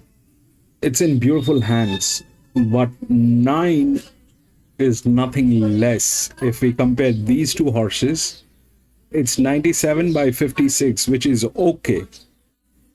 But this is 94 by 69. This one is better optimized. 11 is a little too much, which is 101 by 71. It's a linear. It's a difficult call, actually. It's a difficult call. Let's take a look at the paddock. What do you think, PC?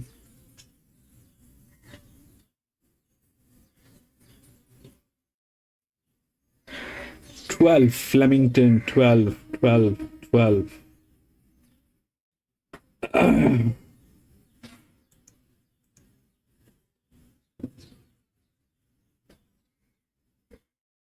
That's also in very good hands.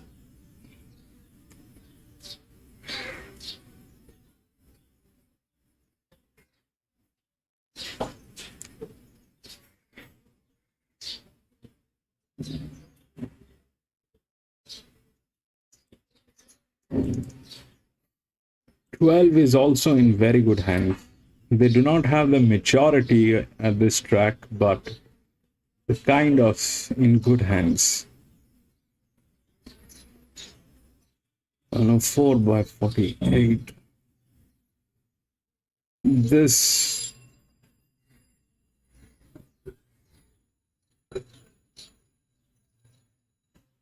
one of 4 by 42.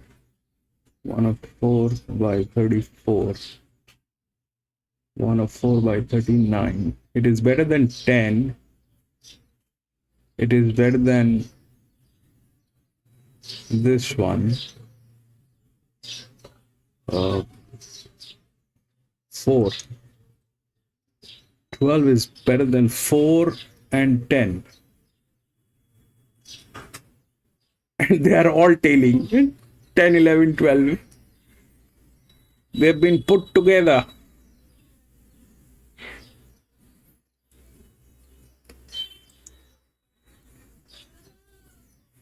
That 6 is a check. That 6 is a check. Probably a second horse pool. I don't know.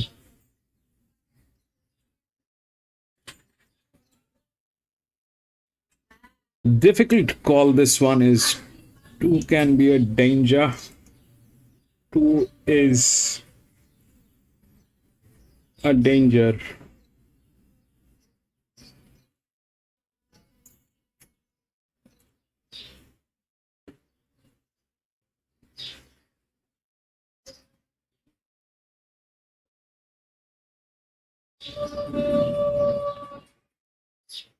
Okay, listen to what they're saying. Just put on a bit of condition. So looks good. 2 is Spades Walk, another who's in fairly resilient around. This is a difficult call.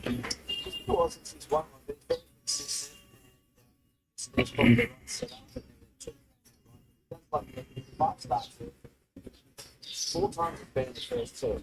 That's one of the ones that he has often does very well. So I've no doubt with the perfect representation, the straight up, that's something naturally to go very close. It looks like it's been like no points fairly in the campaign. Can what a typical early start to a campaign in state football. Fortune had raced well here in the spring of 2022, winning on the Derby and Oaks trial meets before winning that aforementioned Century State. He had been in the races for the best part of 2.5 years when running in both the Spanish and Cameo Life. He's had some issues, but he's very fast. You know, he's sat well within 12 runs.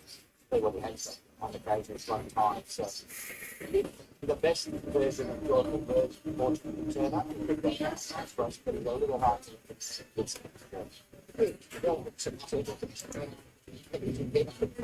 couple of weeks ago, so she previous performance. For a man, sure, the stable made a joyful fortune, and Lindsay Park got a win out of him. His first go, stable of hot plate though. You can very good at this type of that type of gallop, right? And we think that straight once again last. Yes, if these stepped out, what's a half on overhill, as far as but let's go to these. I don't want best, I said 3 goes for the Venus Beauty Lake Beasts. Has 3 goes, 7 darts and 3 touches. The second fast horse, that's exactly the week in the sports spectacular road. Still, before that part, straight, all they want to see horses on the 4 down straight, previously, which chasing hard when we get the line to the once it gets back to very good first up horse, gets better, good stables going very well, there's very speedy, and they are in this race, including Hinderhead, to just outsped them simply last time. Oakhill was excellent at Bridgeport. He gets some cover from that outside big end, and he got that one storming home. That's a really good field of the listed bottom. Was it there? That favourite race, and his back comes up today. I think it'll be better, so she could run a bit of a race at the class. She's moving well. She's had a bit of a stop start to this stage of her career. She looks in good order for the stage of the preparation. Songs do, the winner of this race last year, we saw resume in the Open one. Been a massive fan of her, so just a little bit no-thanks now with her. I'm not sure. I know this is good enough to be competitive. She'll get back and running on, and she's much more since here at Flemington, so she's a real specialist. Real neat style of horse. She's not a hulky horse at all. Much from a yard point of view, she looks like she's taking improvement from that first up run in Scotland Cup. The race favourite, the 8B's Mellow, the second coming Gallop, which of course won the final race of the 2023 Melbourne Cup run. There was good running race in the first up, one of the markets, and that's off nicely. So we're going to have to set up where he's through from train a large chance to access time. He's got damage on that horse. This fellow, and he looks in good order. Second up, well, must have up. Six up, just been fighting his boss that especially without overworking. He still looks like he's nice and sharp. 9 Midwest looking to build against the weight drop to do so. Yeah, when you won that race, you thought, oh, how much weekend next time out? Right stable, right straight up, yellow on that. But also really likes to jump and running. Holds himself together really well in the arm. Looks fit, nice, good order, doing a bit of fine. Overall, the temperature for the race. Yeah, big price, $91. Fresh up, don't race well fresh, but I'm not sure that it was quite up to this level. And probably something to become race wise. I know we're a relatively short course to not sprint down just as on it. Water in for the 11 maiden share 2 back and 1,200 metres for 13 wide in the contest challenge final. Wouldn't read too much of the valley run last time. He was one down the straight, he dropped 6 kilos, and was progressive. I don't know, it was a bit of a race here. He's another horse with a really good short course this evening and very healthy. Did a great job with his spell team. Had Chambers and yeah, he presents very well. He is right at the top of his yard. 12 Oakhill out early, taking Stackhouse, who won on the mark, also going to be early on this afternoon. We're reiterating that he will ride the Scalper a half kilo over. Spou's been a specialist. He's been terrific at Newbie Valley, 3 runs for preparation. I know he's been here in Flemington once before and he was a little flat on that occasion where he finished 8th behind the black cloud. I think it's better horses from him and he should get the right opportunity just to stalk the speed from that wide draw and hopefully get the line strongly. I think he's the X factor in the race. Yeah, starting to do a great job. They manage him well. They 20% here as his career's going on. Get him out of the track early, down the barriers, pick the pony, he fizz up. But I think it is well as he can. Back-to-back winners for the West Aussie Fire, Malkovich, Kalos, and Son Scoot, the winners of the Hoysted throughout the decade so far. 12 to tackle it from the top 100. Gee, it's a good race. Just nice horses there. There's a lot of runs we can make a case for. I like the West Aussie League, so that's allowed to go. Space Force, good tackle. Very enjoyable fortune. Disneyella has to be respected. And then there's another 3 or 4 you could certainly make a case for. 9, 2, 3, and 8. Was anyone else with the ATA? Well, Twisted, Handicapping's doing alternatives going down. Even the 8 is getting tailed. I'm out.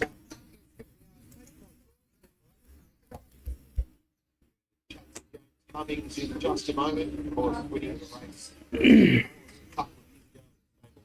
well represented here by both. Rank 12 win. Good to see you. Was the plan always to be here, or did you make a late morning decision after the Group 1 meeting in Sydney was washed away? Just a question. I was planning to be 12 is a good one. the members and guests. How about the Gulliver's? They're good, mates. They're fresh and fairly well. Spacewalk's got to get back in the game after they're really consistent in past team starts. But I do like him at Flemington and I like him on the fresh side, first up.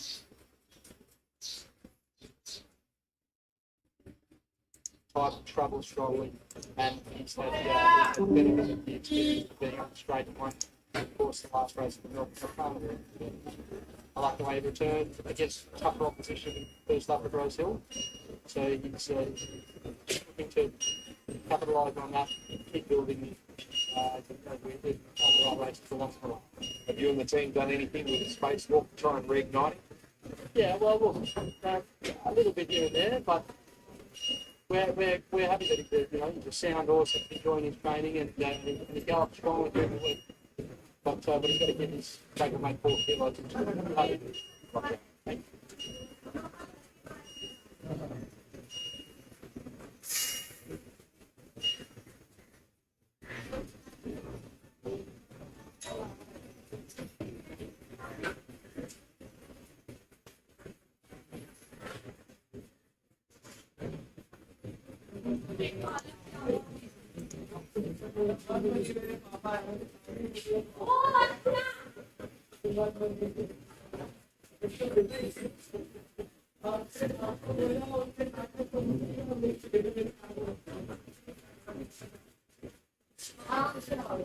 Arama 9.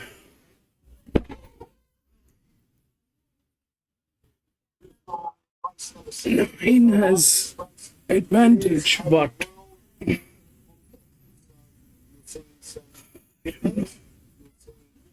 down to a 5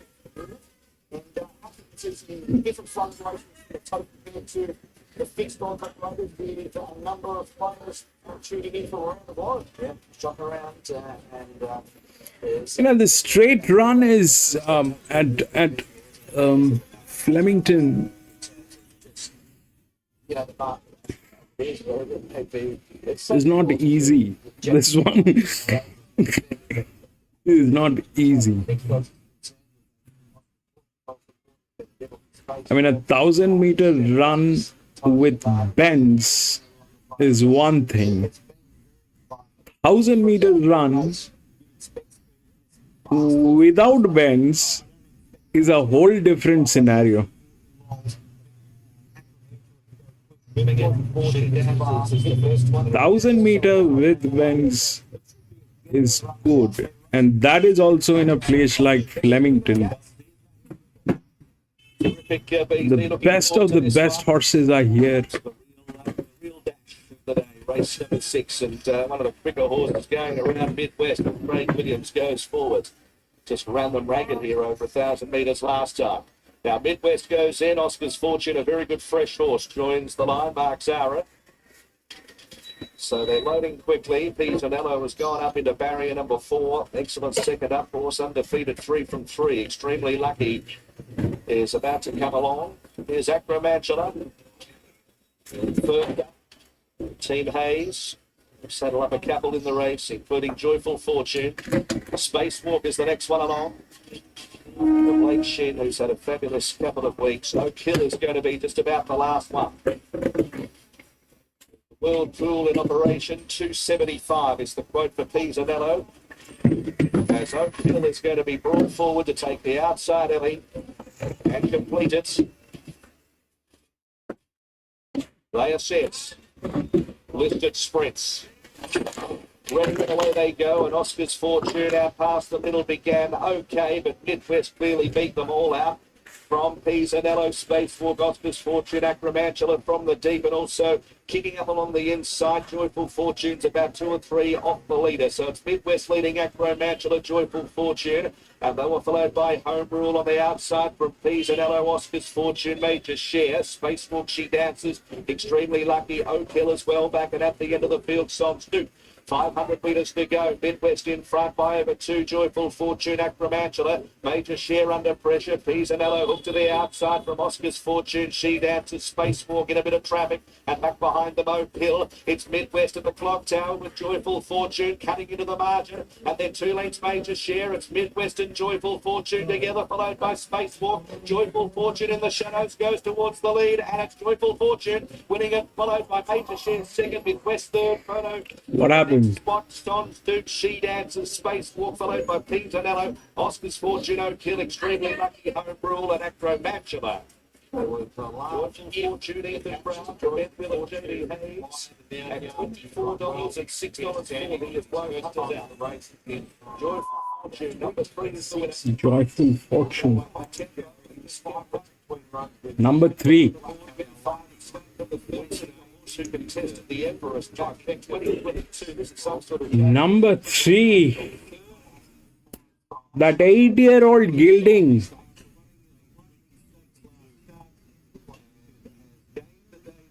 311. That is weird. It's 1,000 meters. It's a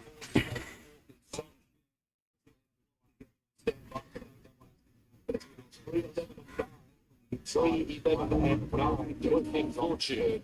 Fourth win, averaging 1,000 metres, fifth win overall, and lots of here. That's its second win, and then from 3 and 6 to the 1,000 metres at 12 to March.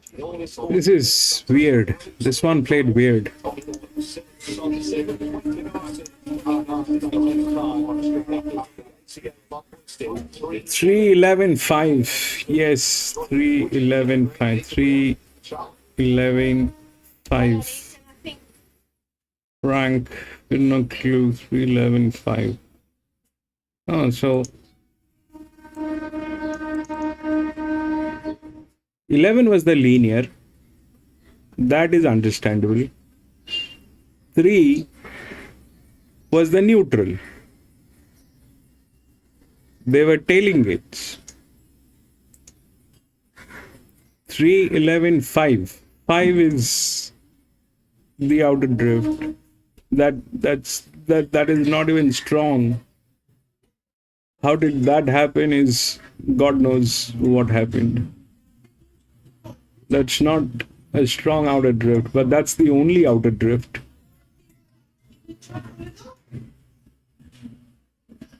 $311.5.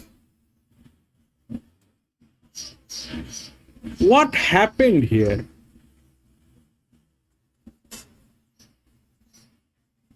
$93.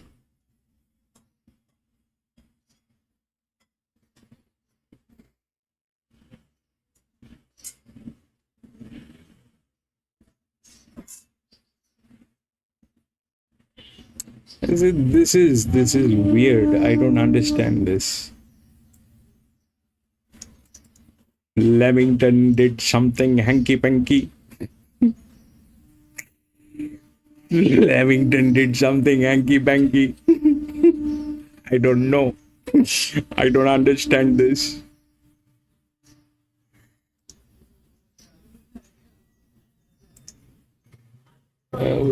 Six.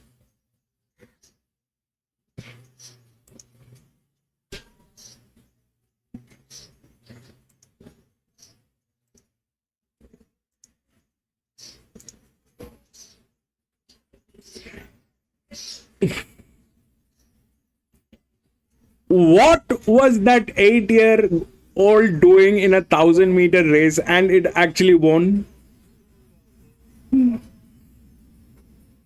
Being a neutral must be a horse god.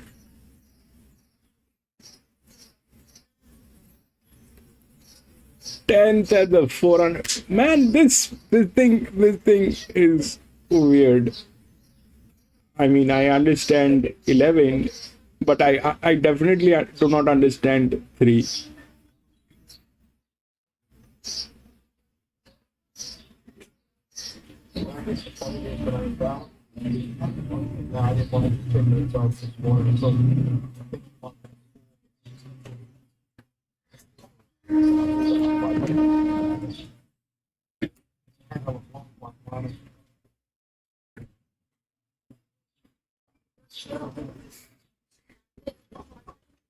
Well, this was 311 9 and 2. 311 9 and 2. 311 9 and 2. 311 9 and 2, bro. Sixth. 311 9 with the advantage and 2. Everything is okay. I get that. The 8 lost. I understand that. But how did the 3 win?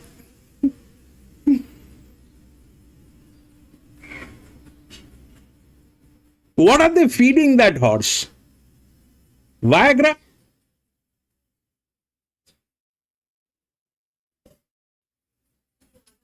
Yeah, race number 5 coming out here, and John, number 2 here is Vegas Night. Yeah, Vegas Night. That is the only explanation. I think that horse is being fed Viagra. Maybe we can excuse that. That horse is high on Viagra. That's the only explanation.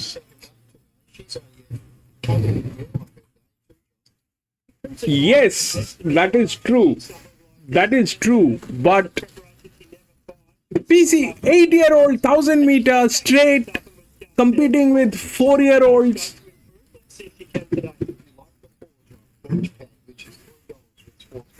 Fascinating betting market. The 2 favourites are both being very heavily supported, and as a result, everything else is going out. A neutral horse.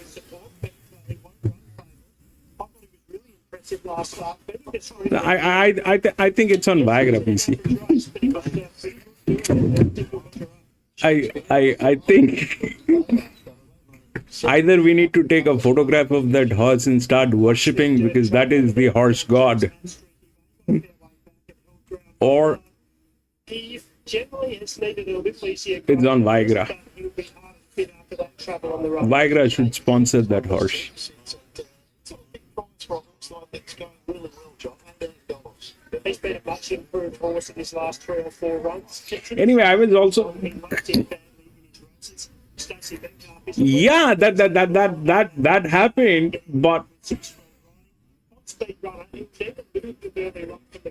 so 7 is a big price for a sugar freeze for a horse that you've got to get numbers of charge. But Davis has actually got on top. It's a bit of a hit and miss guess here with pushing fruits. These 2 runs in Strathalbyn have definitely been good enough to give him a chance. The only issue is they're both at Strath, and it's a bit of a horses for courses track, and none of his other form is good enough to win or run a place here. But you've got to take him on face value a bit. If he can reproduce a couple of those good runs, he can be at the finish. We're looking at $7.50 out. It's $27 at the moment. $2.25, John.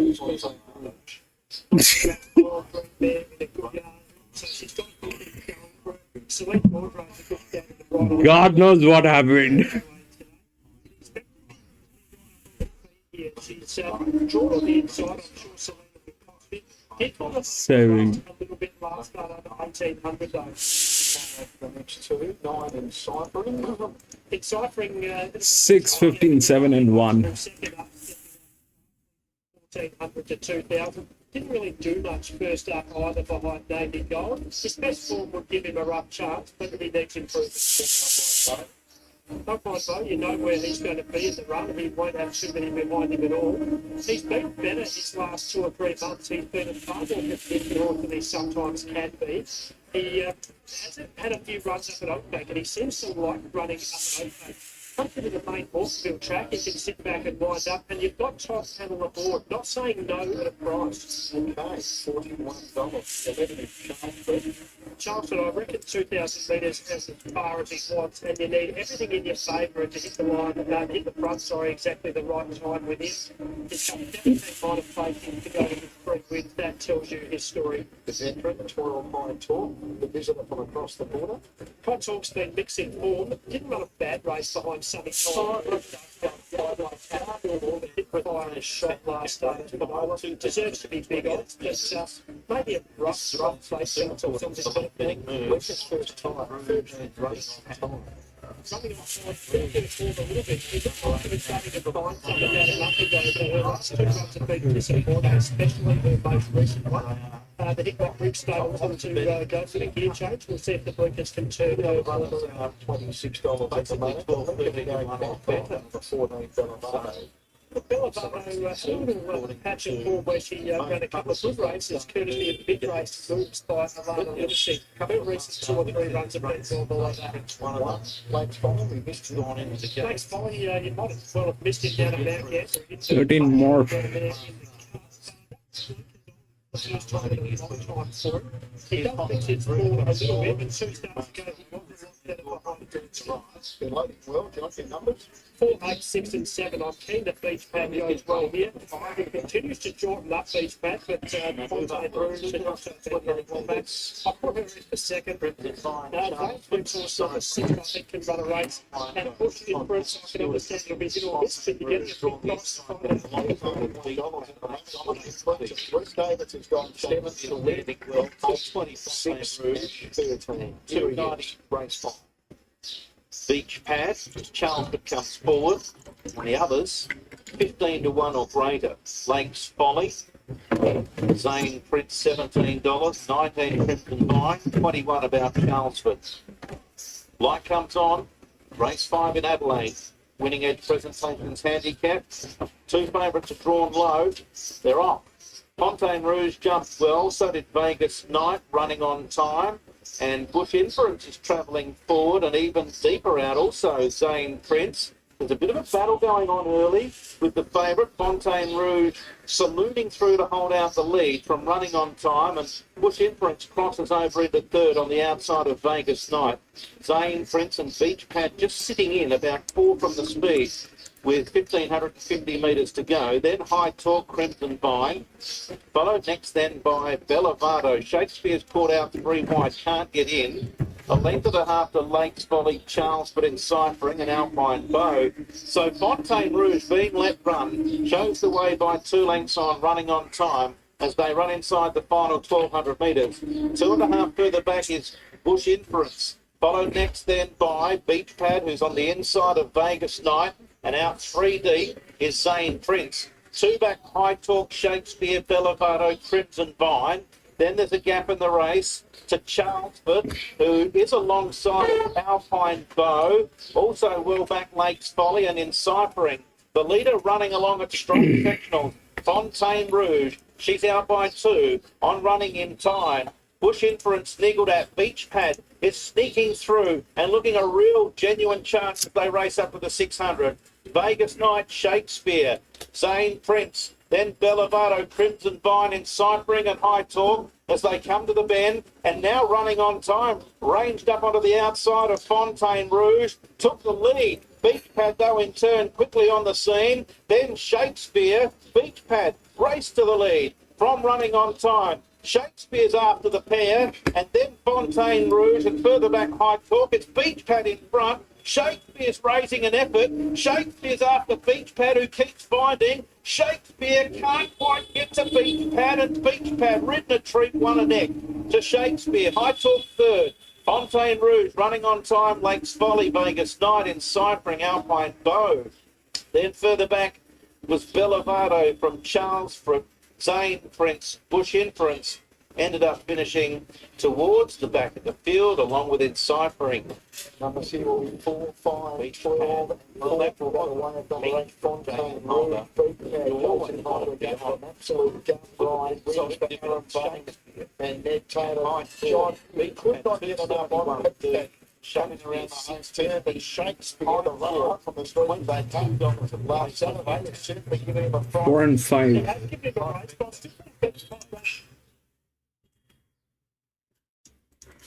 Right, this is what the 7th one looks like.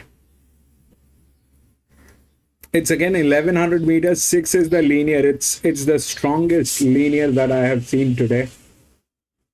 It is 6. There's no way that 6 can lose this. I have this horse has more pressure than Lady Shenandoah at Rosehill.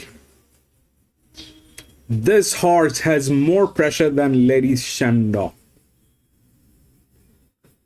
This is, it doesn't look like it is going to get beaten. That I don't think will happen.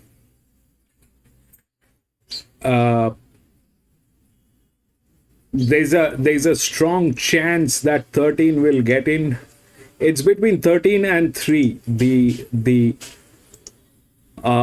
queen should be between 13 and 3. 1 is not there. It's either 13 or 3. The forecast should be the court. I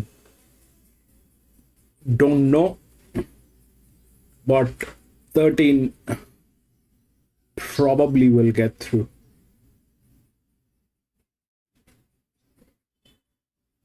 Or maybe no, that's this could be a third position. The 1 could be a third position, but there is something in between.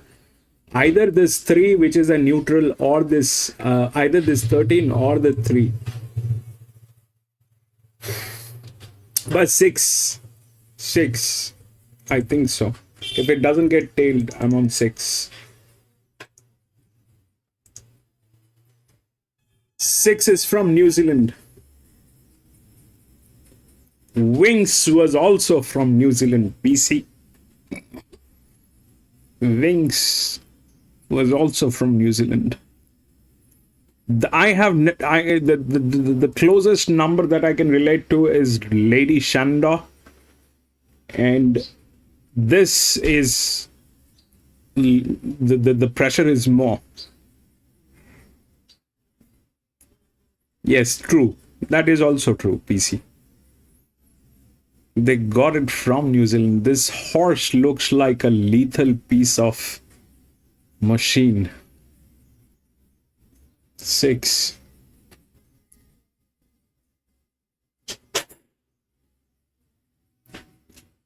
There's Mumsy, and then Saxon Beauty, Highland Dream, and Mangione towards the back.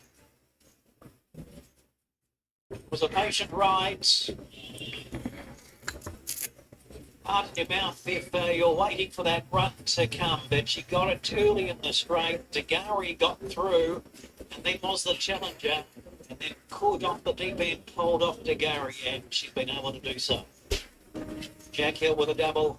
Henry Dwyer prepares the winner of race number 5. And this 5-year-old mare by Deep Field has progressed after 7 good seconds. Narrowly defeated last time at Ballarat. She was travelling like a winner a long way out, just needed the brakes, and she's got them. And progressing to the 1860 metres as one with some strength. Better run by Degari back on top of the ground. Bob and Alana Kelly, and then the 9 Dubai Legend, Emma Hamlin, and Keane McFredmond have just beat it Salisbury Hill. So it's interim numbers 6, 2, 9, and 5, half length by 3 lengths, 156.14, 156.14 after the running of race number 5.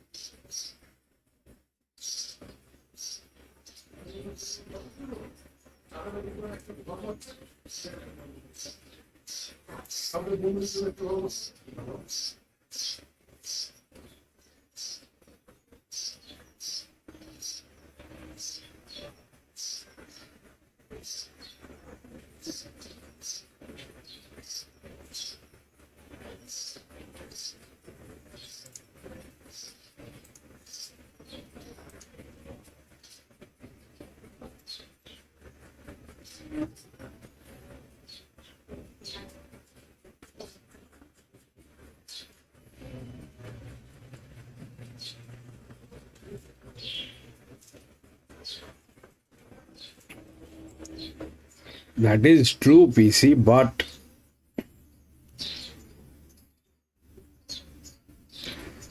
I'll show you what it is. So you're talking about the 7. Now the 7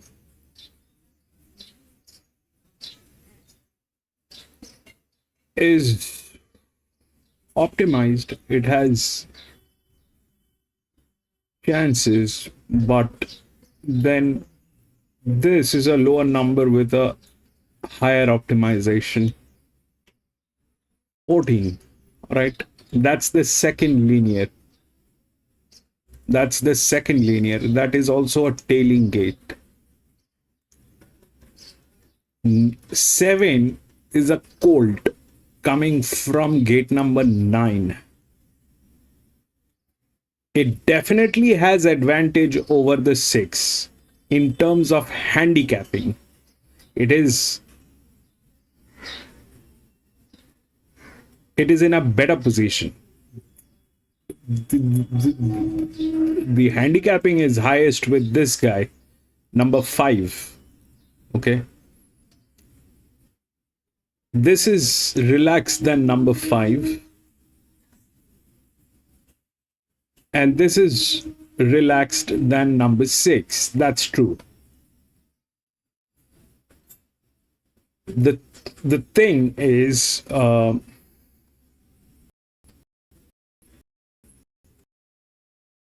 even talk about this.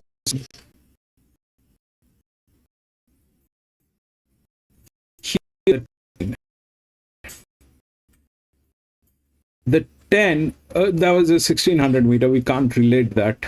That had bends. But this one doesn't have bends. So it's not that this one doesn't have a chance. It's not that it doesn't have a chance, but it's way too much exposure. It's way too much exposure. I mean,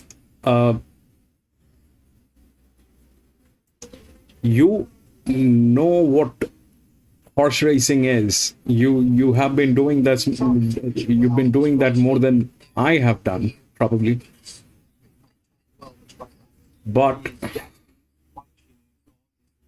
it's a very high exposure, PC. It's a very high exposure. It's there within the odds. But beating that linear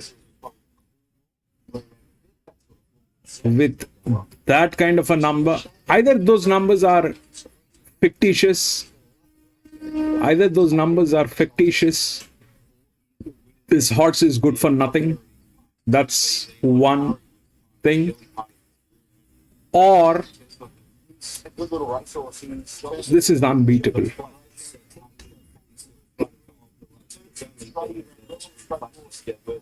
Not today, not here. Not in this race. And then you needed a little more physics with this, a little more push, like this one, the 3. It's a drift number. That's the only drift number. We've seen the only drift getting through, the 5.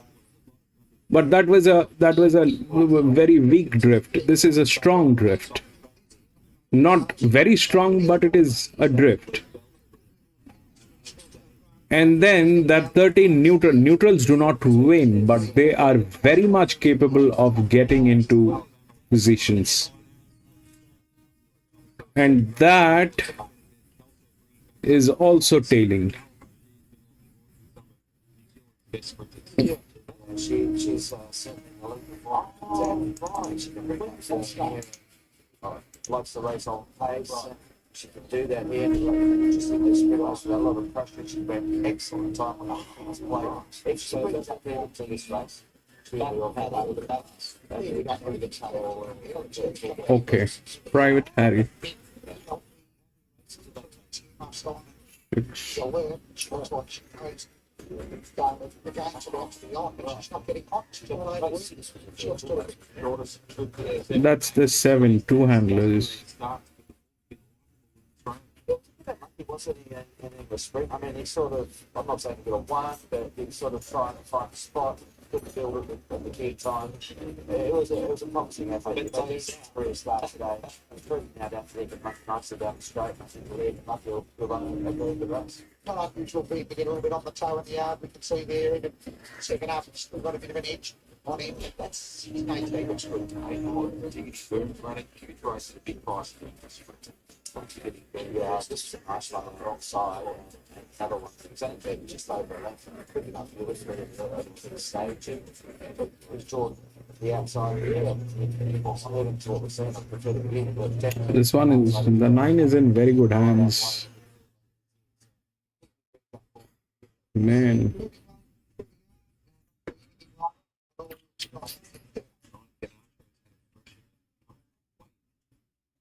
Yeah.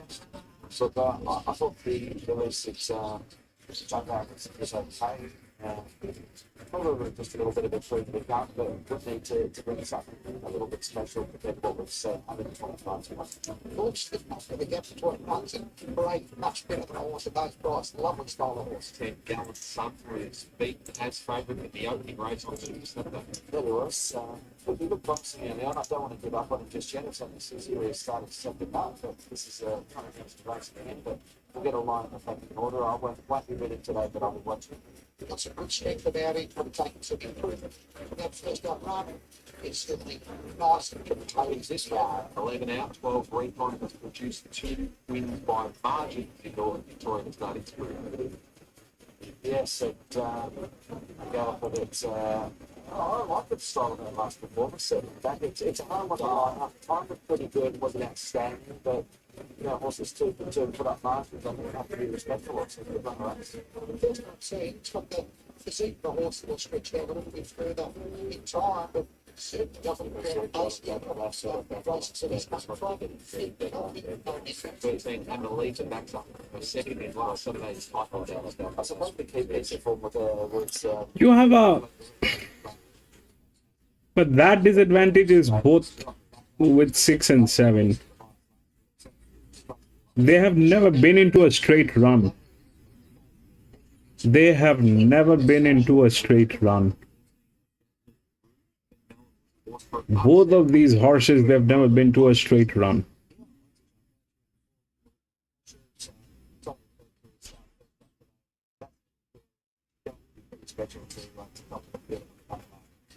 Looks like she's forward enough. He's turned up the bench, a bit up and about the yard. Then what will happen? Then it'll be very dicey. A straight run is a straight run, which is not exactly like the run with the pens.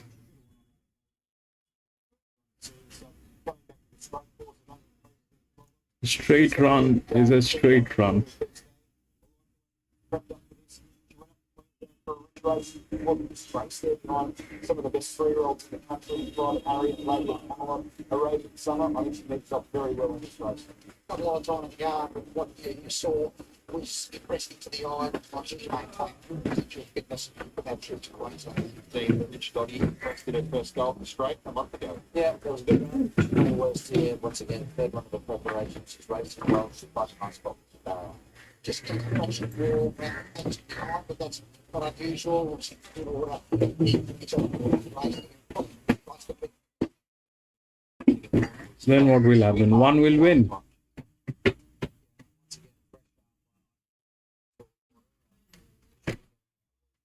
I'm out. Can't make up my mind.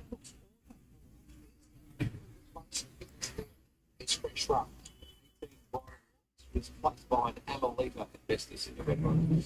Yeah, look, once again, I think on exposed form, I've got a lot of time for her running that red rose. It's just fantastic. Araman, 15 and 12.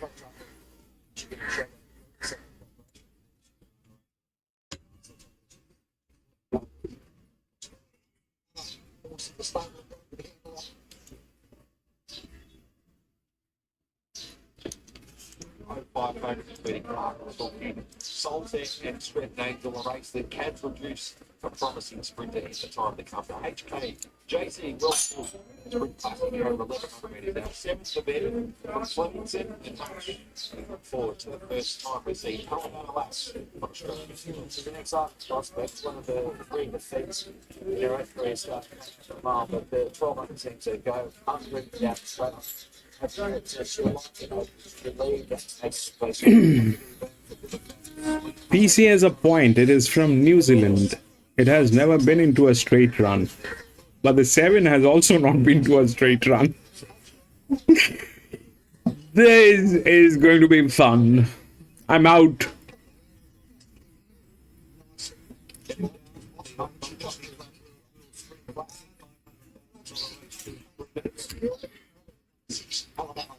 Four and 7.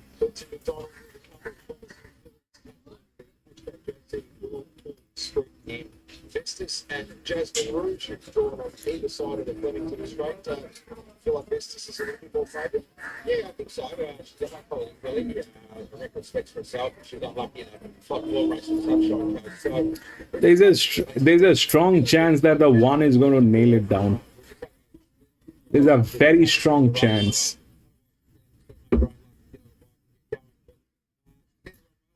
If that's the factor which is going to react, if that's the factor that none of them has been into a straight run, then 1 has been to straight runs here at this track.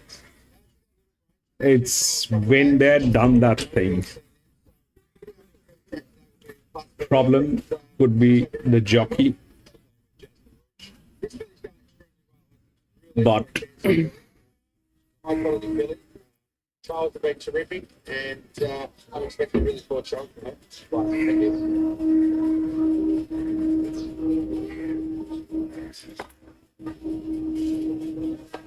you.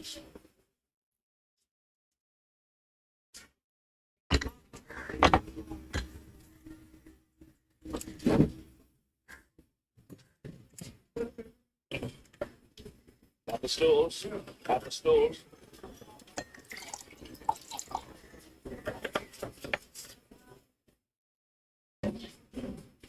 Moving in, Gallant's son is the first one forwards. Gallant's done going into the middle store with Zach Spade. Recon is 2 from 2 for Craig Weeding, Duffy in the saddle. All to play for the 500,000 World Sprint Classic. 796k in the Red Bull. Terrific Andrew, so on the total bill, 798,000 in this World Pool. horses are losing for the games this year. World Pool, It's not evidence that some of these World Pool races you with go both five sides seconds on like they much and stand so to a lot more on total. 6 odds operator, so Point 6 up there. around the globe. Gets these down to 6 doors, there's about some low with also balance runners. In the saddle. We're moving into the gates. Straight Here's that hill before this is the second pocket fight. After 3 years history, winning it last year, what she needs the year before, glistening in 2022. Now coming forward, Hot Diggity Boom with Mark Zara, 40 to 1 shots. Bridal Waltz with the Clark of the course, Vestas, who was an enormous run here in the Red Roses during the spring, and reunites her clash there with Amelita, who's also involved here. Vestas goes up. Bridal Waltz looks as though she's just about going to be the final one, with also Daggers. So they stretch right across the track here, a great spectacle. This World Pool Sprint Classic field over 1,100 metres. Now Daggers being brought forward, Ethan Brown. Daggers goes in and Bridal Waltz is going to be the final one. Here's Bridal Waltz to the outside. 1,100, a field of 17. Sweethearted standing well. Ganacho stands very quietly. The field is set. Ready, and they're racing. Daggers from the centre jumped away pretty well. Grinzinger pot out fast. Alabama Lass over on the far side began very speedily. Alabama Lass is going to lead the race, followed by the outside Rich Dotting Band of Brothers Gallant Sun not far away. Behind those, Amelita, speed out wide. Bridal Waltz is about midfield. Gallant Sun's in the middle of the pack, Gatsby's, and then came Jasmine Rouge, Daggers, then Hot Diggity Boom, well back Sweethearted, Festus, Recon, and Ganacho. Alabama Lass is the leader from Band of Brothers onto the course proper, and they're about 2 lengths to Rich Dotty the outside, followed by Winner's Edge, Bridal Waltz, and further back in the field, First Settler, Amelita, Gallant Sun. Next is Gatsby's and Daggers and Jasmine Rouge, Sweethearted in traffic, Grinzinger, Pot and Festus is the widest. Alabama Lass, 250 metres to go. A length in front of Rich Dotty, Winner's Edge, Gallant Sun the outside, then Bridal Waltz. Alabama Lass, 100 metres to go. Still a length in front. Gallant Sun wearing it down, but it's the Kiwi Flyer holding on, and Alabama Lass beat Gallant Sun. 6. Was Rich Dotty, followed by Jasmine Rouge, Winner's Edge, and then Amelita. Next to finish, Sweethearted, Band of Brothers, and First Settler, Gatsby's, Recon, Daggers, Festus, Bridal Waltz, Ganacho, Hot Diggity Boom, and Grinzinger Pot towards the end. 2 years ago,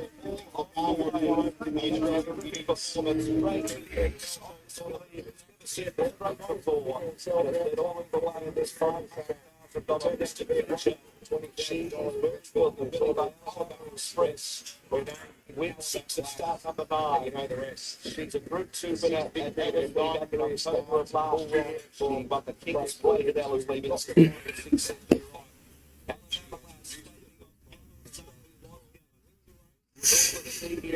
Yes, that happened. Nobody was racing.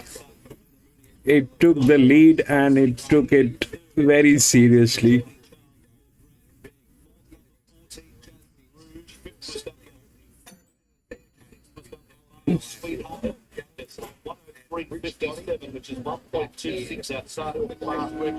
What are the numbers?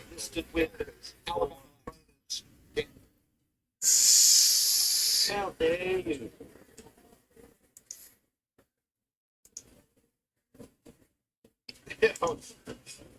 Being sarcastic. I said, how dare you?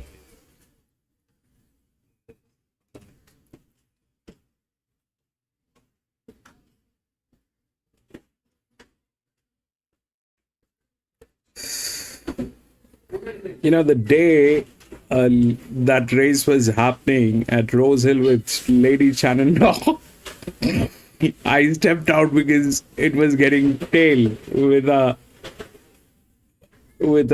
pressure. I think there were 103, 104, something on those lines. This is 108.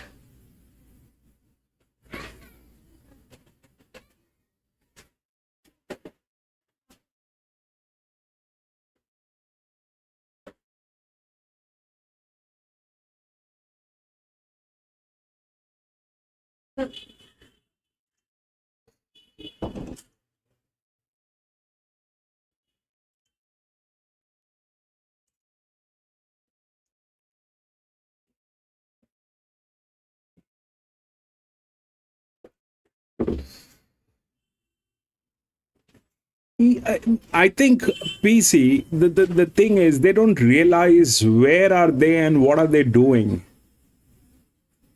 No, so they don't realize this, that they're up against one of the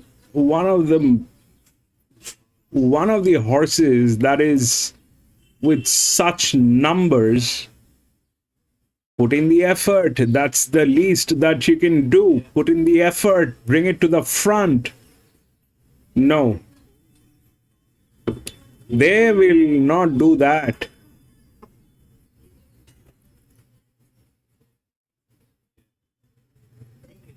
I think 99% of the field actually gave up. Yes, I think 99% of the field actually gave up, and they just wanted to be a showpiece. I think 99% of the field did that. They were not even racing, they were not even running, they were not doing anything. That's such a weird job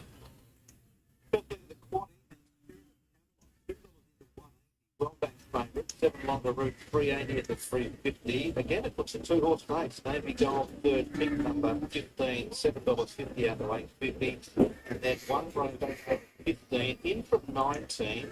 Holmes is $20, 21 Spark Up, Annihilate 31, 41 Royal Fox, who did defeat longer route start, so it's a bit of battle definitely. Full Pony and the others are all up to their cricket score odds. So Spirit of Camelot now into odds on, favourite number 11 at $1.80. First leg of the quaddy, tip 7, 11, 3 and 13. The male is 11, Spirit of Camelot. Thank you.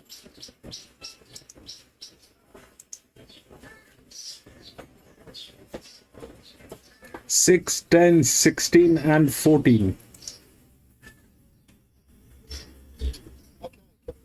Six, as you heard from the centre. John, number 1 is Brave Star. He is second up today from a break, and he's got the blinkers going back on as well. He was pretty plain first up. I know he was behind the heel, but he didn't do much by the same token, covering a little bit of ground. Got that last trip. Gee, he was racing well. He was an extremely honest horse then. This distance range is just right. You only really have to forgive one run and he has got a gear change, so I can understand you wanting to back him at the price. Yeah, he's $23 into $13. Massive odds number 2, Manzala. John, we haven't seen him at the races since January last. Good to see the old boy back after over a year off. He's had a couple of recent barrier trials, most recently second at Murray Bridge, but you'd have to think of them. Royal Fox for JT and Jess. Great to see Royal Fox win and kick off Jess Safaris' training career. She rode the horse brilliantly as well, and the race really came to her after the horses on speed were a little weak in her straight. That race, though, for me, doesn't rate overly well, and she's carrying a 2 kilo weight penalty for that. So I think she deserves to be a big prize. The market certainly agrees. Yeah, $41 it's for a quite smart in a sense. I mean, that was good management for the breeders, the Duncans, the owners, and also just joining the Gareth stable. Gareth's done a fantastic job with this boy, getting ready for some of the benchmark staying racing through our winter, and no doubt he'll be in for another handicap pain to get through wet tracks. Well, this is about 1,000 metres too short. Yeah, Spirit of Camelot, 7 longer route. The second favourite, pretty clearly behind Spirit of Camelot, $3.50. Interesting to see if longer route can really stand up in this race. He's coming into this third up. Last start behind great start. Well, he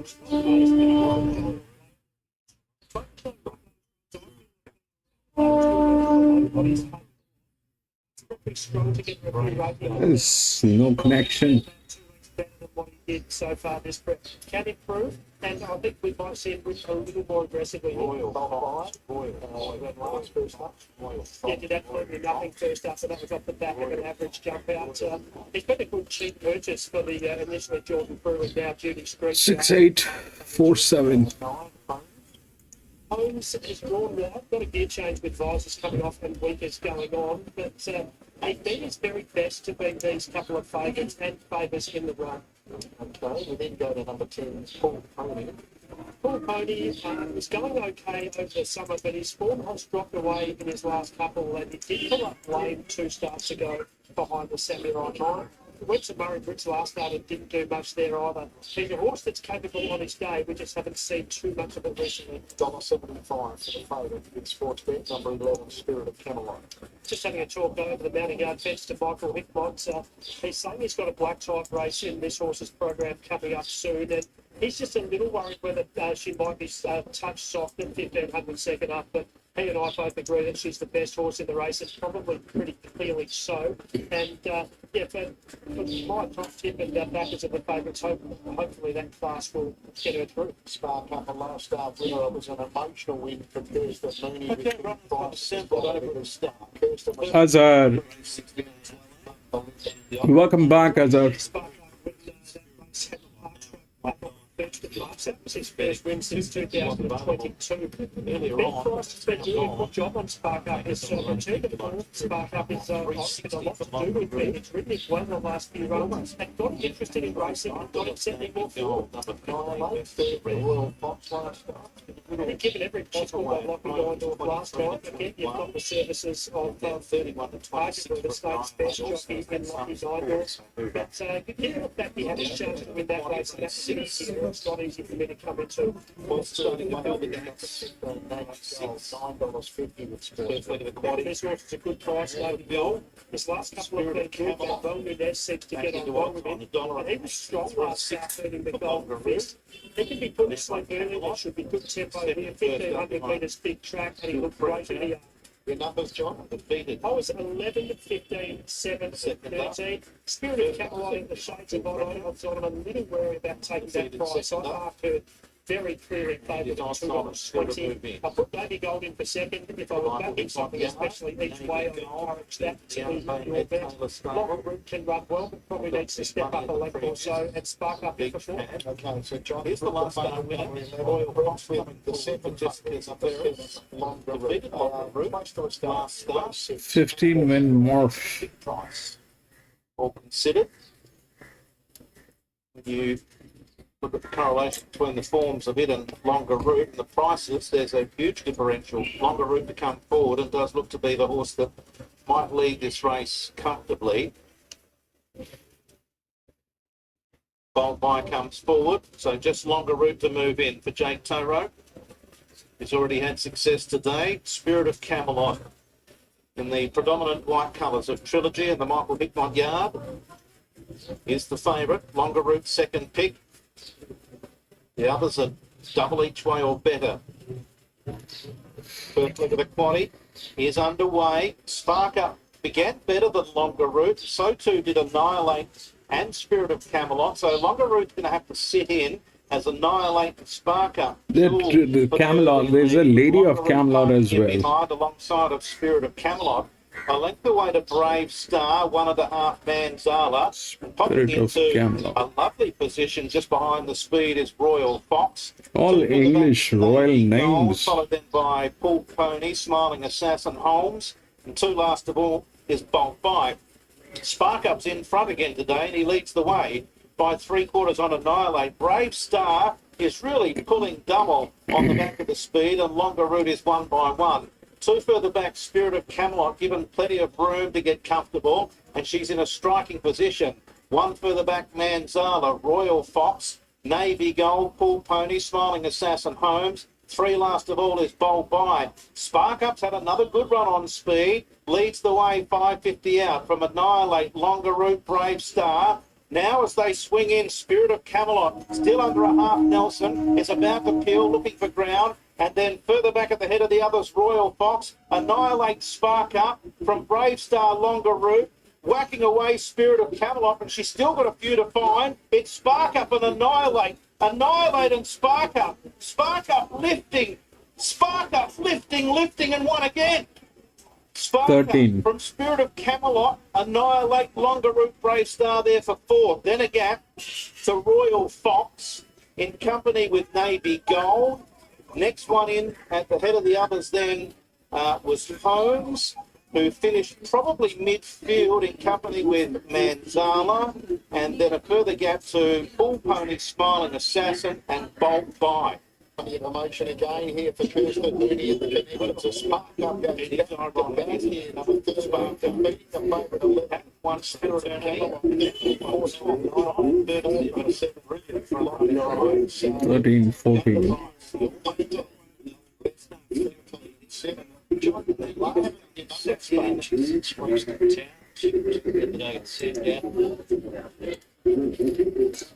Okay, this is what we have for the 8th one. It's a 2000 meter.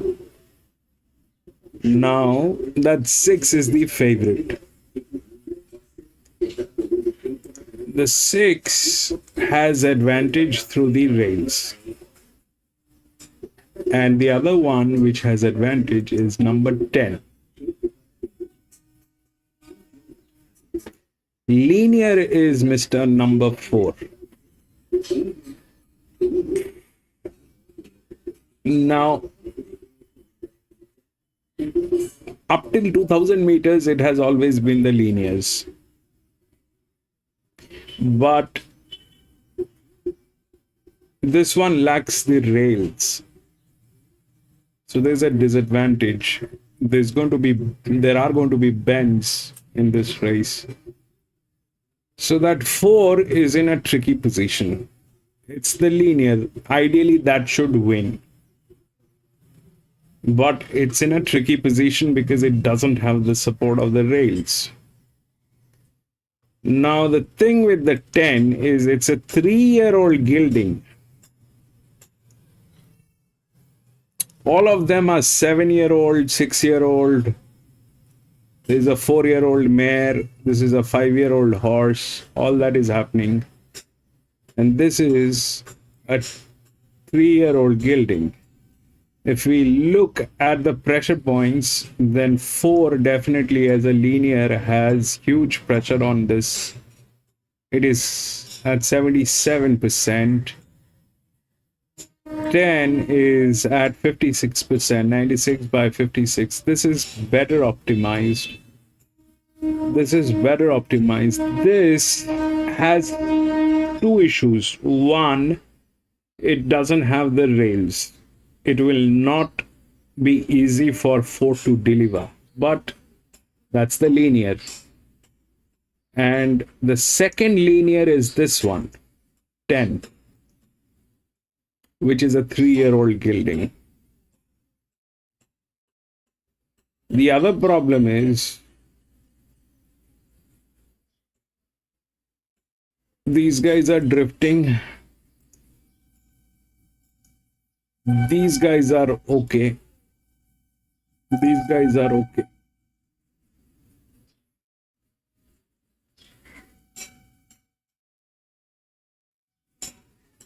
But it is not there within the rails. It's been to this track. It's been to this distance. It's a fabulous horse. I'm going to take a look at the 4. It's very difficult to beat a linear on a 2000 meter. Up till 2000 meters, it is always the linears. The linears are going to rule. The problem is when they are not within the rails, and 2000 meter is a long distance. There are going to be bends. This is in a tricky position.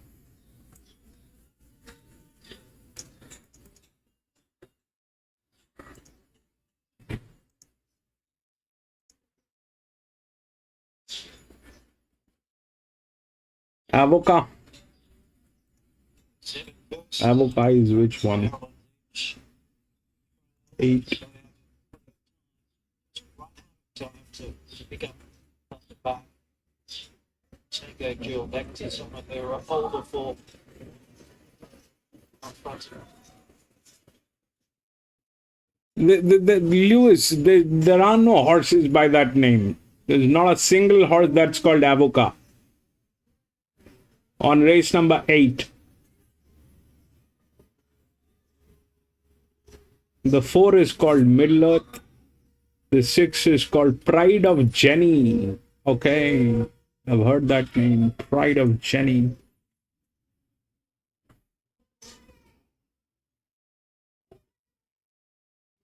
Avoca.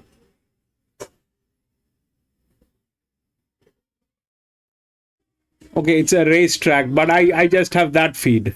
There is no other feed. Whatever is going to show here is going to show here.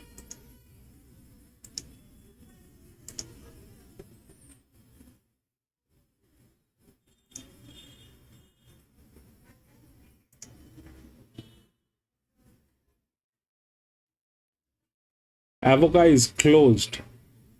That means they're already racing.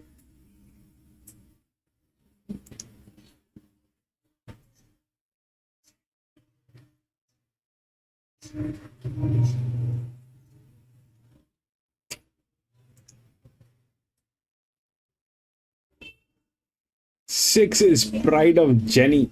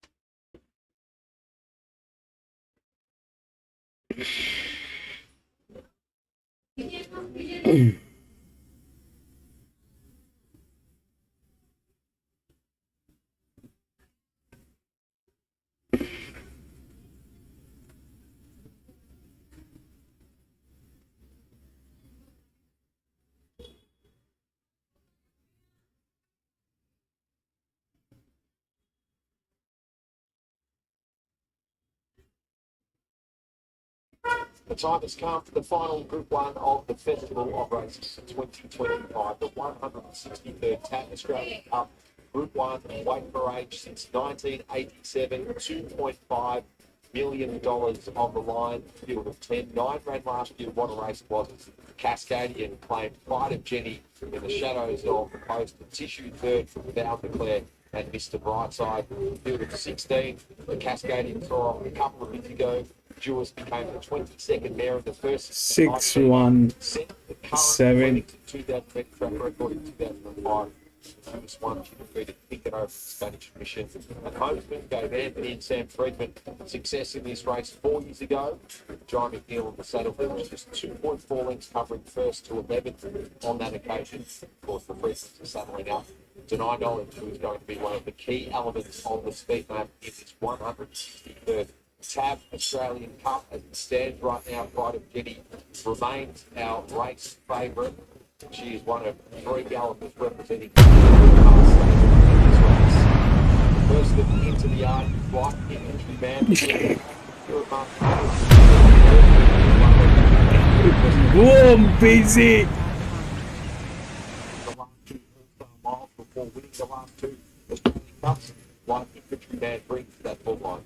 That's the sort of form he needs to bring us on, Nigel. Third up, and the 2,000 metres is very interesting for him. We're going like Flemington.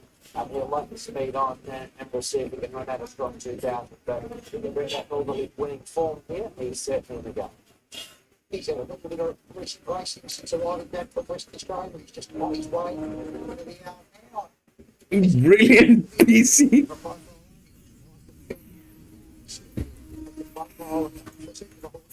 Soon PC is going to buy an island because he cannot stay in Australia. PC cannot stay in Australia for very long. These bookies are going to find you, PC. Buy an island.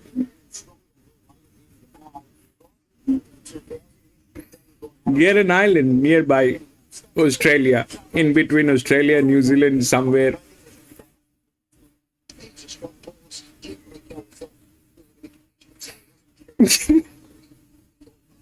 Yeah, I mean, you should do that. You should start thinking on those lines. I mean,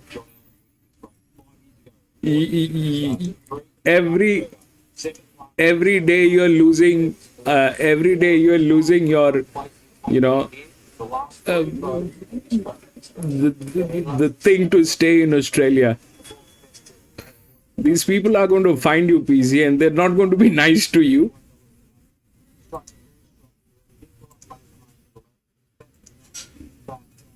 Looks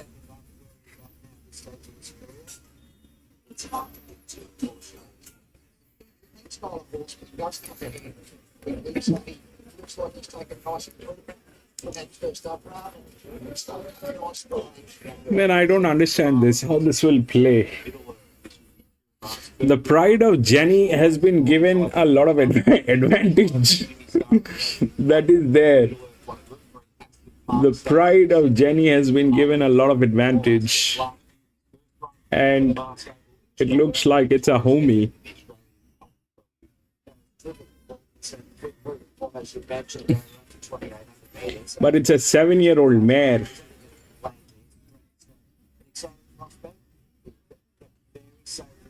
Which is no surprise. Yeah, I'm excited to see what he can do. He looks like he's going to be fish. Oh, I've seen that. The entire strip was burned down to grounds. That is those fire women. PC, have you seen their explanations when they were lashed out? And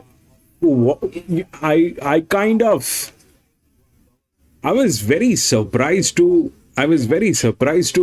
actually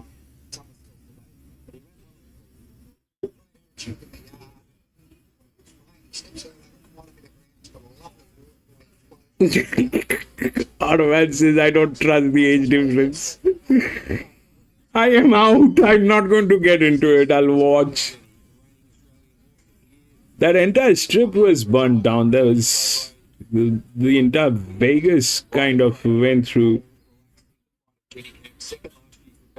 that. Bids to become the 11th to complete the medium Australian Cup double with those races. It's never gone better first up. It's as simple as that. And they were all those people, they were busy looking at Instagram while all that was happening. People lost like billions of dollars there. Billions and billions. I think even George Clooney lost his house.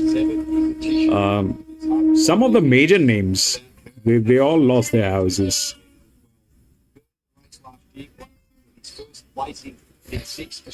Yeah, PC, that is unacceptable. That is sin. That is sin. These people, they worked their entire life to be there, buying some of the prime properties, and then I don't remember the guy who lost everything to horse racing and came back with a huge speaker and came back rolling the horse race. Who was that guy, Automan? I don't remember. 6 years ago,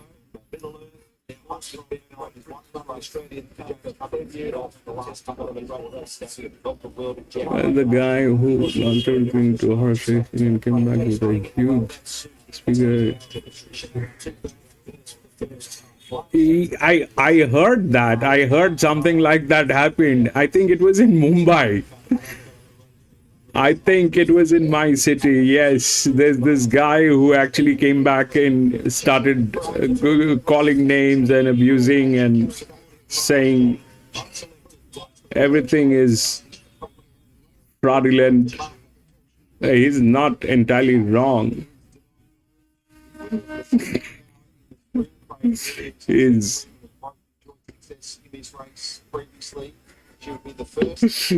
well, I think that will happen to all of us at some point of time.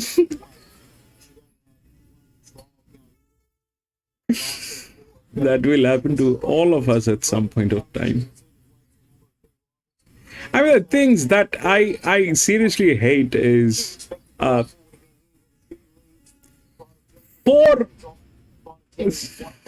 here it is. The 4 has problems, PC. I would have gone with 4, but 4 has problems. 4 is the linear. Ideally, 4... If the 4 was within the rails, I would have blindfoldedly gone with 4. It is not within the rails.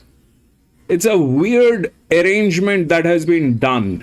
And if you look at how the advantage has been given, is like that 10, forget about that 10. The 10 is within the rails. So forget about that. 6 93 by 46. This is 107 by 77 without rails. This thing has been placed in a way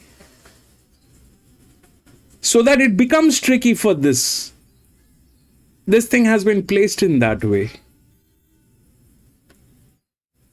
It doesn't have the rails. If it had the rails, PC, I would have gone with this. The 4 is the one. It's in very good hands. This is not. But why that advantage and how is that working? I don't know. Either 6 will not win. That's all hype. Either 6 will not win. It's a 7-year-old mare. Either that will happen. And 4 will take the cake.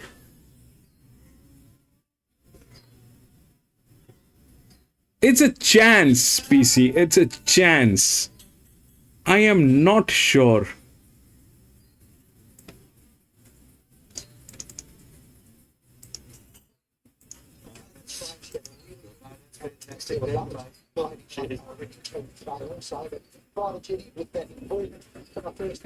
It's a beautiful,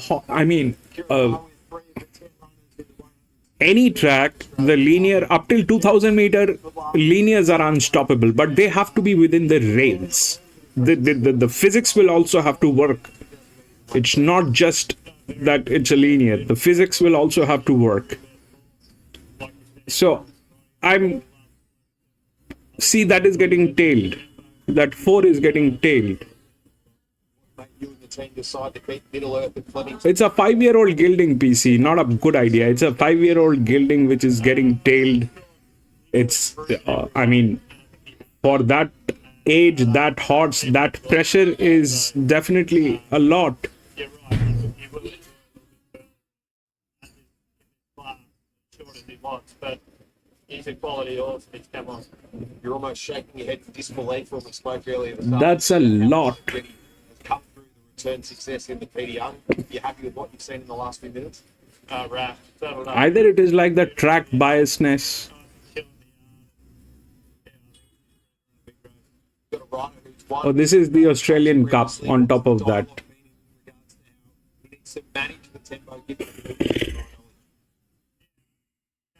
Let's do this. Just got to keep it smooth, and if he can do that, I think Jenny is about to retire. I think Jenny is about to retire. They will give a nice ovation to Jenny. That is the purpose of this race. That's the purpose of this race. There's no other purpose. I think 4 is a chance. I hope that happens, PC. I'll be so happy if that happens. That means that they're fair. It just means that they're fair. It's a 2000 meter. The 4, it's a linear.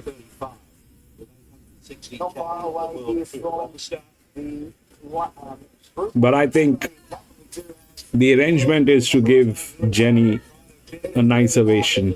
That's all. Jenny is about to retire. It's a 7-year-old mare, 36 races. This probably is the last year. How will you get into their head what they're thinking? We can just do our karma. We can only do our karma. And my karma at this point of time is watch.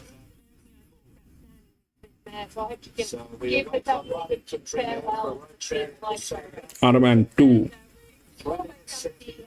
2 is that horse. 2 is. So it's been one of the great races on the Australian calendar. The very best winner. Light infantry man goes in. Possibility is there, Azhar. There's a possibility. A race worth $2.5 million. The TAB Australian Cup. Baroche is forward and young Verta completing the line. I'm out. Field is set. Stand by for a start. And they're racing.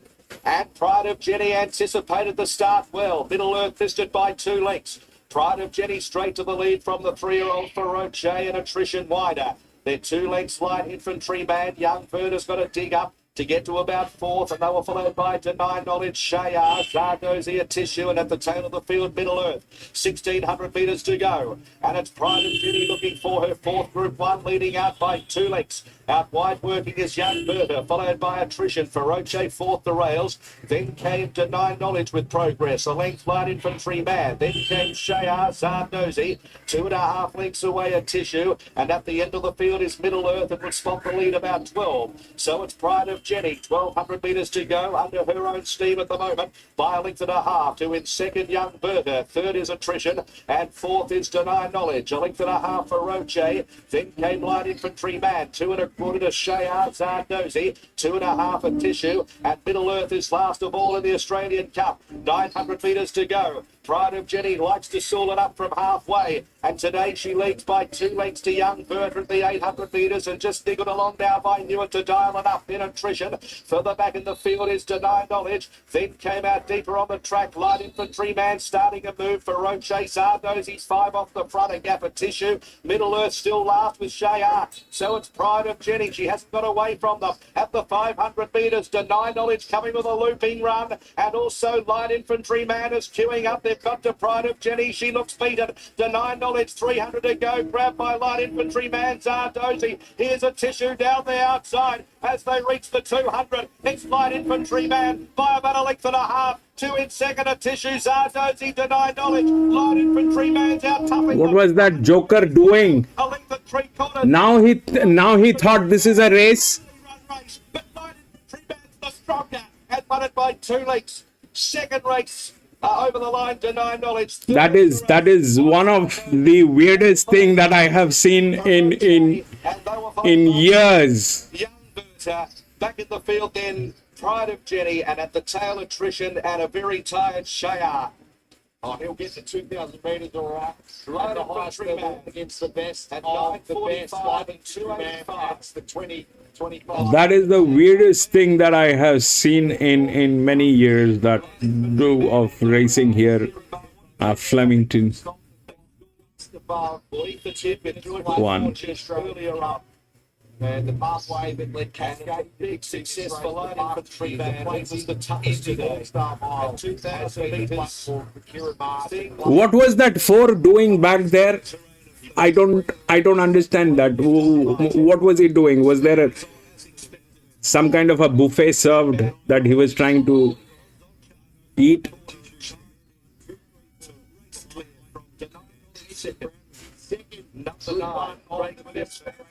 What was he doing, PC? He was. You saw when he started kicking in. At the last 200 meters, suddenly it appeared to him that, oh, this is a horse race. Probably at the starting of the last 200 meters, that is when it appeared to him that this, oh my God, I am in a horse race. I'm riding a horse.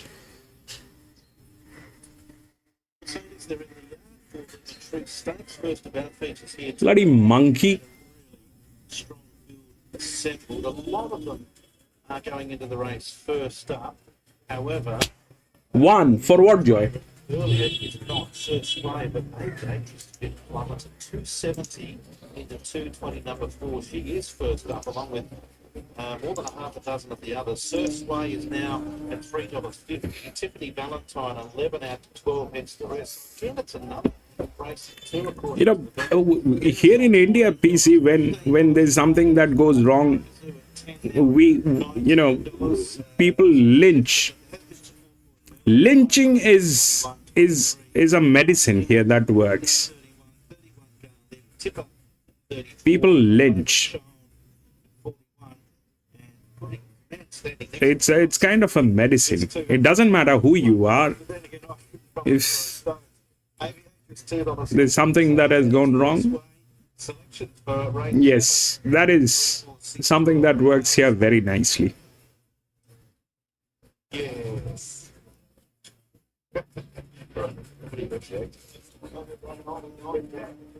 That moron monkey. At the last 200 meter, he realized that, oh, this is a horse race. I gotta do something.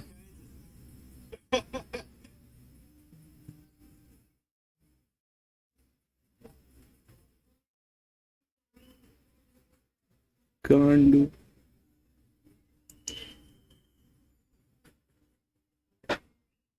One, 9, 8, and 7.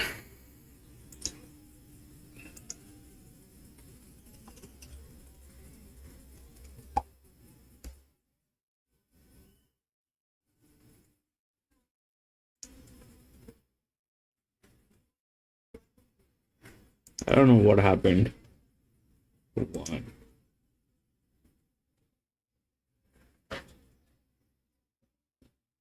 Nine.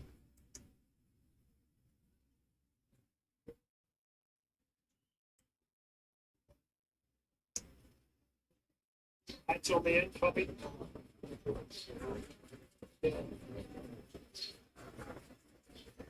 That's one of the weirdest thing that I've seen in my life. That's that, hands down.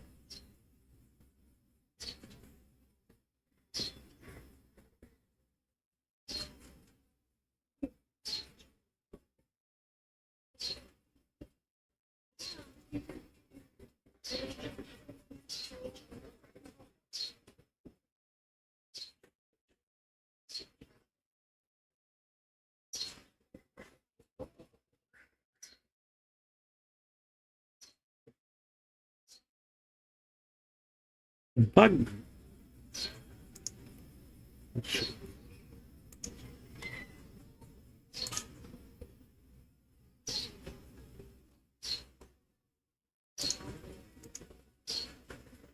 3, 6, 9, and 4.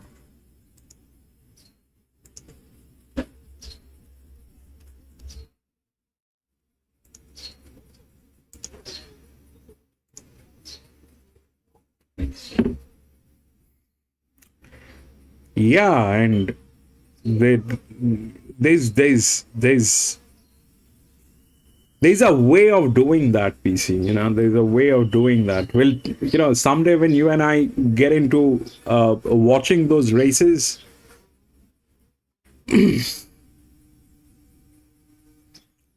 we'll talk about it.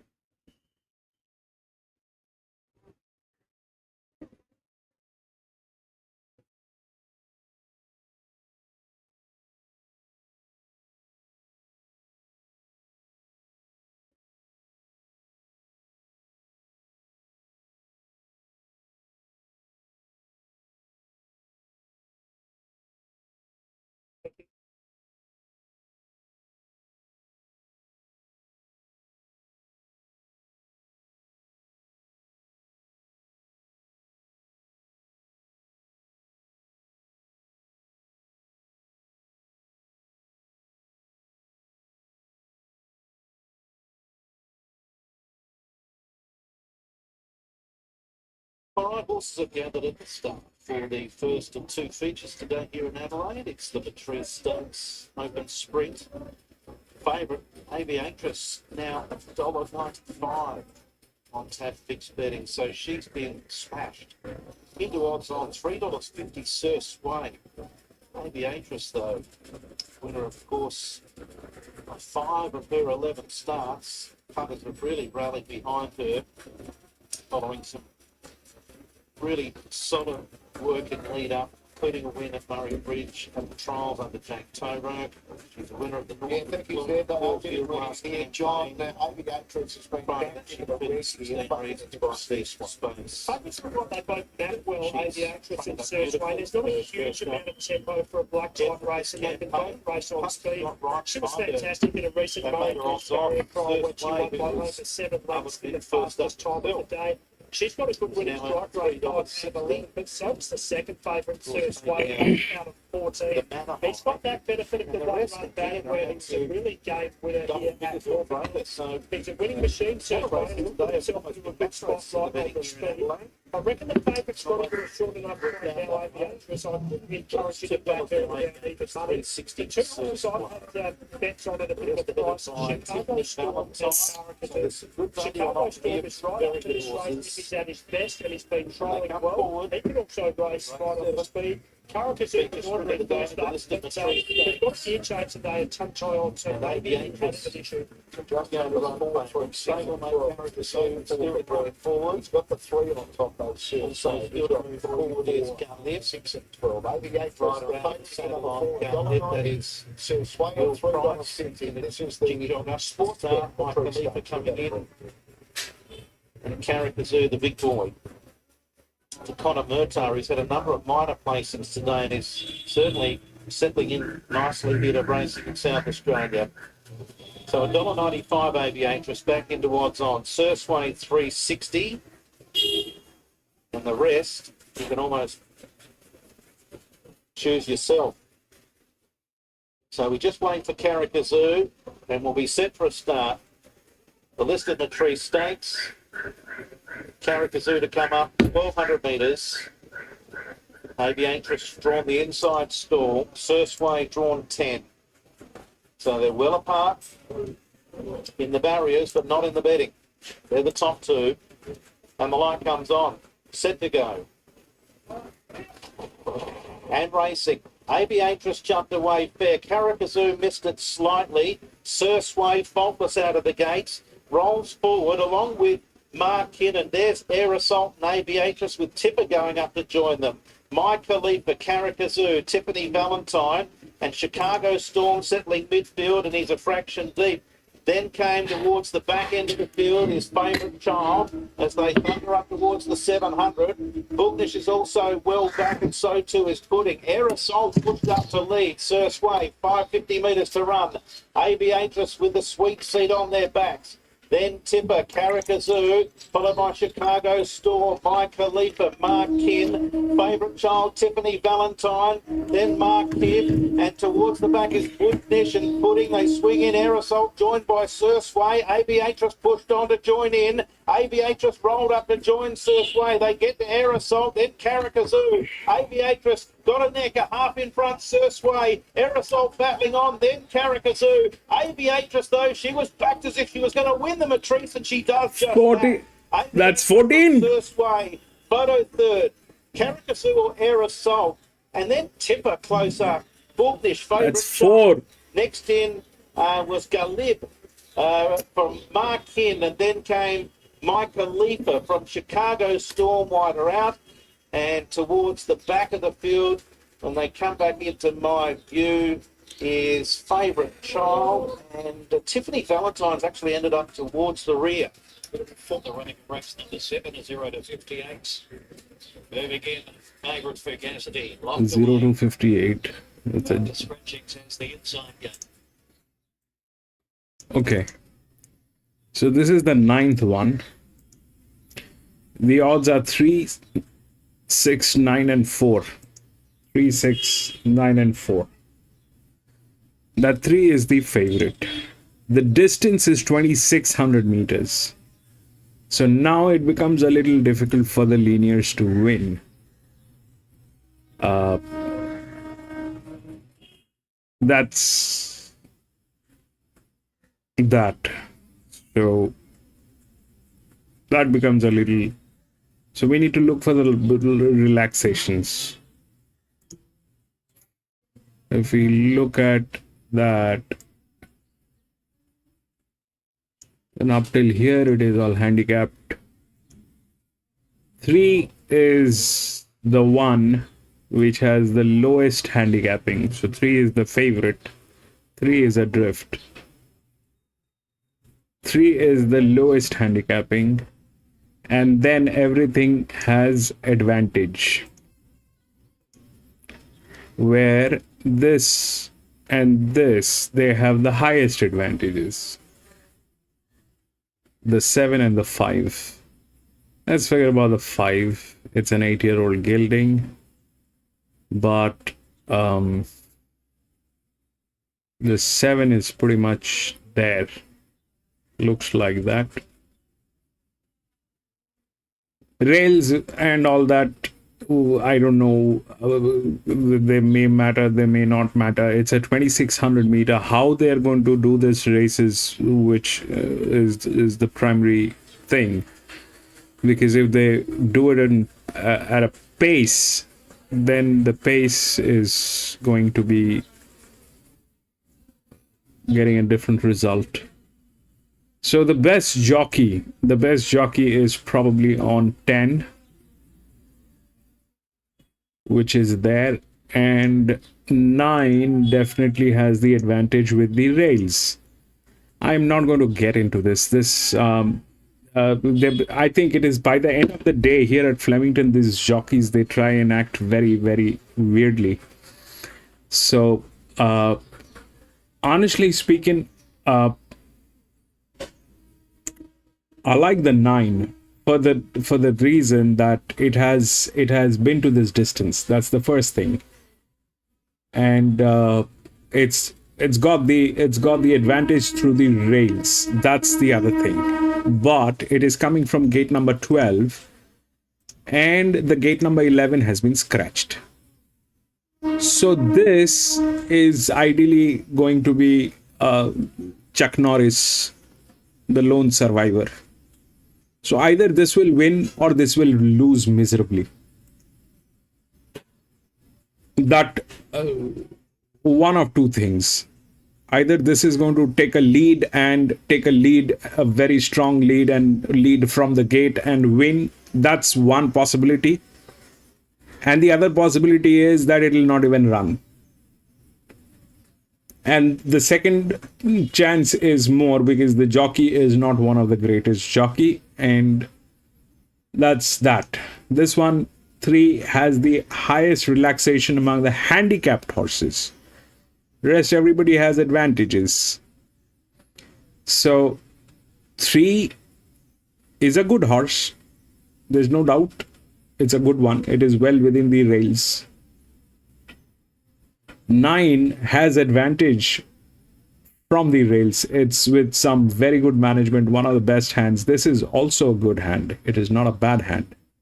This one is also a good hand. Just 9% ripped out is okay, acceptable.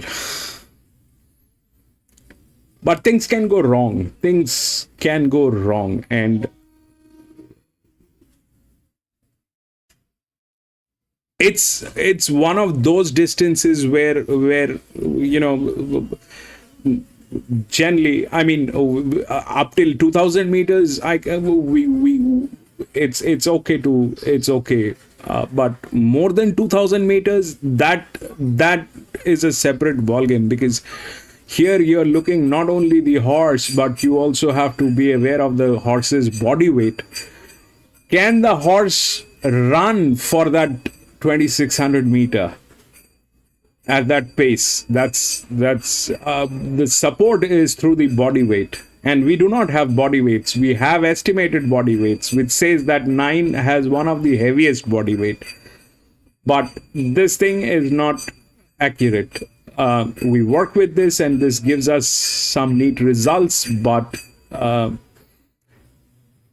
at a 2600 meter. And by the looks of how the jockeys are behaving,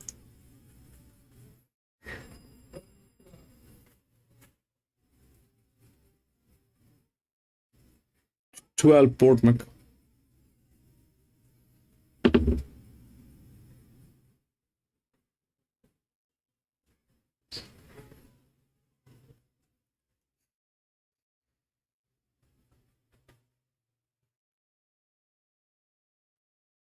The last one is a easy one probably. It's a benchmark 78, 1100 meters.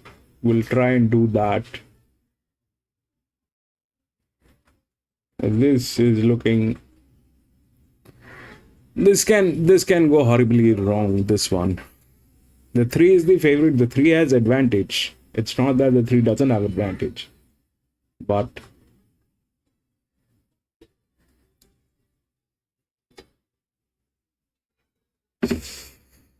the distance has got nothing to do with how many races it won and how many races it lost. It is a distance which is going to purely be on, you know, free racing. It's like you get a poultry chicken and a free range chicken. The difference is there. The poultry chicken doesn't move. The free range chicken is very hard to catch because of the body weight.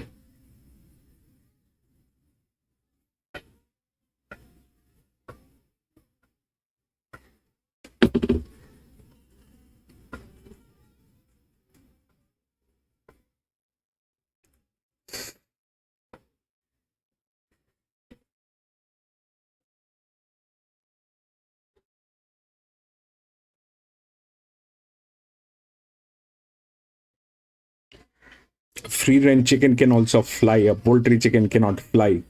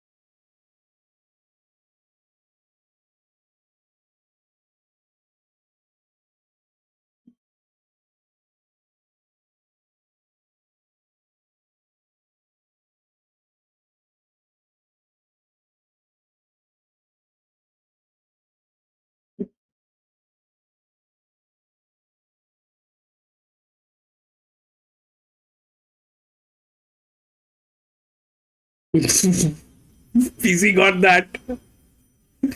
12.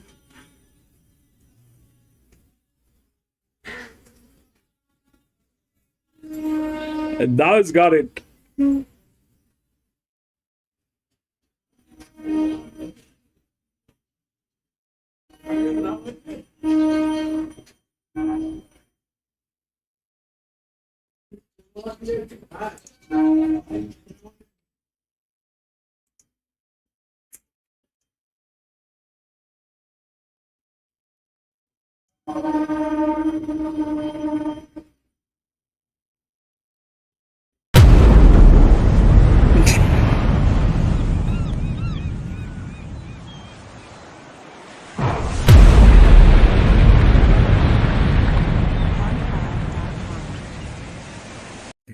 Brilliant, PC.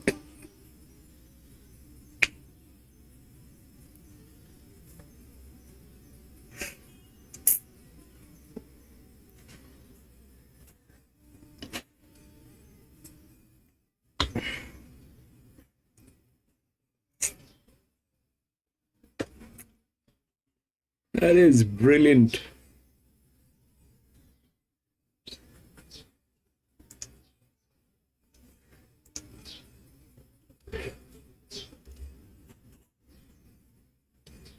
Horse is in the mounting yard for a race number 9, the Lexus Roy Higgins of Lisbon North. Take out number 11, month on the field of 11 to go. It's 13 minutes away, a golden ticket race for the Lexus Melbourne Cup, the Lexus Roy Higgins.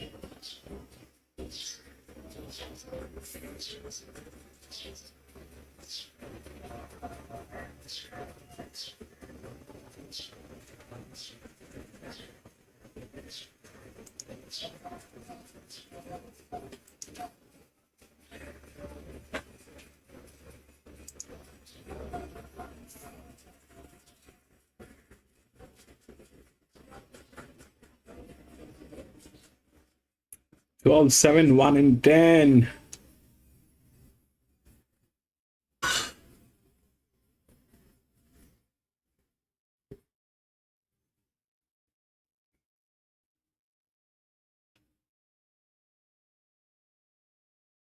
Fantastic to see the 2019 Melbourne Cup winner Vow and Declare. Of course, was fourth in the Australian Cup last year in the 12th. Why is that horse naked?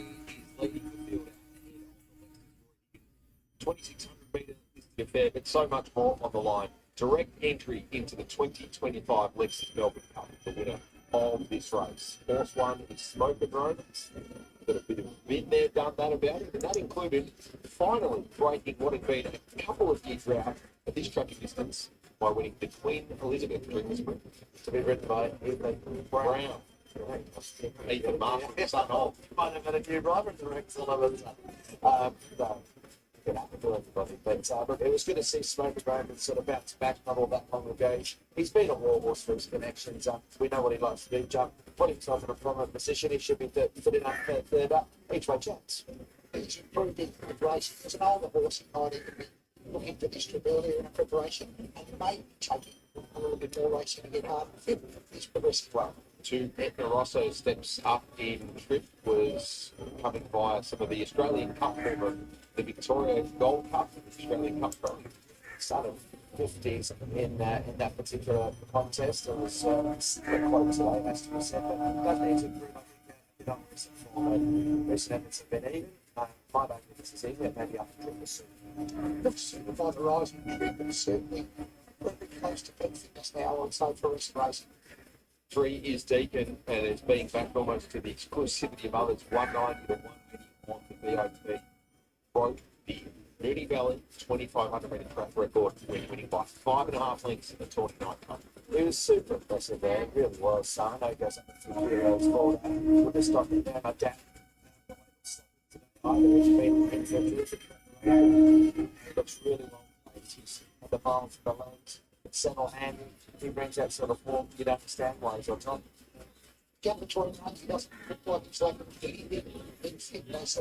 Looks like the stable have got a real template in keep him fresh, give him that to kind of jump out between runs, and it presents an outstanding order. For Silent Sorrento, she has done a terrific job in every challenge this prep, including the latest in winning the Adelaide. She was extremely tough that day. Rolled forward after doing some work. They didn't go slowly. Stuck it out well. Occasionally has to take on a stronger field of opposition, but it's worth a crack with the Will Clark and the Osho team. They've got their hair humming at the moment. Ray Greens gets in the saddle. Get about she's prominent in the run. Get a good account of herself. Yeah, she's got a lovely walk to stay out. She's wants to help she's safe for the race. To the 5 in Stockman, a little while since he finished 8th in Gold Group's 2022 Melbourne Cup. Yeah, I'm not sure he can really threaten these second up with his overall form of late, so I can understand why it's a big price. He looks like he's progressing okay for the new stable though. He's got a quality physique about him for staying prospects maybe now. Even for the Wilds, we're going to see other obstacles at time. To the 6 in mostly cloudy, who was third behind Mark Twain and Strawberry Rock in this race last year. Yeah, he deserves another win. I know it's been over 500 days, and he ran well first up. I think it's maybe the way the race unfolded and Caulfield didn't really suit, but he still has got good on to connections, and I've been watching him around some of them around the place around the world. But Cookie's an honest horse who runs well here, and I think he'll be there or thereabouts. Well, those connections could be pleased with the way their horses presenting Hutchins coming in really well. Just a bit of range, but he's very close to his top now. And he's really happy with the game. Ready to go. One from his first 24 to 7, Gary Chico. He's been striking oil of late. He's going that's really well. It's been clever in preparation. I like to see the behind him. He's done well at the moment there. And he's just flying. Chucking his team. So I think he's on his right way. Might be one of these. I like the for a stayer. He slips down over a bit of ground. He's lovely and relaxed, composed, healthy in the game. He's got a bit to like about him as a stayer, so he presents well getting into today following that performance last night. Chris Waller won this race 2022 with Crystal Pegasus, the second of his runners to go Steakhouse.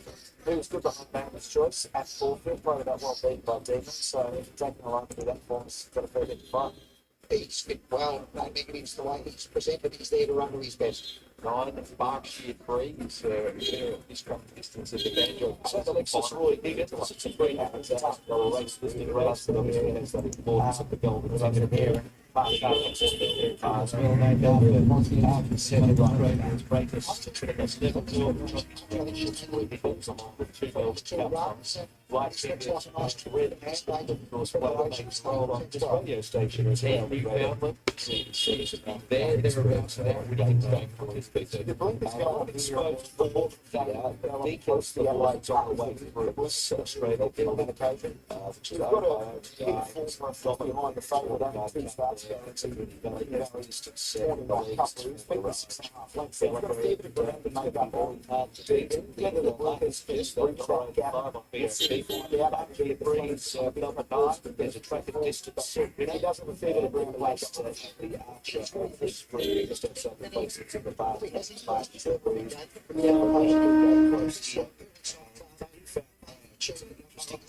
Has was on for the first time.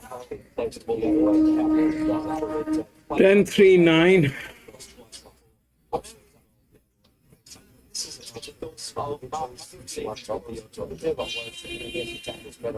But geez, racing well, he's got a lot of miles in the legs, and yeah, I think it's set it for the finishes today. He looks in good order. Us straight down to the fast guys, for the mountain he presents well. Goldman winning this 2 years ago. Salford second, went on to run second in the Melbourne Cup line without a fire. Mark Twain last year has been extraordinarily rock and mostly cloudy. I see something special here in the Lexus Roy Higgins. He can almost kicks himself up. I think he does, yeah, that performance today is awesome. He just built with and runs preparation with a nice progressive style. He's the one in the field that does have that upside. So there's a bit of the here and now, and let's hope we see what we think we're going to in the market estimates that he will produce. Put him on the top, put him one of the better bets. Sparky brings the danger. He guarantees that you found on him. Between fighters, and definitely too strong. Yeah, I think going in from the actually sort of down on the market, but I'm starting to get the latest from there and I'm looking to get between months to go to jump out and work. But any rally, the early signs are it's going to work very well here. Outside of short quite stable, most of the cloudy and jump hands really well. Preparation, I think looks like it's close to its top of the stage. But think of the art, favourite second. Philip Stokes joins us, ahead of Alexis Roy Higgins and favourite Deacon looking to book his place in the 2025 race. Philip, right, Tried beautifully. The full day talk us through how things worked out for your team and what slight tweaks may have happened with the training program to come to this instead of the Adelaide Cup. Not a lot. We had to give another start out in between, just going into the quarter cup. About very good 25th, working good. Barrier 3, I'm hoping that's a few that today. I'm just sitting grow and All the best. thank you.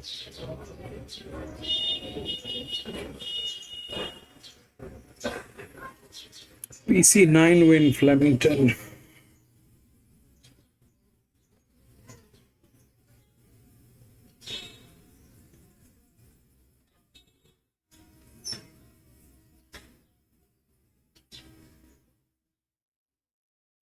So Smoke and Ravens decent, Smoke and Ravens deep and Edna Rosso. 9 is the color. 9 is the color, 9 is the linear, 9 has all the advantages.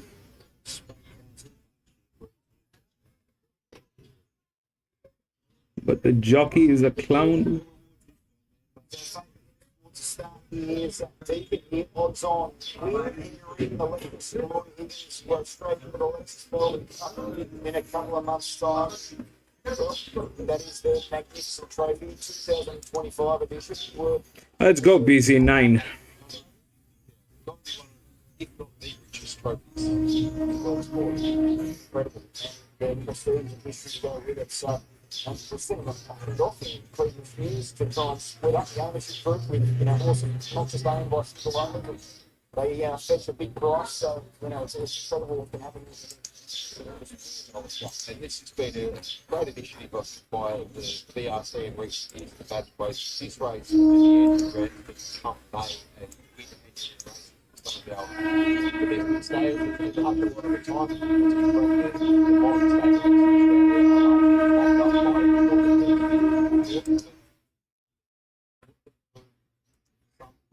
Qualifier race, and then the whole program is yesterday and it must have been rather than trying to qualify alongside having contestants on the road.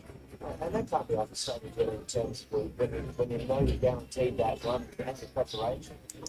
How you can plan that going forward. 9 has to run. All that 9 has to do is keep running. That's all.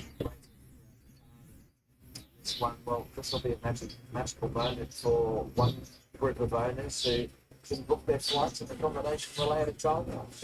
Make mistakes up through along the way through. Hutch, we're going to have an opportunity just in the portion of our screen to just relive what Deacon was able to produce in that Saturday night cup. It was an opportunity for him to step up in trips to 2,500 metres for the first time in Australia. Had been to 2,400 in his handful of starts in the Northern Hemisphere. What was it about this performance? And perhaps the fortunate qualities where Daniel's really big and set up quite a breeze of $6, mostly played at $7 earlier. If you watch it for spoken race, because the start, it was quite willing early. There were a little bit of pressure. We found a prominent spot. The pace of the race was solid. He was entitled to puncture a little bit more than he did. He was taking on some horses here that were in stellar form, had completed all their media level and racing well. He lapped it up, drew clear on goal. Now, to offset that somewhat, you might say, well, look, it's been very leaders at the valley. It's probably, some of those distance races, you did see it in that little bit, but they went to working on trying to find a lead at pace and bring a bit more honourable. Whichever way you've done it, that was a high-rating race. There was a race where he put up a margin, and he's just done a state. It looks like he's got more to offer. It's a sense of time as well for us. I'm not surprised that that's really good. That said, please, you'll make So we get a stalls, Garrett Chico is the first one alive. See all the pace that he got much reserve Way into this race, it's headed to race Australian Heritage Club. Mostly cloudy going in, but also slope the program. I thought he was short enough at 210, 220. Deacon loading. That's a wrong answer. The market's kept coming forward. So I guess front of the way for the little about the 300 metres at the 2,600. Luke Curry on stop, but coming forward. 100 metres the distance. Spot making a decent upper man goes in. So Garrett Chico, who won on Melbourne Cup Day, the Australian Heritage Cup, is there as barrier number 1. There's a ticket race for this event. As Sabacia Breeze is about to load, Spaycaster coming up, a red cap with John McNeil aboard. So getting close as Spaycaster moves forward, Inevitable Award goes in, and Berkshire Breeze is going to be the last. They start at the 300 metres here at Flemington and then down to the post and the lap of this famous course. They're set for the Lexus Roy Higgins. Golden ticket race for the Cup, and away they go. Silent Surrender away only fairly. Garrett Chico hopped out of the machine along the inside, but is up there with the leaders, with also Spadecaster and Smokin' Romans as they run past the judge with a lap of famous Flemington to go. Newfoundland with the blinkers on for the first time is pushing up. So Smokin' Romans in front of Spadecaster and Newfoundland. Dropping in behind them is the favourite Deacon. In plenty of air outside of Garrett Chico. Two for the back is mostly cloudy, and then the Adelaide Company of Silent Sorrente Next in the field, Inevitable Award, who's 3 wide around Stockman, Edna Rosso, and Berkshire Breeze is at the end of the field. And the Riverside, 2,000 metres to go. Smoke and Roman steadied in front by 3/4 of a length to Newfoundland. Spaycaster is third, and the odds-on favourite Deacon is fourth one off the fence. A length and a quarter, Garachico, and then came Mostly Cloudy. Sala Sorrente next on the fence. Inevitable Award is 3 wide and stuck there. In between horses, Stockman, a length Edna Rosso, and last of all is Berkshire Breeze. And from first to last, it would be about 9 lengths. So they reach the 1,600 metres. Smoke and Romans at only a steady fraction by about a half length Newfoundland. Spaycaster is third, and fourth is Deacon, having a lovely run. Garachico is fifth on the inside, the Australian Heritage Cup winner. Mostly Cloudy is in 6th place, a length and a half to Silent Sorrente, who's in limited. Yeah, but the jockey is a problem. I am on that too, Lewis. And at the tail of the field, PC is on that too. PC actually inspired me to go with it. I would have stepped out. With Mostly Cloudy. Mostly Cloudy's trying to cross Smoke and Romans, but Smoke and Romans is going to kick up. So the race is on early as they reach the 950. Mostly Cloudy went off the fence about a half neck. Smoke and Romans, a length away Newfoundland. They were followed by Spaycar. Dude, this is where you gotta work. Place about 4 off the front. Next This to the is field, Inevitable Award this is and the a half point run. where Behind those, Garachico, Berkshire Breeze, Stockman drops away. Sala Sorrente second last. this is where you need to bring it to the front. Dude, you are in traffic. Okay, fair enough. Go now, run. There's only one thing left which you have to do is run. Two favourites. Mostly Cloudy, 300 metres to go. Run, baby, run. Don't be a clown today, please. For God's sake, don't be a clown today. Come on, run. Deacon's won it from Berkshire Breeze. 4 lengths away, Mostly Cloudy, followed by Garachico, Newfoundland. Stockman and Silent Sorrente, Inevitable Award at Rosso, Smoke and Romans, and Spaycaster along last. OTI's pursuit have to find the favourite with 5 Philip Stone and Deacons to book his place. Booked a spot in the Curry Higgins. And that's the way to do it. Has defeated Berkshire Breeze. The 3 had advantage, that's true. The 3 had advantage. Fantastic battle up the straight. At this distance, 6 will be the placings. 3, 9, and 6 will be the placings. He's really Higgins for Deacons. Everything pans out beautifully. it's a hard man. Says thanks.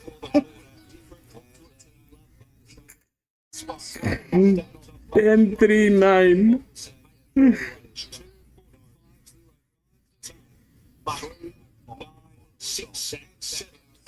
3, 9, 6, and 7. 3, 9, 6, and 7. Jackie, you've got a golden ticket. Yeah, exciting. You know, like, such cool horses. And can't thank Tyrion who owns Stacey and the team. Just took a fantastic job. Just to be riding him and have a great first get the job done. That's just big thrill.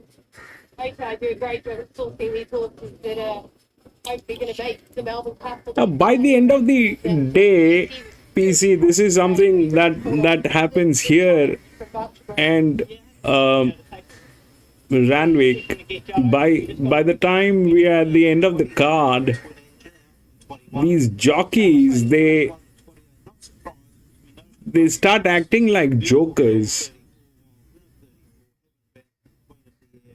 They just want to. 2, 3, and 10. That is pure 4, 3, 2. monkey business. Choice.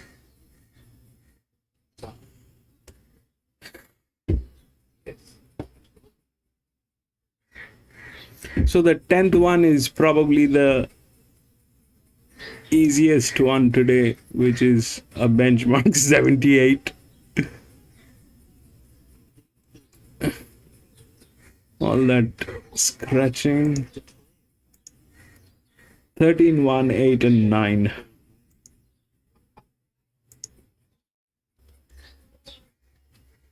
I said, there's a horse in the last called Declared, and she's got a part share. I think she had 20% actually. Yeah, so I said, I wonder if you had anything to do with the name Declared.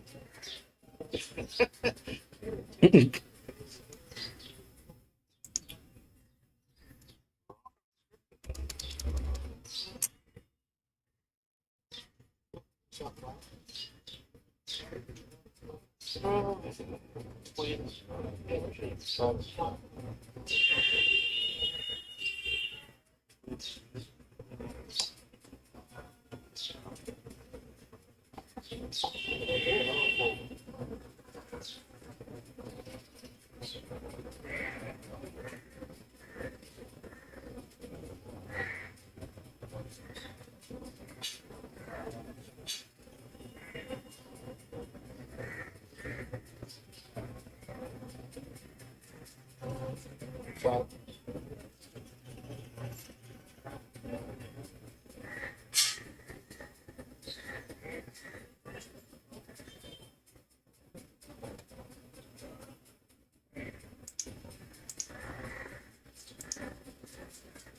Three on the end, copy.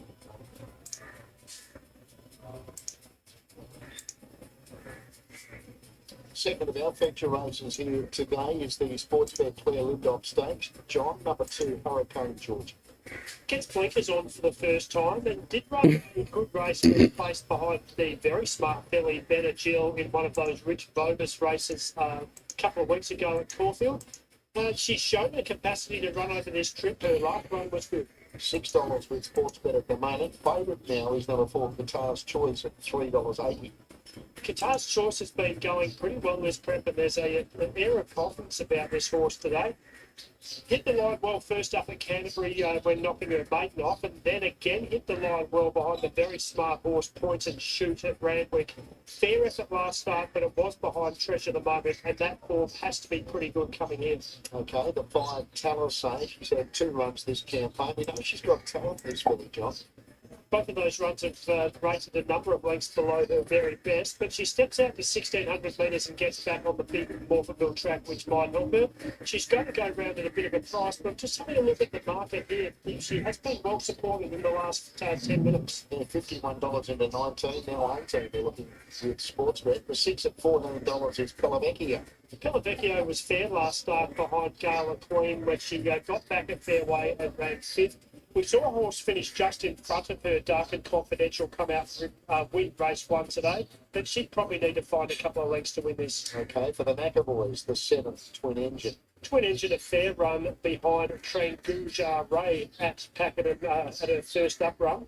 She's going to be fitter for that, and the fact that she resumed over 1,400 suggests that the McAvoys would have had her pretty fit to go early in her campaign. $31 right at the moment. The 8 is Beautiful Jewel, which has only had 1 run for Travis Dowdle. It was a very good run too. She had jumped out very well leading into that first run for Travis, and she put it on the board as well. She led them up.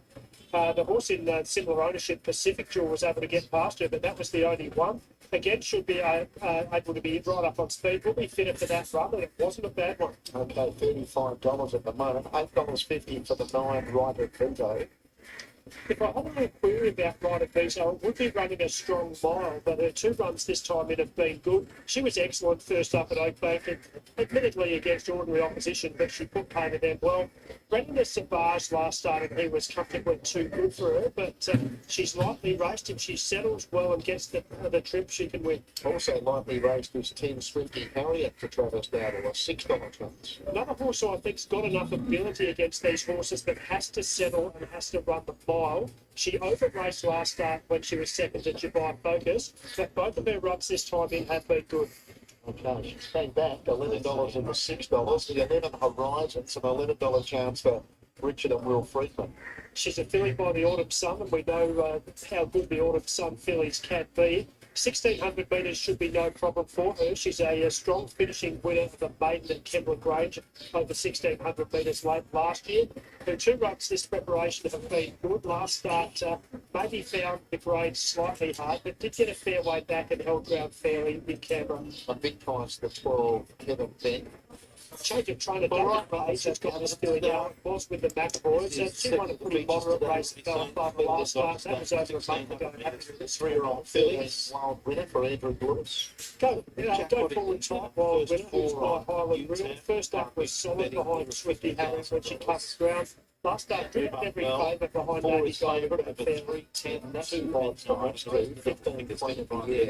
Just going fairly, Queen of the Air. First up run was solid when she only got beaten 2 lengths by just the start. But Dubai focused as lead there by over 6 lengths, both their last 2 runs, so I have to say no to that.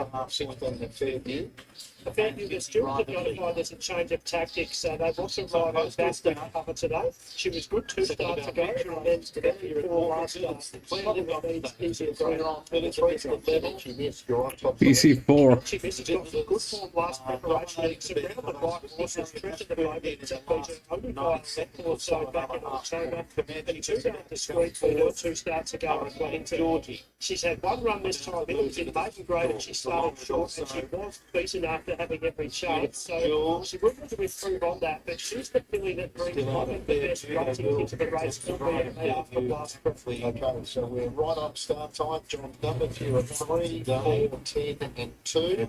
Same 4 numbers for Brewer. He's got 4, 3, 2 and 2. Let's do it. Sports come up over the point of the air. And we will be ready to run. First of the features, won by Aviatress, Jake Tyrone, Richard and Chantel Jolly. In the Matrice Stakes, this is the Claire Lindop Stakes to the 3-year-old fillies. A Fairview comes forward, Queen of the Air to join them. And it's $3.50 for Comanche Miss, who's been spec'd in the last 30 to 60 seconds. Set to run. Light on. Race 8 ball for Bill. 1 or 2 fidgety, wider out. Gates open, they're off. And one of the best to begin was Swifty Harriet. Well, missing the start was Heaven Bent. It's out the back early with a Fairview and Pellavecchio. First away, though, was Swifty Harriet. And Swifty Harriet takes up the lead.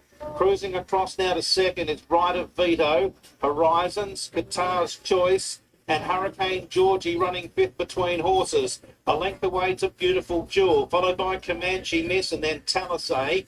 Wider out is Queen of the Air, and she's pulling out there on the outside of Twin Engines, Wild Winner.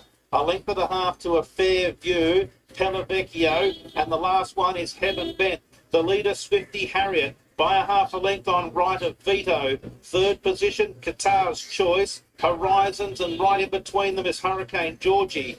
2.5 further back is Beautiful Jewel, 3 deep on the outside of Comanche Miss, and then Talisay. Next one then is Twin Engine, 700 metres to run. From Queen of the Air, Wild Winner. These are a long way back in the field. Heaven Bent, Pellavecchio, and a Fairview's being eased up. 500 metres to run in the Claire Lindop. And Swifty Harriet clicked up into another gear, and she zoomed away, cornering in. Qatar's Choice, Horizons. Moving out into the middle is Beautiful Jewel, in company with Hurricane Georgie. Swifty Harriet kept going. Now Beautiful Jewel coming with gusto. So too Comanche Miss. Comanche Miss and Beautiful Jewel. It's Comanche Miss finding more than Beautiful Jewel. Comanche Miss is the stronger in the Claire Lindop. Wins a half a length. Comanche Miss from Beautiful Jewel. Swifty Harriet, and then Hurricane Georgie from Horizon. The next one finishing right out of the middle was Pellavecchio. Further back at the head of the others was Queen of the Air. Heaven Bent picked up a few in the stretch. Some of those were 3. Talisay, who finished probably... Right, so this is what we have for the 10th one. The 13 is the favorite. It's again going to be the straight run. It's again going to be the straight run. And the linear is 12. The linear is 12, which is not there within the odds. 1 is there. 1 is in very good hands. These people are disastrous. These people are disastrous. That's mismanagement right there. That's a dysfunctional situation. So that is the first linear. The second linear is 1. So if the first linear is defaulted, then ideally it should be the second one. That's 12, and that is 1.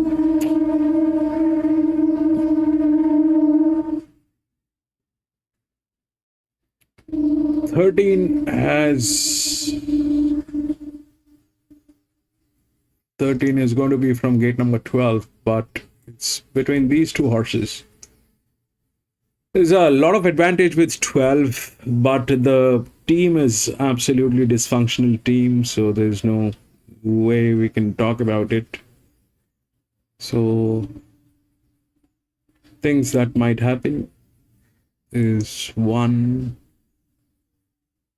will win. 13. The extreme gates, man, these are extreme, but this is a straight run. That's also there. So gates will not matter.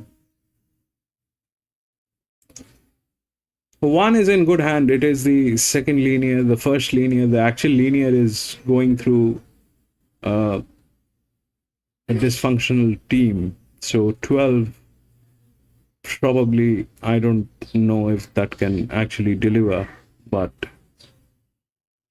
through the handicapping, it is very capable of doing that. And 1.4 actually.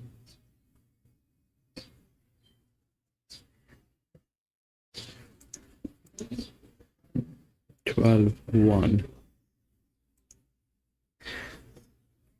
Then 13, then 8. 9, they've taken 9 is this one, which has a lot of advantage. It is like that. Then why not this one? The extreme gates, these are like the outer gates. 9. Then if the 9 is there within the odds, then 12 is from gate number 2, which is the linear. What's going on is something beyond my understanding.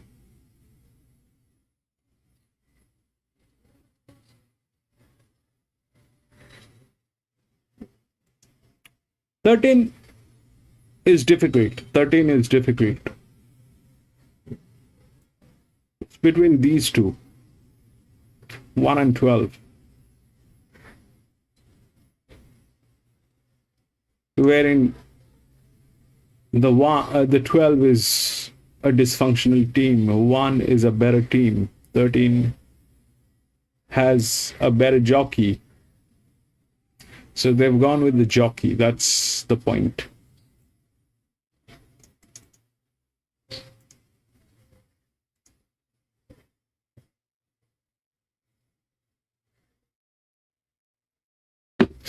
These jockeys are slaughtering everything. Yes, true. I'm going to be back from the washroom in a jiffy. I'm going to be back from the washroom.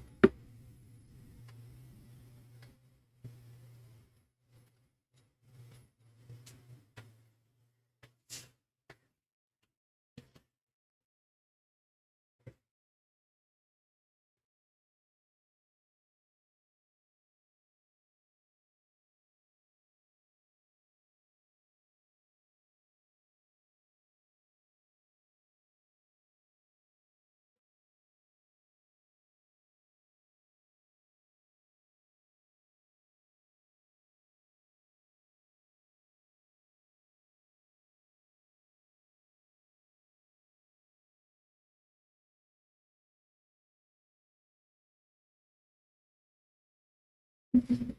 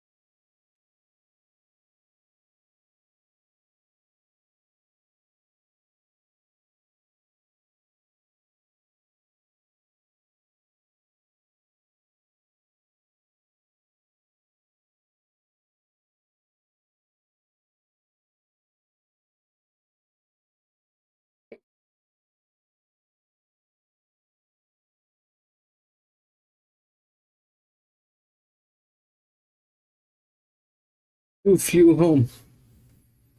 Beautiful. 1 4 bucks.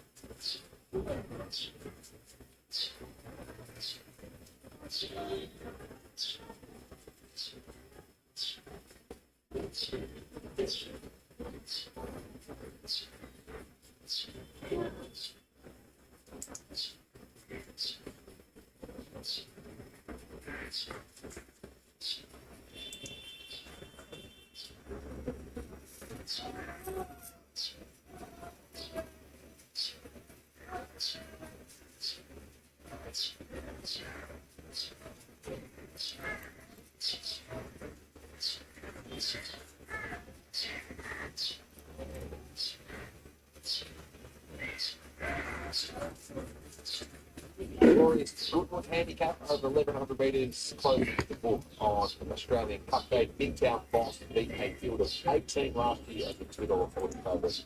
Impressive enough. El Regal behind him. My Temptation, 4 from 5, and thus far he's in the back up from the Valley Field. And the way that Inver trains his horses, he's not generally overly tough on them. So for him to be backing up the horses in the set days, I think he must have been very pleased with the way that he's pulled up from his run last week at Mooney Valley. Clearly he didn't perform in those conditions, but it was very tough. The first time he'd seen a track that was quite wet.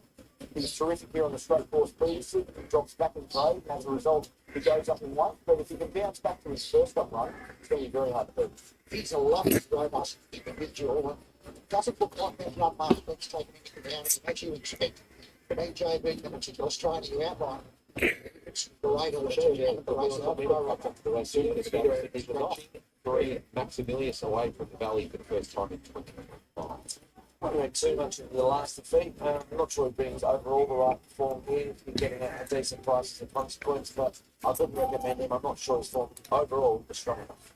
From a fitness point of view, he's right there. He's a horse that doesn't carry out a lot of position when he's up and running, and he presents very fit and ready to go. Well, Poyfit, this is the shortest trip she's tackled in her career.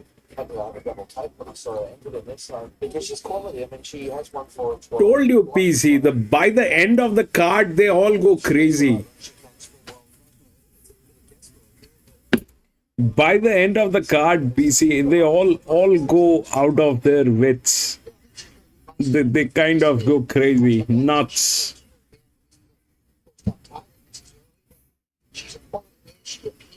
They just want to get home.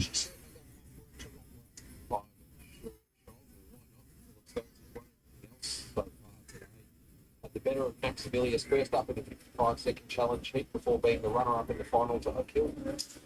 Yeah, look, this is a very fast horse, and Philip Stokes is in a better form in this horse. I think where he's strong, where he's likely to end up, he might take a lot of reeling in now. I could certainly entertain him at $13.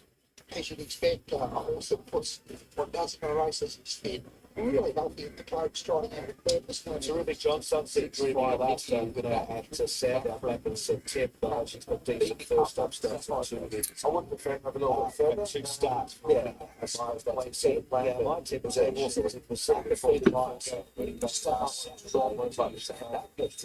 Back is fine. Shooting truck down. That's great as well. First off, been very good over 955. The Valley would like to sit here behind my semi. Just might have a straight and down. That needs to be chance of starting to be. The thoughts of Mark Hunter about very good. The last performance was overdue because I run at Rose Hill prior. Being in Boston Roxicana was very good. So I think this is a horse that could really make his presence felt, and I like to catch it a strong game. So another horse with a beautiful rich dark coat. The coat's just absolutely going. Presents right at the top of his game. 9 Wolfies had a really good time, especially racing up the straight. Gets a bit of a weight swing on My Temptation. Yeah, I've had a little bit of enough of him, but he's a horse that's ready to win. I mean, some of these runs at their feet have been absolutely enormous. He just lacks that little bit of pace, so he's conceding ground. But if they ride into the line and they find that inside fence where he's drawn, then he may even launch late. He's holding together really well throughout preparation. He's got a really good attitude in the yard. He wears the red earmuffs, but there'll be more proportion than anything. He's not wasting an ounce of energy. 10 Lamazoo has just headed out. Carly and Heffel aboard. Sticks at 1100 second up. Yes, and second up, I thought the first up run was okay behind Samantha. Certainly no disgrace there, and a mare that does have some upside, so she's not the worst here. She's got some attitude. She can have it at the barriers. She can have it in the mounting yard, but Sloan will learn how to manage her as best they can. She presented in good order. Well, Evans is scratching 12 Lar Defence. Got a great record so far, Zed, but hasn't been seen at the races since 2 days prior to Christmas in 2023. Interesting lightning race galloper for Will Clark and Video Show to come across from South Australia off such a long break. Hasn't been on the scene for 462 days. He did go 4 from 4 last campaign, so rising from a maiden right through to a couple of nice Saturday victories. Difficult to sort of assess exactly where he is at, but if we can put him on a float for second across to Victoria, Even though he's been very soft in the market, I am wary as to where he may be up. He has drawn an inside gate, so he's a nice one down on the fence. I don't have a profile on it, but with the amount of time he spent away from the track, he's obviously done plenty of work. Again, I would suggest that racing's going to help prove him, but he's got some muscle definition there, and he's certainly not getting too fresh in the yard. Jamie Mellon started the All that is gibberish. Why can't they just say that the team is absolutely nuts? All that they have to say is this horse is good, but the team sucks.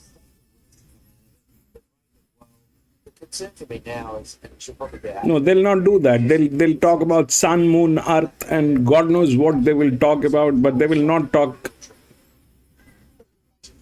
She's getting a fraction or just a little to the point. expect that. Again, she's not wasting a lot of energy to the stage where you'd be too concerned, but you just know she's off the track and she's ready to go. Philip Stokes and Daniel Stackhouse looking for respective trebles with a 14.0. Yeah, it's I think merits respect. $11 looks a fair price. I think when you look at his form, he was good behind that. My temptation, nothing wrong with that form. Yeah, lovely style of horse, nice and fit now with a bit of recent racing under the belt, no negatives. Return to form for the 15 Kodago first up. That was a pleasing run. I think this is harder than us seeing that, but if you can go on with that and improve that couple of legs, maybe you can figure. Yeah, looks to have taken some nice improvement from that first up run. 2 Gold Coast.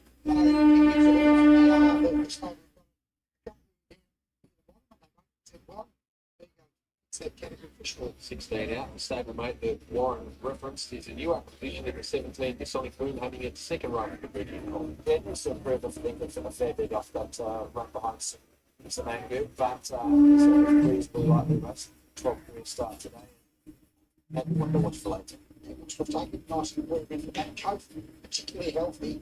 Still got a bit of freshness in the legs, the attitude. 6 EW. Long time dreaming, broke through the 5th up at the ball. Yeah, good performance from Herbert. Yes, by the end, these people, they'll mess up everything, man. They will mess up everything. I like the one, but I don't know whether it will deliver.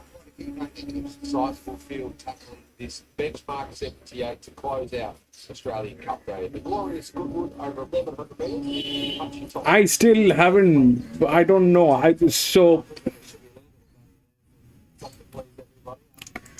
So the 12 is good. The 12 is the linear. It comes from gate number 2. Honestly speaking, my heart is with 12. But they kind of a messed up team. They're kind of a messed up team. The one is the second one, which is in good hands. So that's a chance.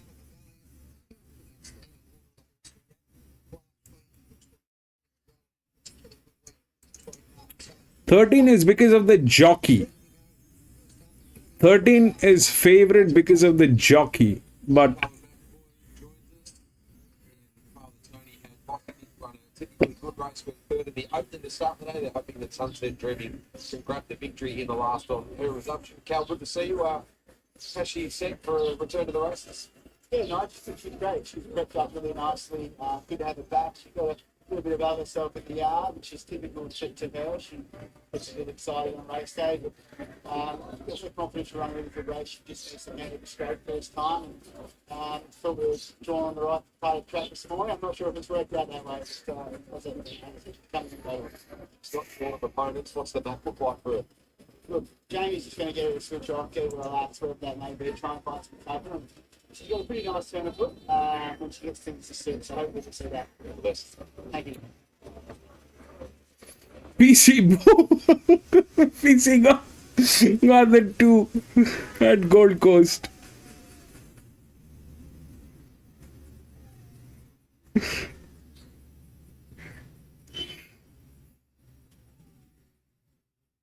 Boom, boom.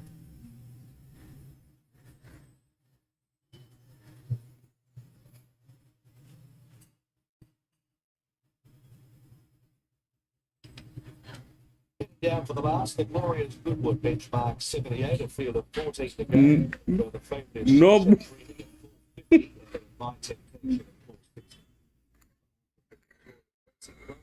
Arman 12, EW 13, 19, 14, 6. Am I right in saying this is clashing with St Kilda and Richmond at Marvel Stadium for EJ? 13, 19? Where did you get a 19? Hopefully he's got the phone out for this. What was the process to see the horse back up from the valley last Saturday? I can see up till 18. Where is 19? There's no 19.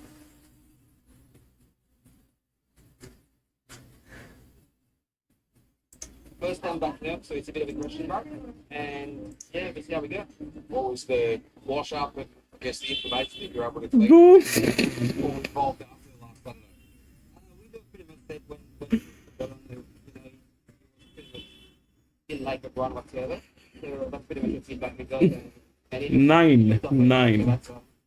Good to hear he's come through that okay and ready to present. Brian, all the best. Yeah, thank you.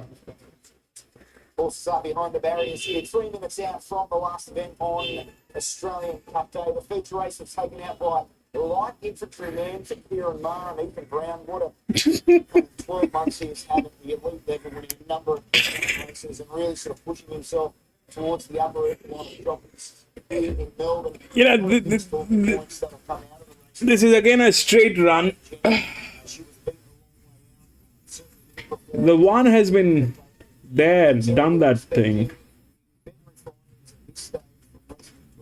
Stewards said there's been nothing significant that has been surfaced, but imagine One. give her a couple of days. Maybe something that emerges and There's nothing best right now, sir. Everything is prone to go absolutely wrong. PC wants the boom. Anybody says boom, it'll go boom.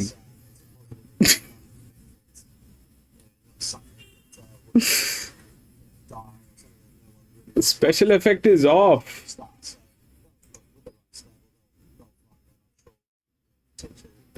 Oh God. No. So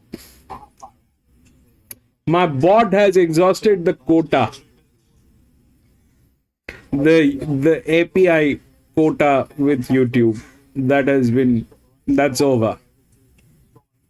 It renews every 24 hours. The quota for today is over. So no boom.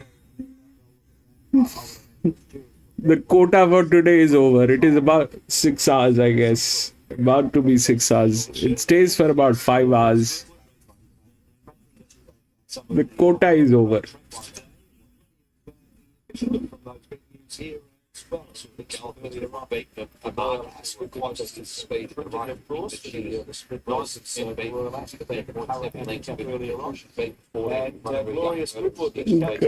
will renew in 24 hours, Automan. I can't put it on. It will renew in 24 hours. 9 win Flemington.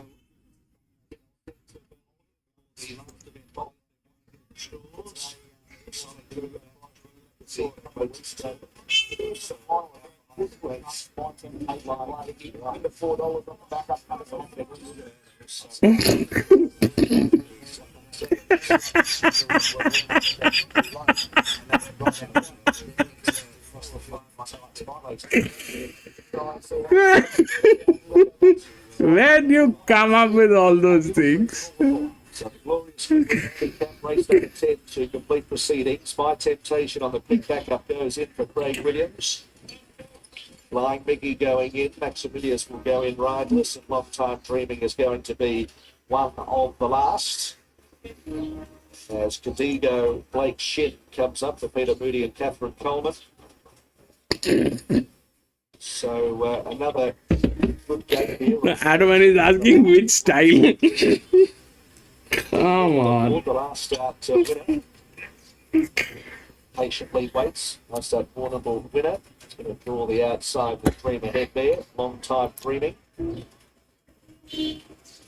So we just await on her as Maximilius has gone up riderless with 0 stands well. Long Time Dreaming forward and the field is locked away. Race number 10, 1100s.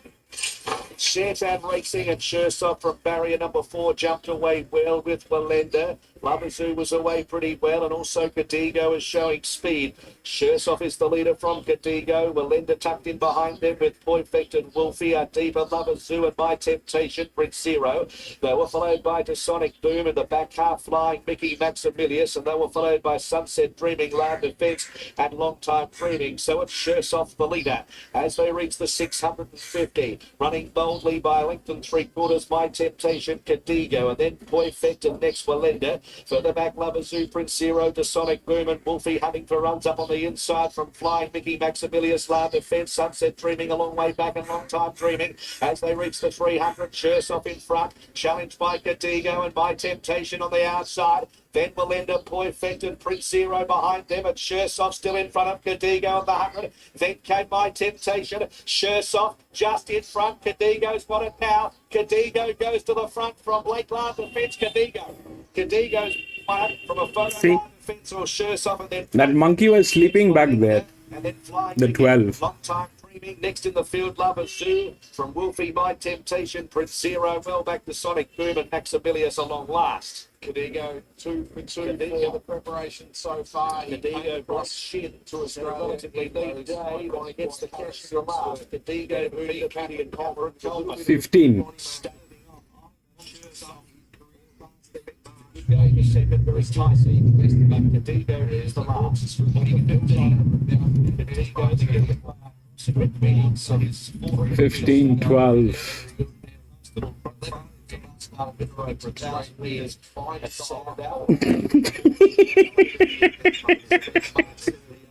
Chasing his speed. Looks like 15, 12. The 12 was sleeping back there. I expected something like that. That it is going to be sleeping back there. 15, 12.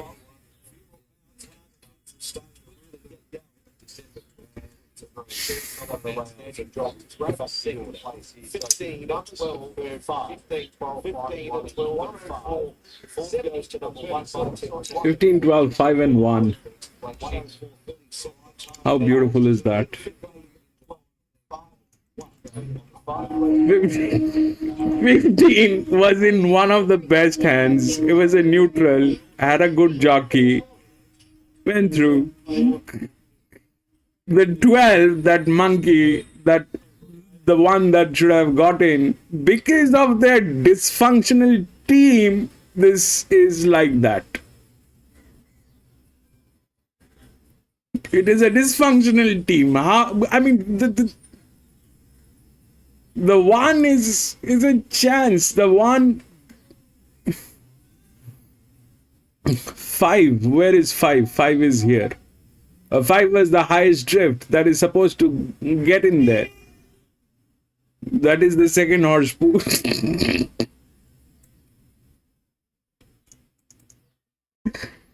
Man, this is crazy. Anyway, I think this is the last race at Moffat. Yep.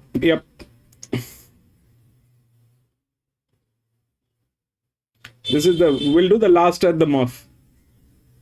We'll do the last at the Moff. This is probably the last at the Moff.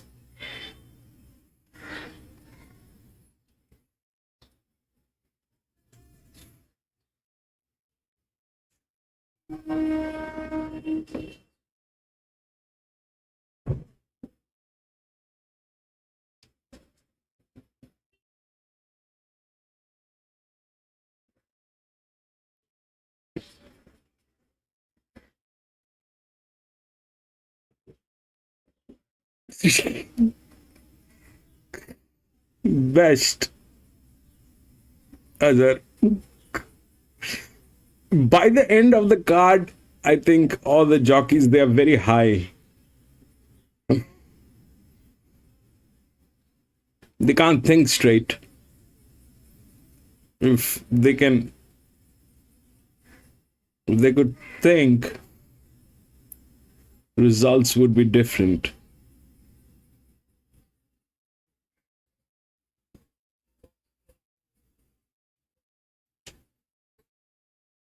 Up till 4th, 5th, I think it plays okay.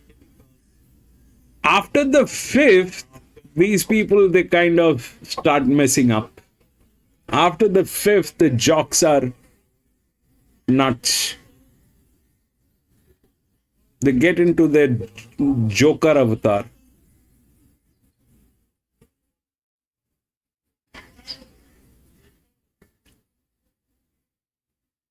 Jockeys turn jokers.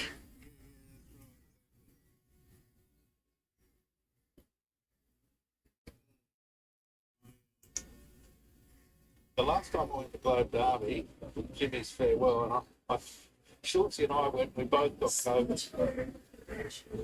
Yeah, so I think the truck sense, obviously.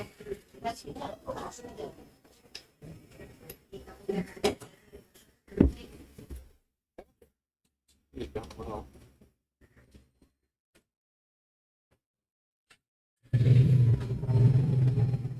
Yeah. I was hoping that might be the case, but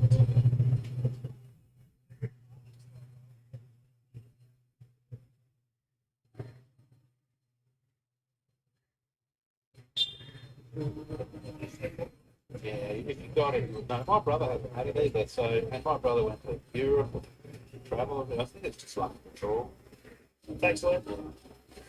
Blair and I had it. We travelled from here to Singapore and here to Bangkok and Hong Kong and whatever. And then we got on a plane and went to Sydney and got it. So actually, I think I got it before we went to Sydney, so I might have been.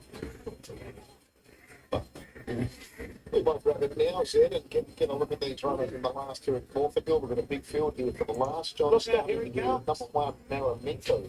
He was pretty solid last preparation. It ended up with him winning a race of over 1,800 metres here at Caulfield. He's obviously going to be better off over further than this 1,200 first up. His most recent barrier trials, he was third to make it at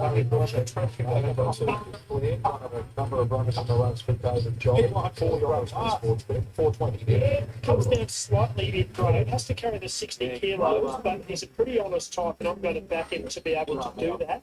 David Jolly put blinkers on him 3 starts ago, and his form's been good since that gear change. I thought he was excellent 3 starts ago behind Savage, when arguably he should have won. Fifth to Bakil is certainly not bad form either, and then second to Rawarica, who ran well again today. He's got the right form, I think he'll be in a good spot somewhere near the speed. 350 and 360 declared, $4 unchanged. He's had 2 runs this time in, and they've both been fast. 12. So, dropped back to class 1 grade at Oakbank. It came from a long way off to round them up easily. So last start was Adelaide Cup Day, ran third to She's Extravagant, when again he got back and made ground. He's made a couple of errors recently out of the gates. He won't want to do that from that inside gate. That would be my main worry. I think he has next top panel of all. I turned around and then I turned this way. Someone's right in one of those moments where he was pretty good in that Adelaide Magic Millions race since Shady Beaker won. He runs any great tempo. He's selling wide midfield and was solid to the line. He has mixed his form a little bit recently, but his most recent run was good. The biggest fruit will be how far back he gets from that gate.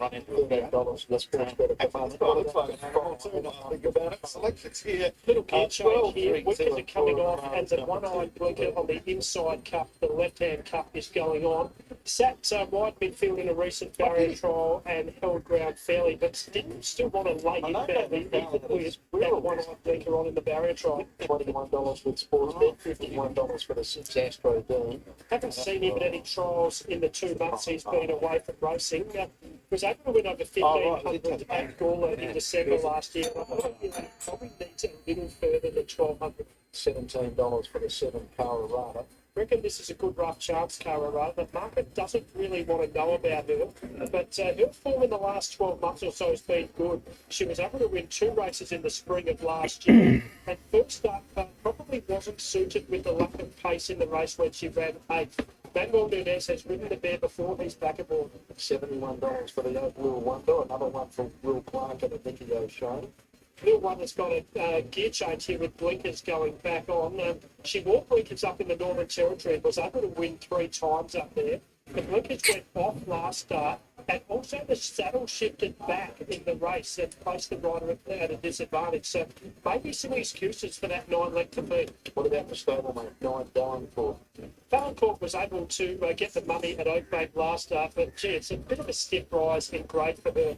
She's an honest mare, but her rating suggests she's clearly better suited at Wednesday grade. She'll be on speed. I think they'll run over it. Okay, $14 sports bet. Next to Stone Jolly, 10 Shins Tenacious, which is a newcomer to the stable. Next is sort of wild horse. She's Tenacious, the Grand Syndicate seconds. Into this, most recently was put up in riding and didn't respond much. On a jump out, you'd be happy to risk her, and the market certainly is. What's that? Skidder. Skidder, we know, is an Oakbank specialist, and she's yet to show that good form that she has an Oakbank really away from Oakbank. She was there last night. The video just wide gate makes it hard, and as a result, he's getting huge odds. Okay, there's been some money for 12 Star Serious, John. It's in the $5. I know this is one that you're keen on, Terry, and she did run really well last start, second to Palmer Jamira. There's been some good form come out of that race. They've been Dixie about 20. She's always strong at the finish of her races. Middle draw is a good draw for her, but Jake Toro's in good form. Okay, the 13 Star Time. Philip Stokes has had a great day. Not often you see horses and Philip Stokes go round and somewhere up there. She was able to run on strongly to win in November last year here, but her form since that race has been played, and last start at Boston she did absolutely nothing. $81 at the moment. That's the next one we have a look at for Randwick Lewis. Second up after a good first up run behind Cork Harbour. She's a consistent mare. Interestingly, she stays at 1,200 metres. Most of her form is over further than that, but maybe programming just suggested there wasn't a suitable race over a little further. She's probably got ratings that are a couple of lengths below where she needs to be either. I thought there were others better. 15 global term for Philip Stokes and Lachlan Nigel. They played one of the features today, winning the Claire Windop Stakes that combination. She's been a very noted drifter global turn. She's an interesting mare. She's got ability, but she's only got a little sprint. You've got to time her run well. If that happens and you've got Lockie Nindorf on board to help you, she could be in the finish. Initially, when markets opened, I was longer than the market. Now I'm shorter than the market due to that drift. And finally, number 16, which is Rain of 9. Trying 1,200 metres here, I reckon that'll find Rain of 9 out. Nearly all of her best form is at around about 1,000 metres or even shorter than that. Indeed, the only two races she has won have been 900s. Okay, your numbers for the last one. I've gone 2, 12, 3 and 7. I'm very confident that Claire will be somewhere in the finish. I'm hoping that he can get rewarded for his consistency with another win. Back since we started the yard, John, it's spaded now from reach to board. It's into about 330, 340 in Sportsman. It doesn't surprise me too much. I've got him favourite and very clearly favourite in my market. I think the map is good for Declared, and I'm a bit iffy with the map for Breach de Moor. I put the 12 in for Second Star Serious. I'm sure she'll run well. She just might be giving Declared 2 or 3 lengths start on the home turn. Breach de Moor for third, and I think the best is Carolina number 7. Brett's actually done 12 Star Series program on an each way basis. So Brett Davis coming home with the 12. Tremendous. There'll be 3 Breach de Moor, 2 Bill, and 4 gives some legends. In the place for a start, is John a Shannon the Jones, racing journalist, jockey manager, that's managed Wayne up for a long time. He's always sort of been able to bob up in the media somewhere now. He turns 80, I understand, on Monday. So sure you'll be watching all the best of your Mel and us betting and Well, Chantal, good luck to you, Mel.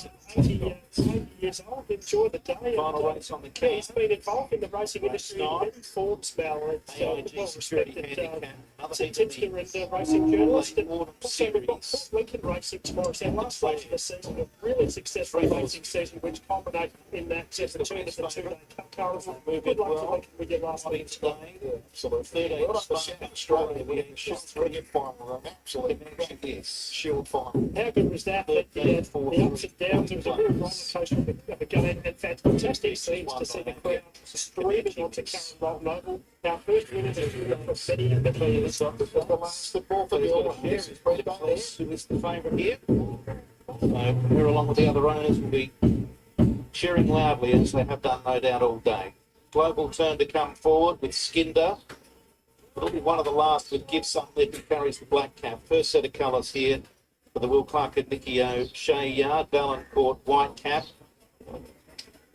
Port Lincoln tomorrow, 8-race card, final race meeting for the season over on the West Coast. Of course, the entree to our feature race coming up in 5 or 6 weeks continue here next Saturday at Morfordville. Now, there's one or two lurking behind. Skinder can often be troublesome, that barrier blanket. Has gone in. Jockey about to climb back aboard Justin Potter. Maramenko stands well alongside and gives some lip. Could give some cheek here. He can stay in contact through the first half. The light is on. Set to go. Race 9 is underway. Oh, it's a patchy start. Reached to more and under the cone are out the back early. Declared was one of the first horses to appear. Skinder and also Lil Wonder with Valancourt bursting through. Global Turn, Astro Dean, Star Tide, then She's Tenacious from Burning Bright nearer the inside. Carrarata, Star Sirius, Reach to more under the cone. They're all getting well back in the field with Reign of 9. And the last one is Give Some Lift.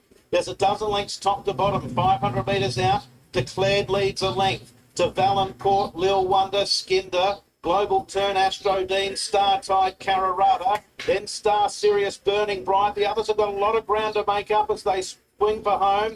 Where Declared turned in front, Valancourt sneaking through underneath, moving into it stylishly now, Global Turn, and she swept up to hit the lead. Global Turn going with Declared, Valancourt, Skinder, then Star Sirius from further back running on well. It's Global Turn and Declared. Star Sirius dropping off. That's 12. Sweeping to the Whoa! for Jakey and the jockeys.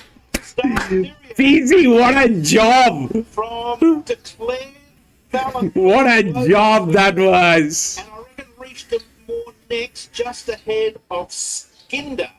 It wasn't much What a that job! does it? Brilliant! On the back of their heels was Reign of 9 with Burning Bright, and then That was brilliant. followed in next at the head of the others by Under the Cone, Astro Dean, Maramenko, and one of the last ones. Beautiful job, PC.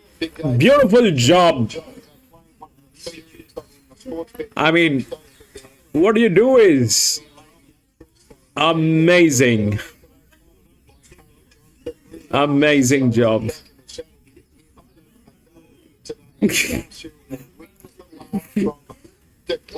12.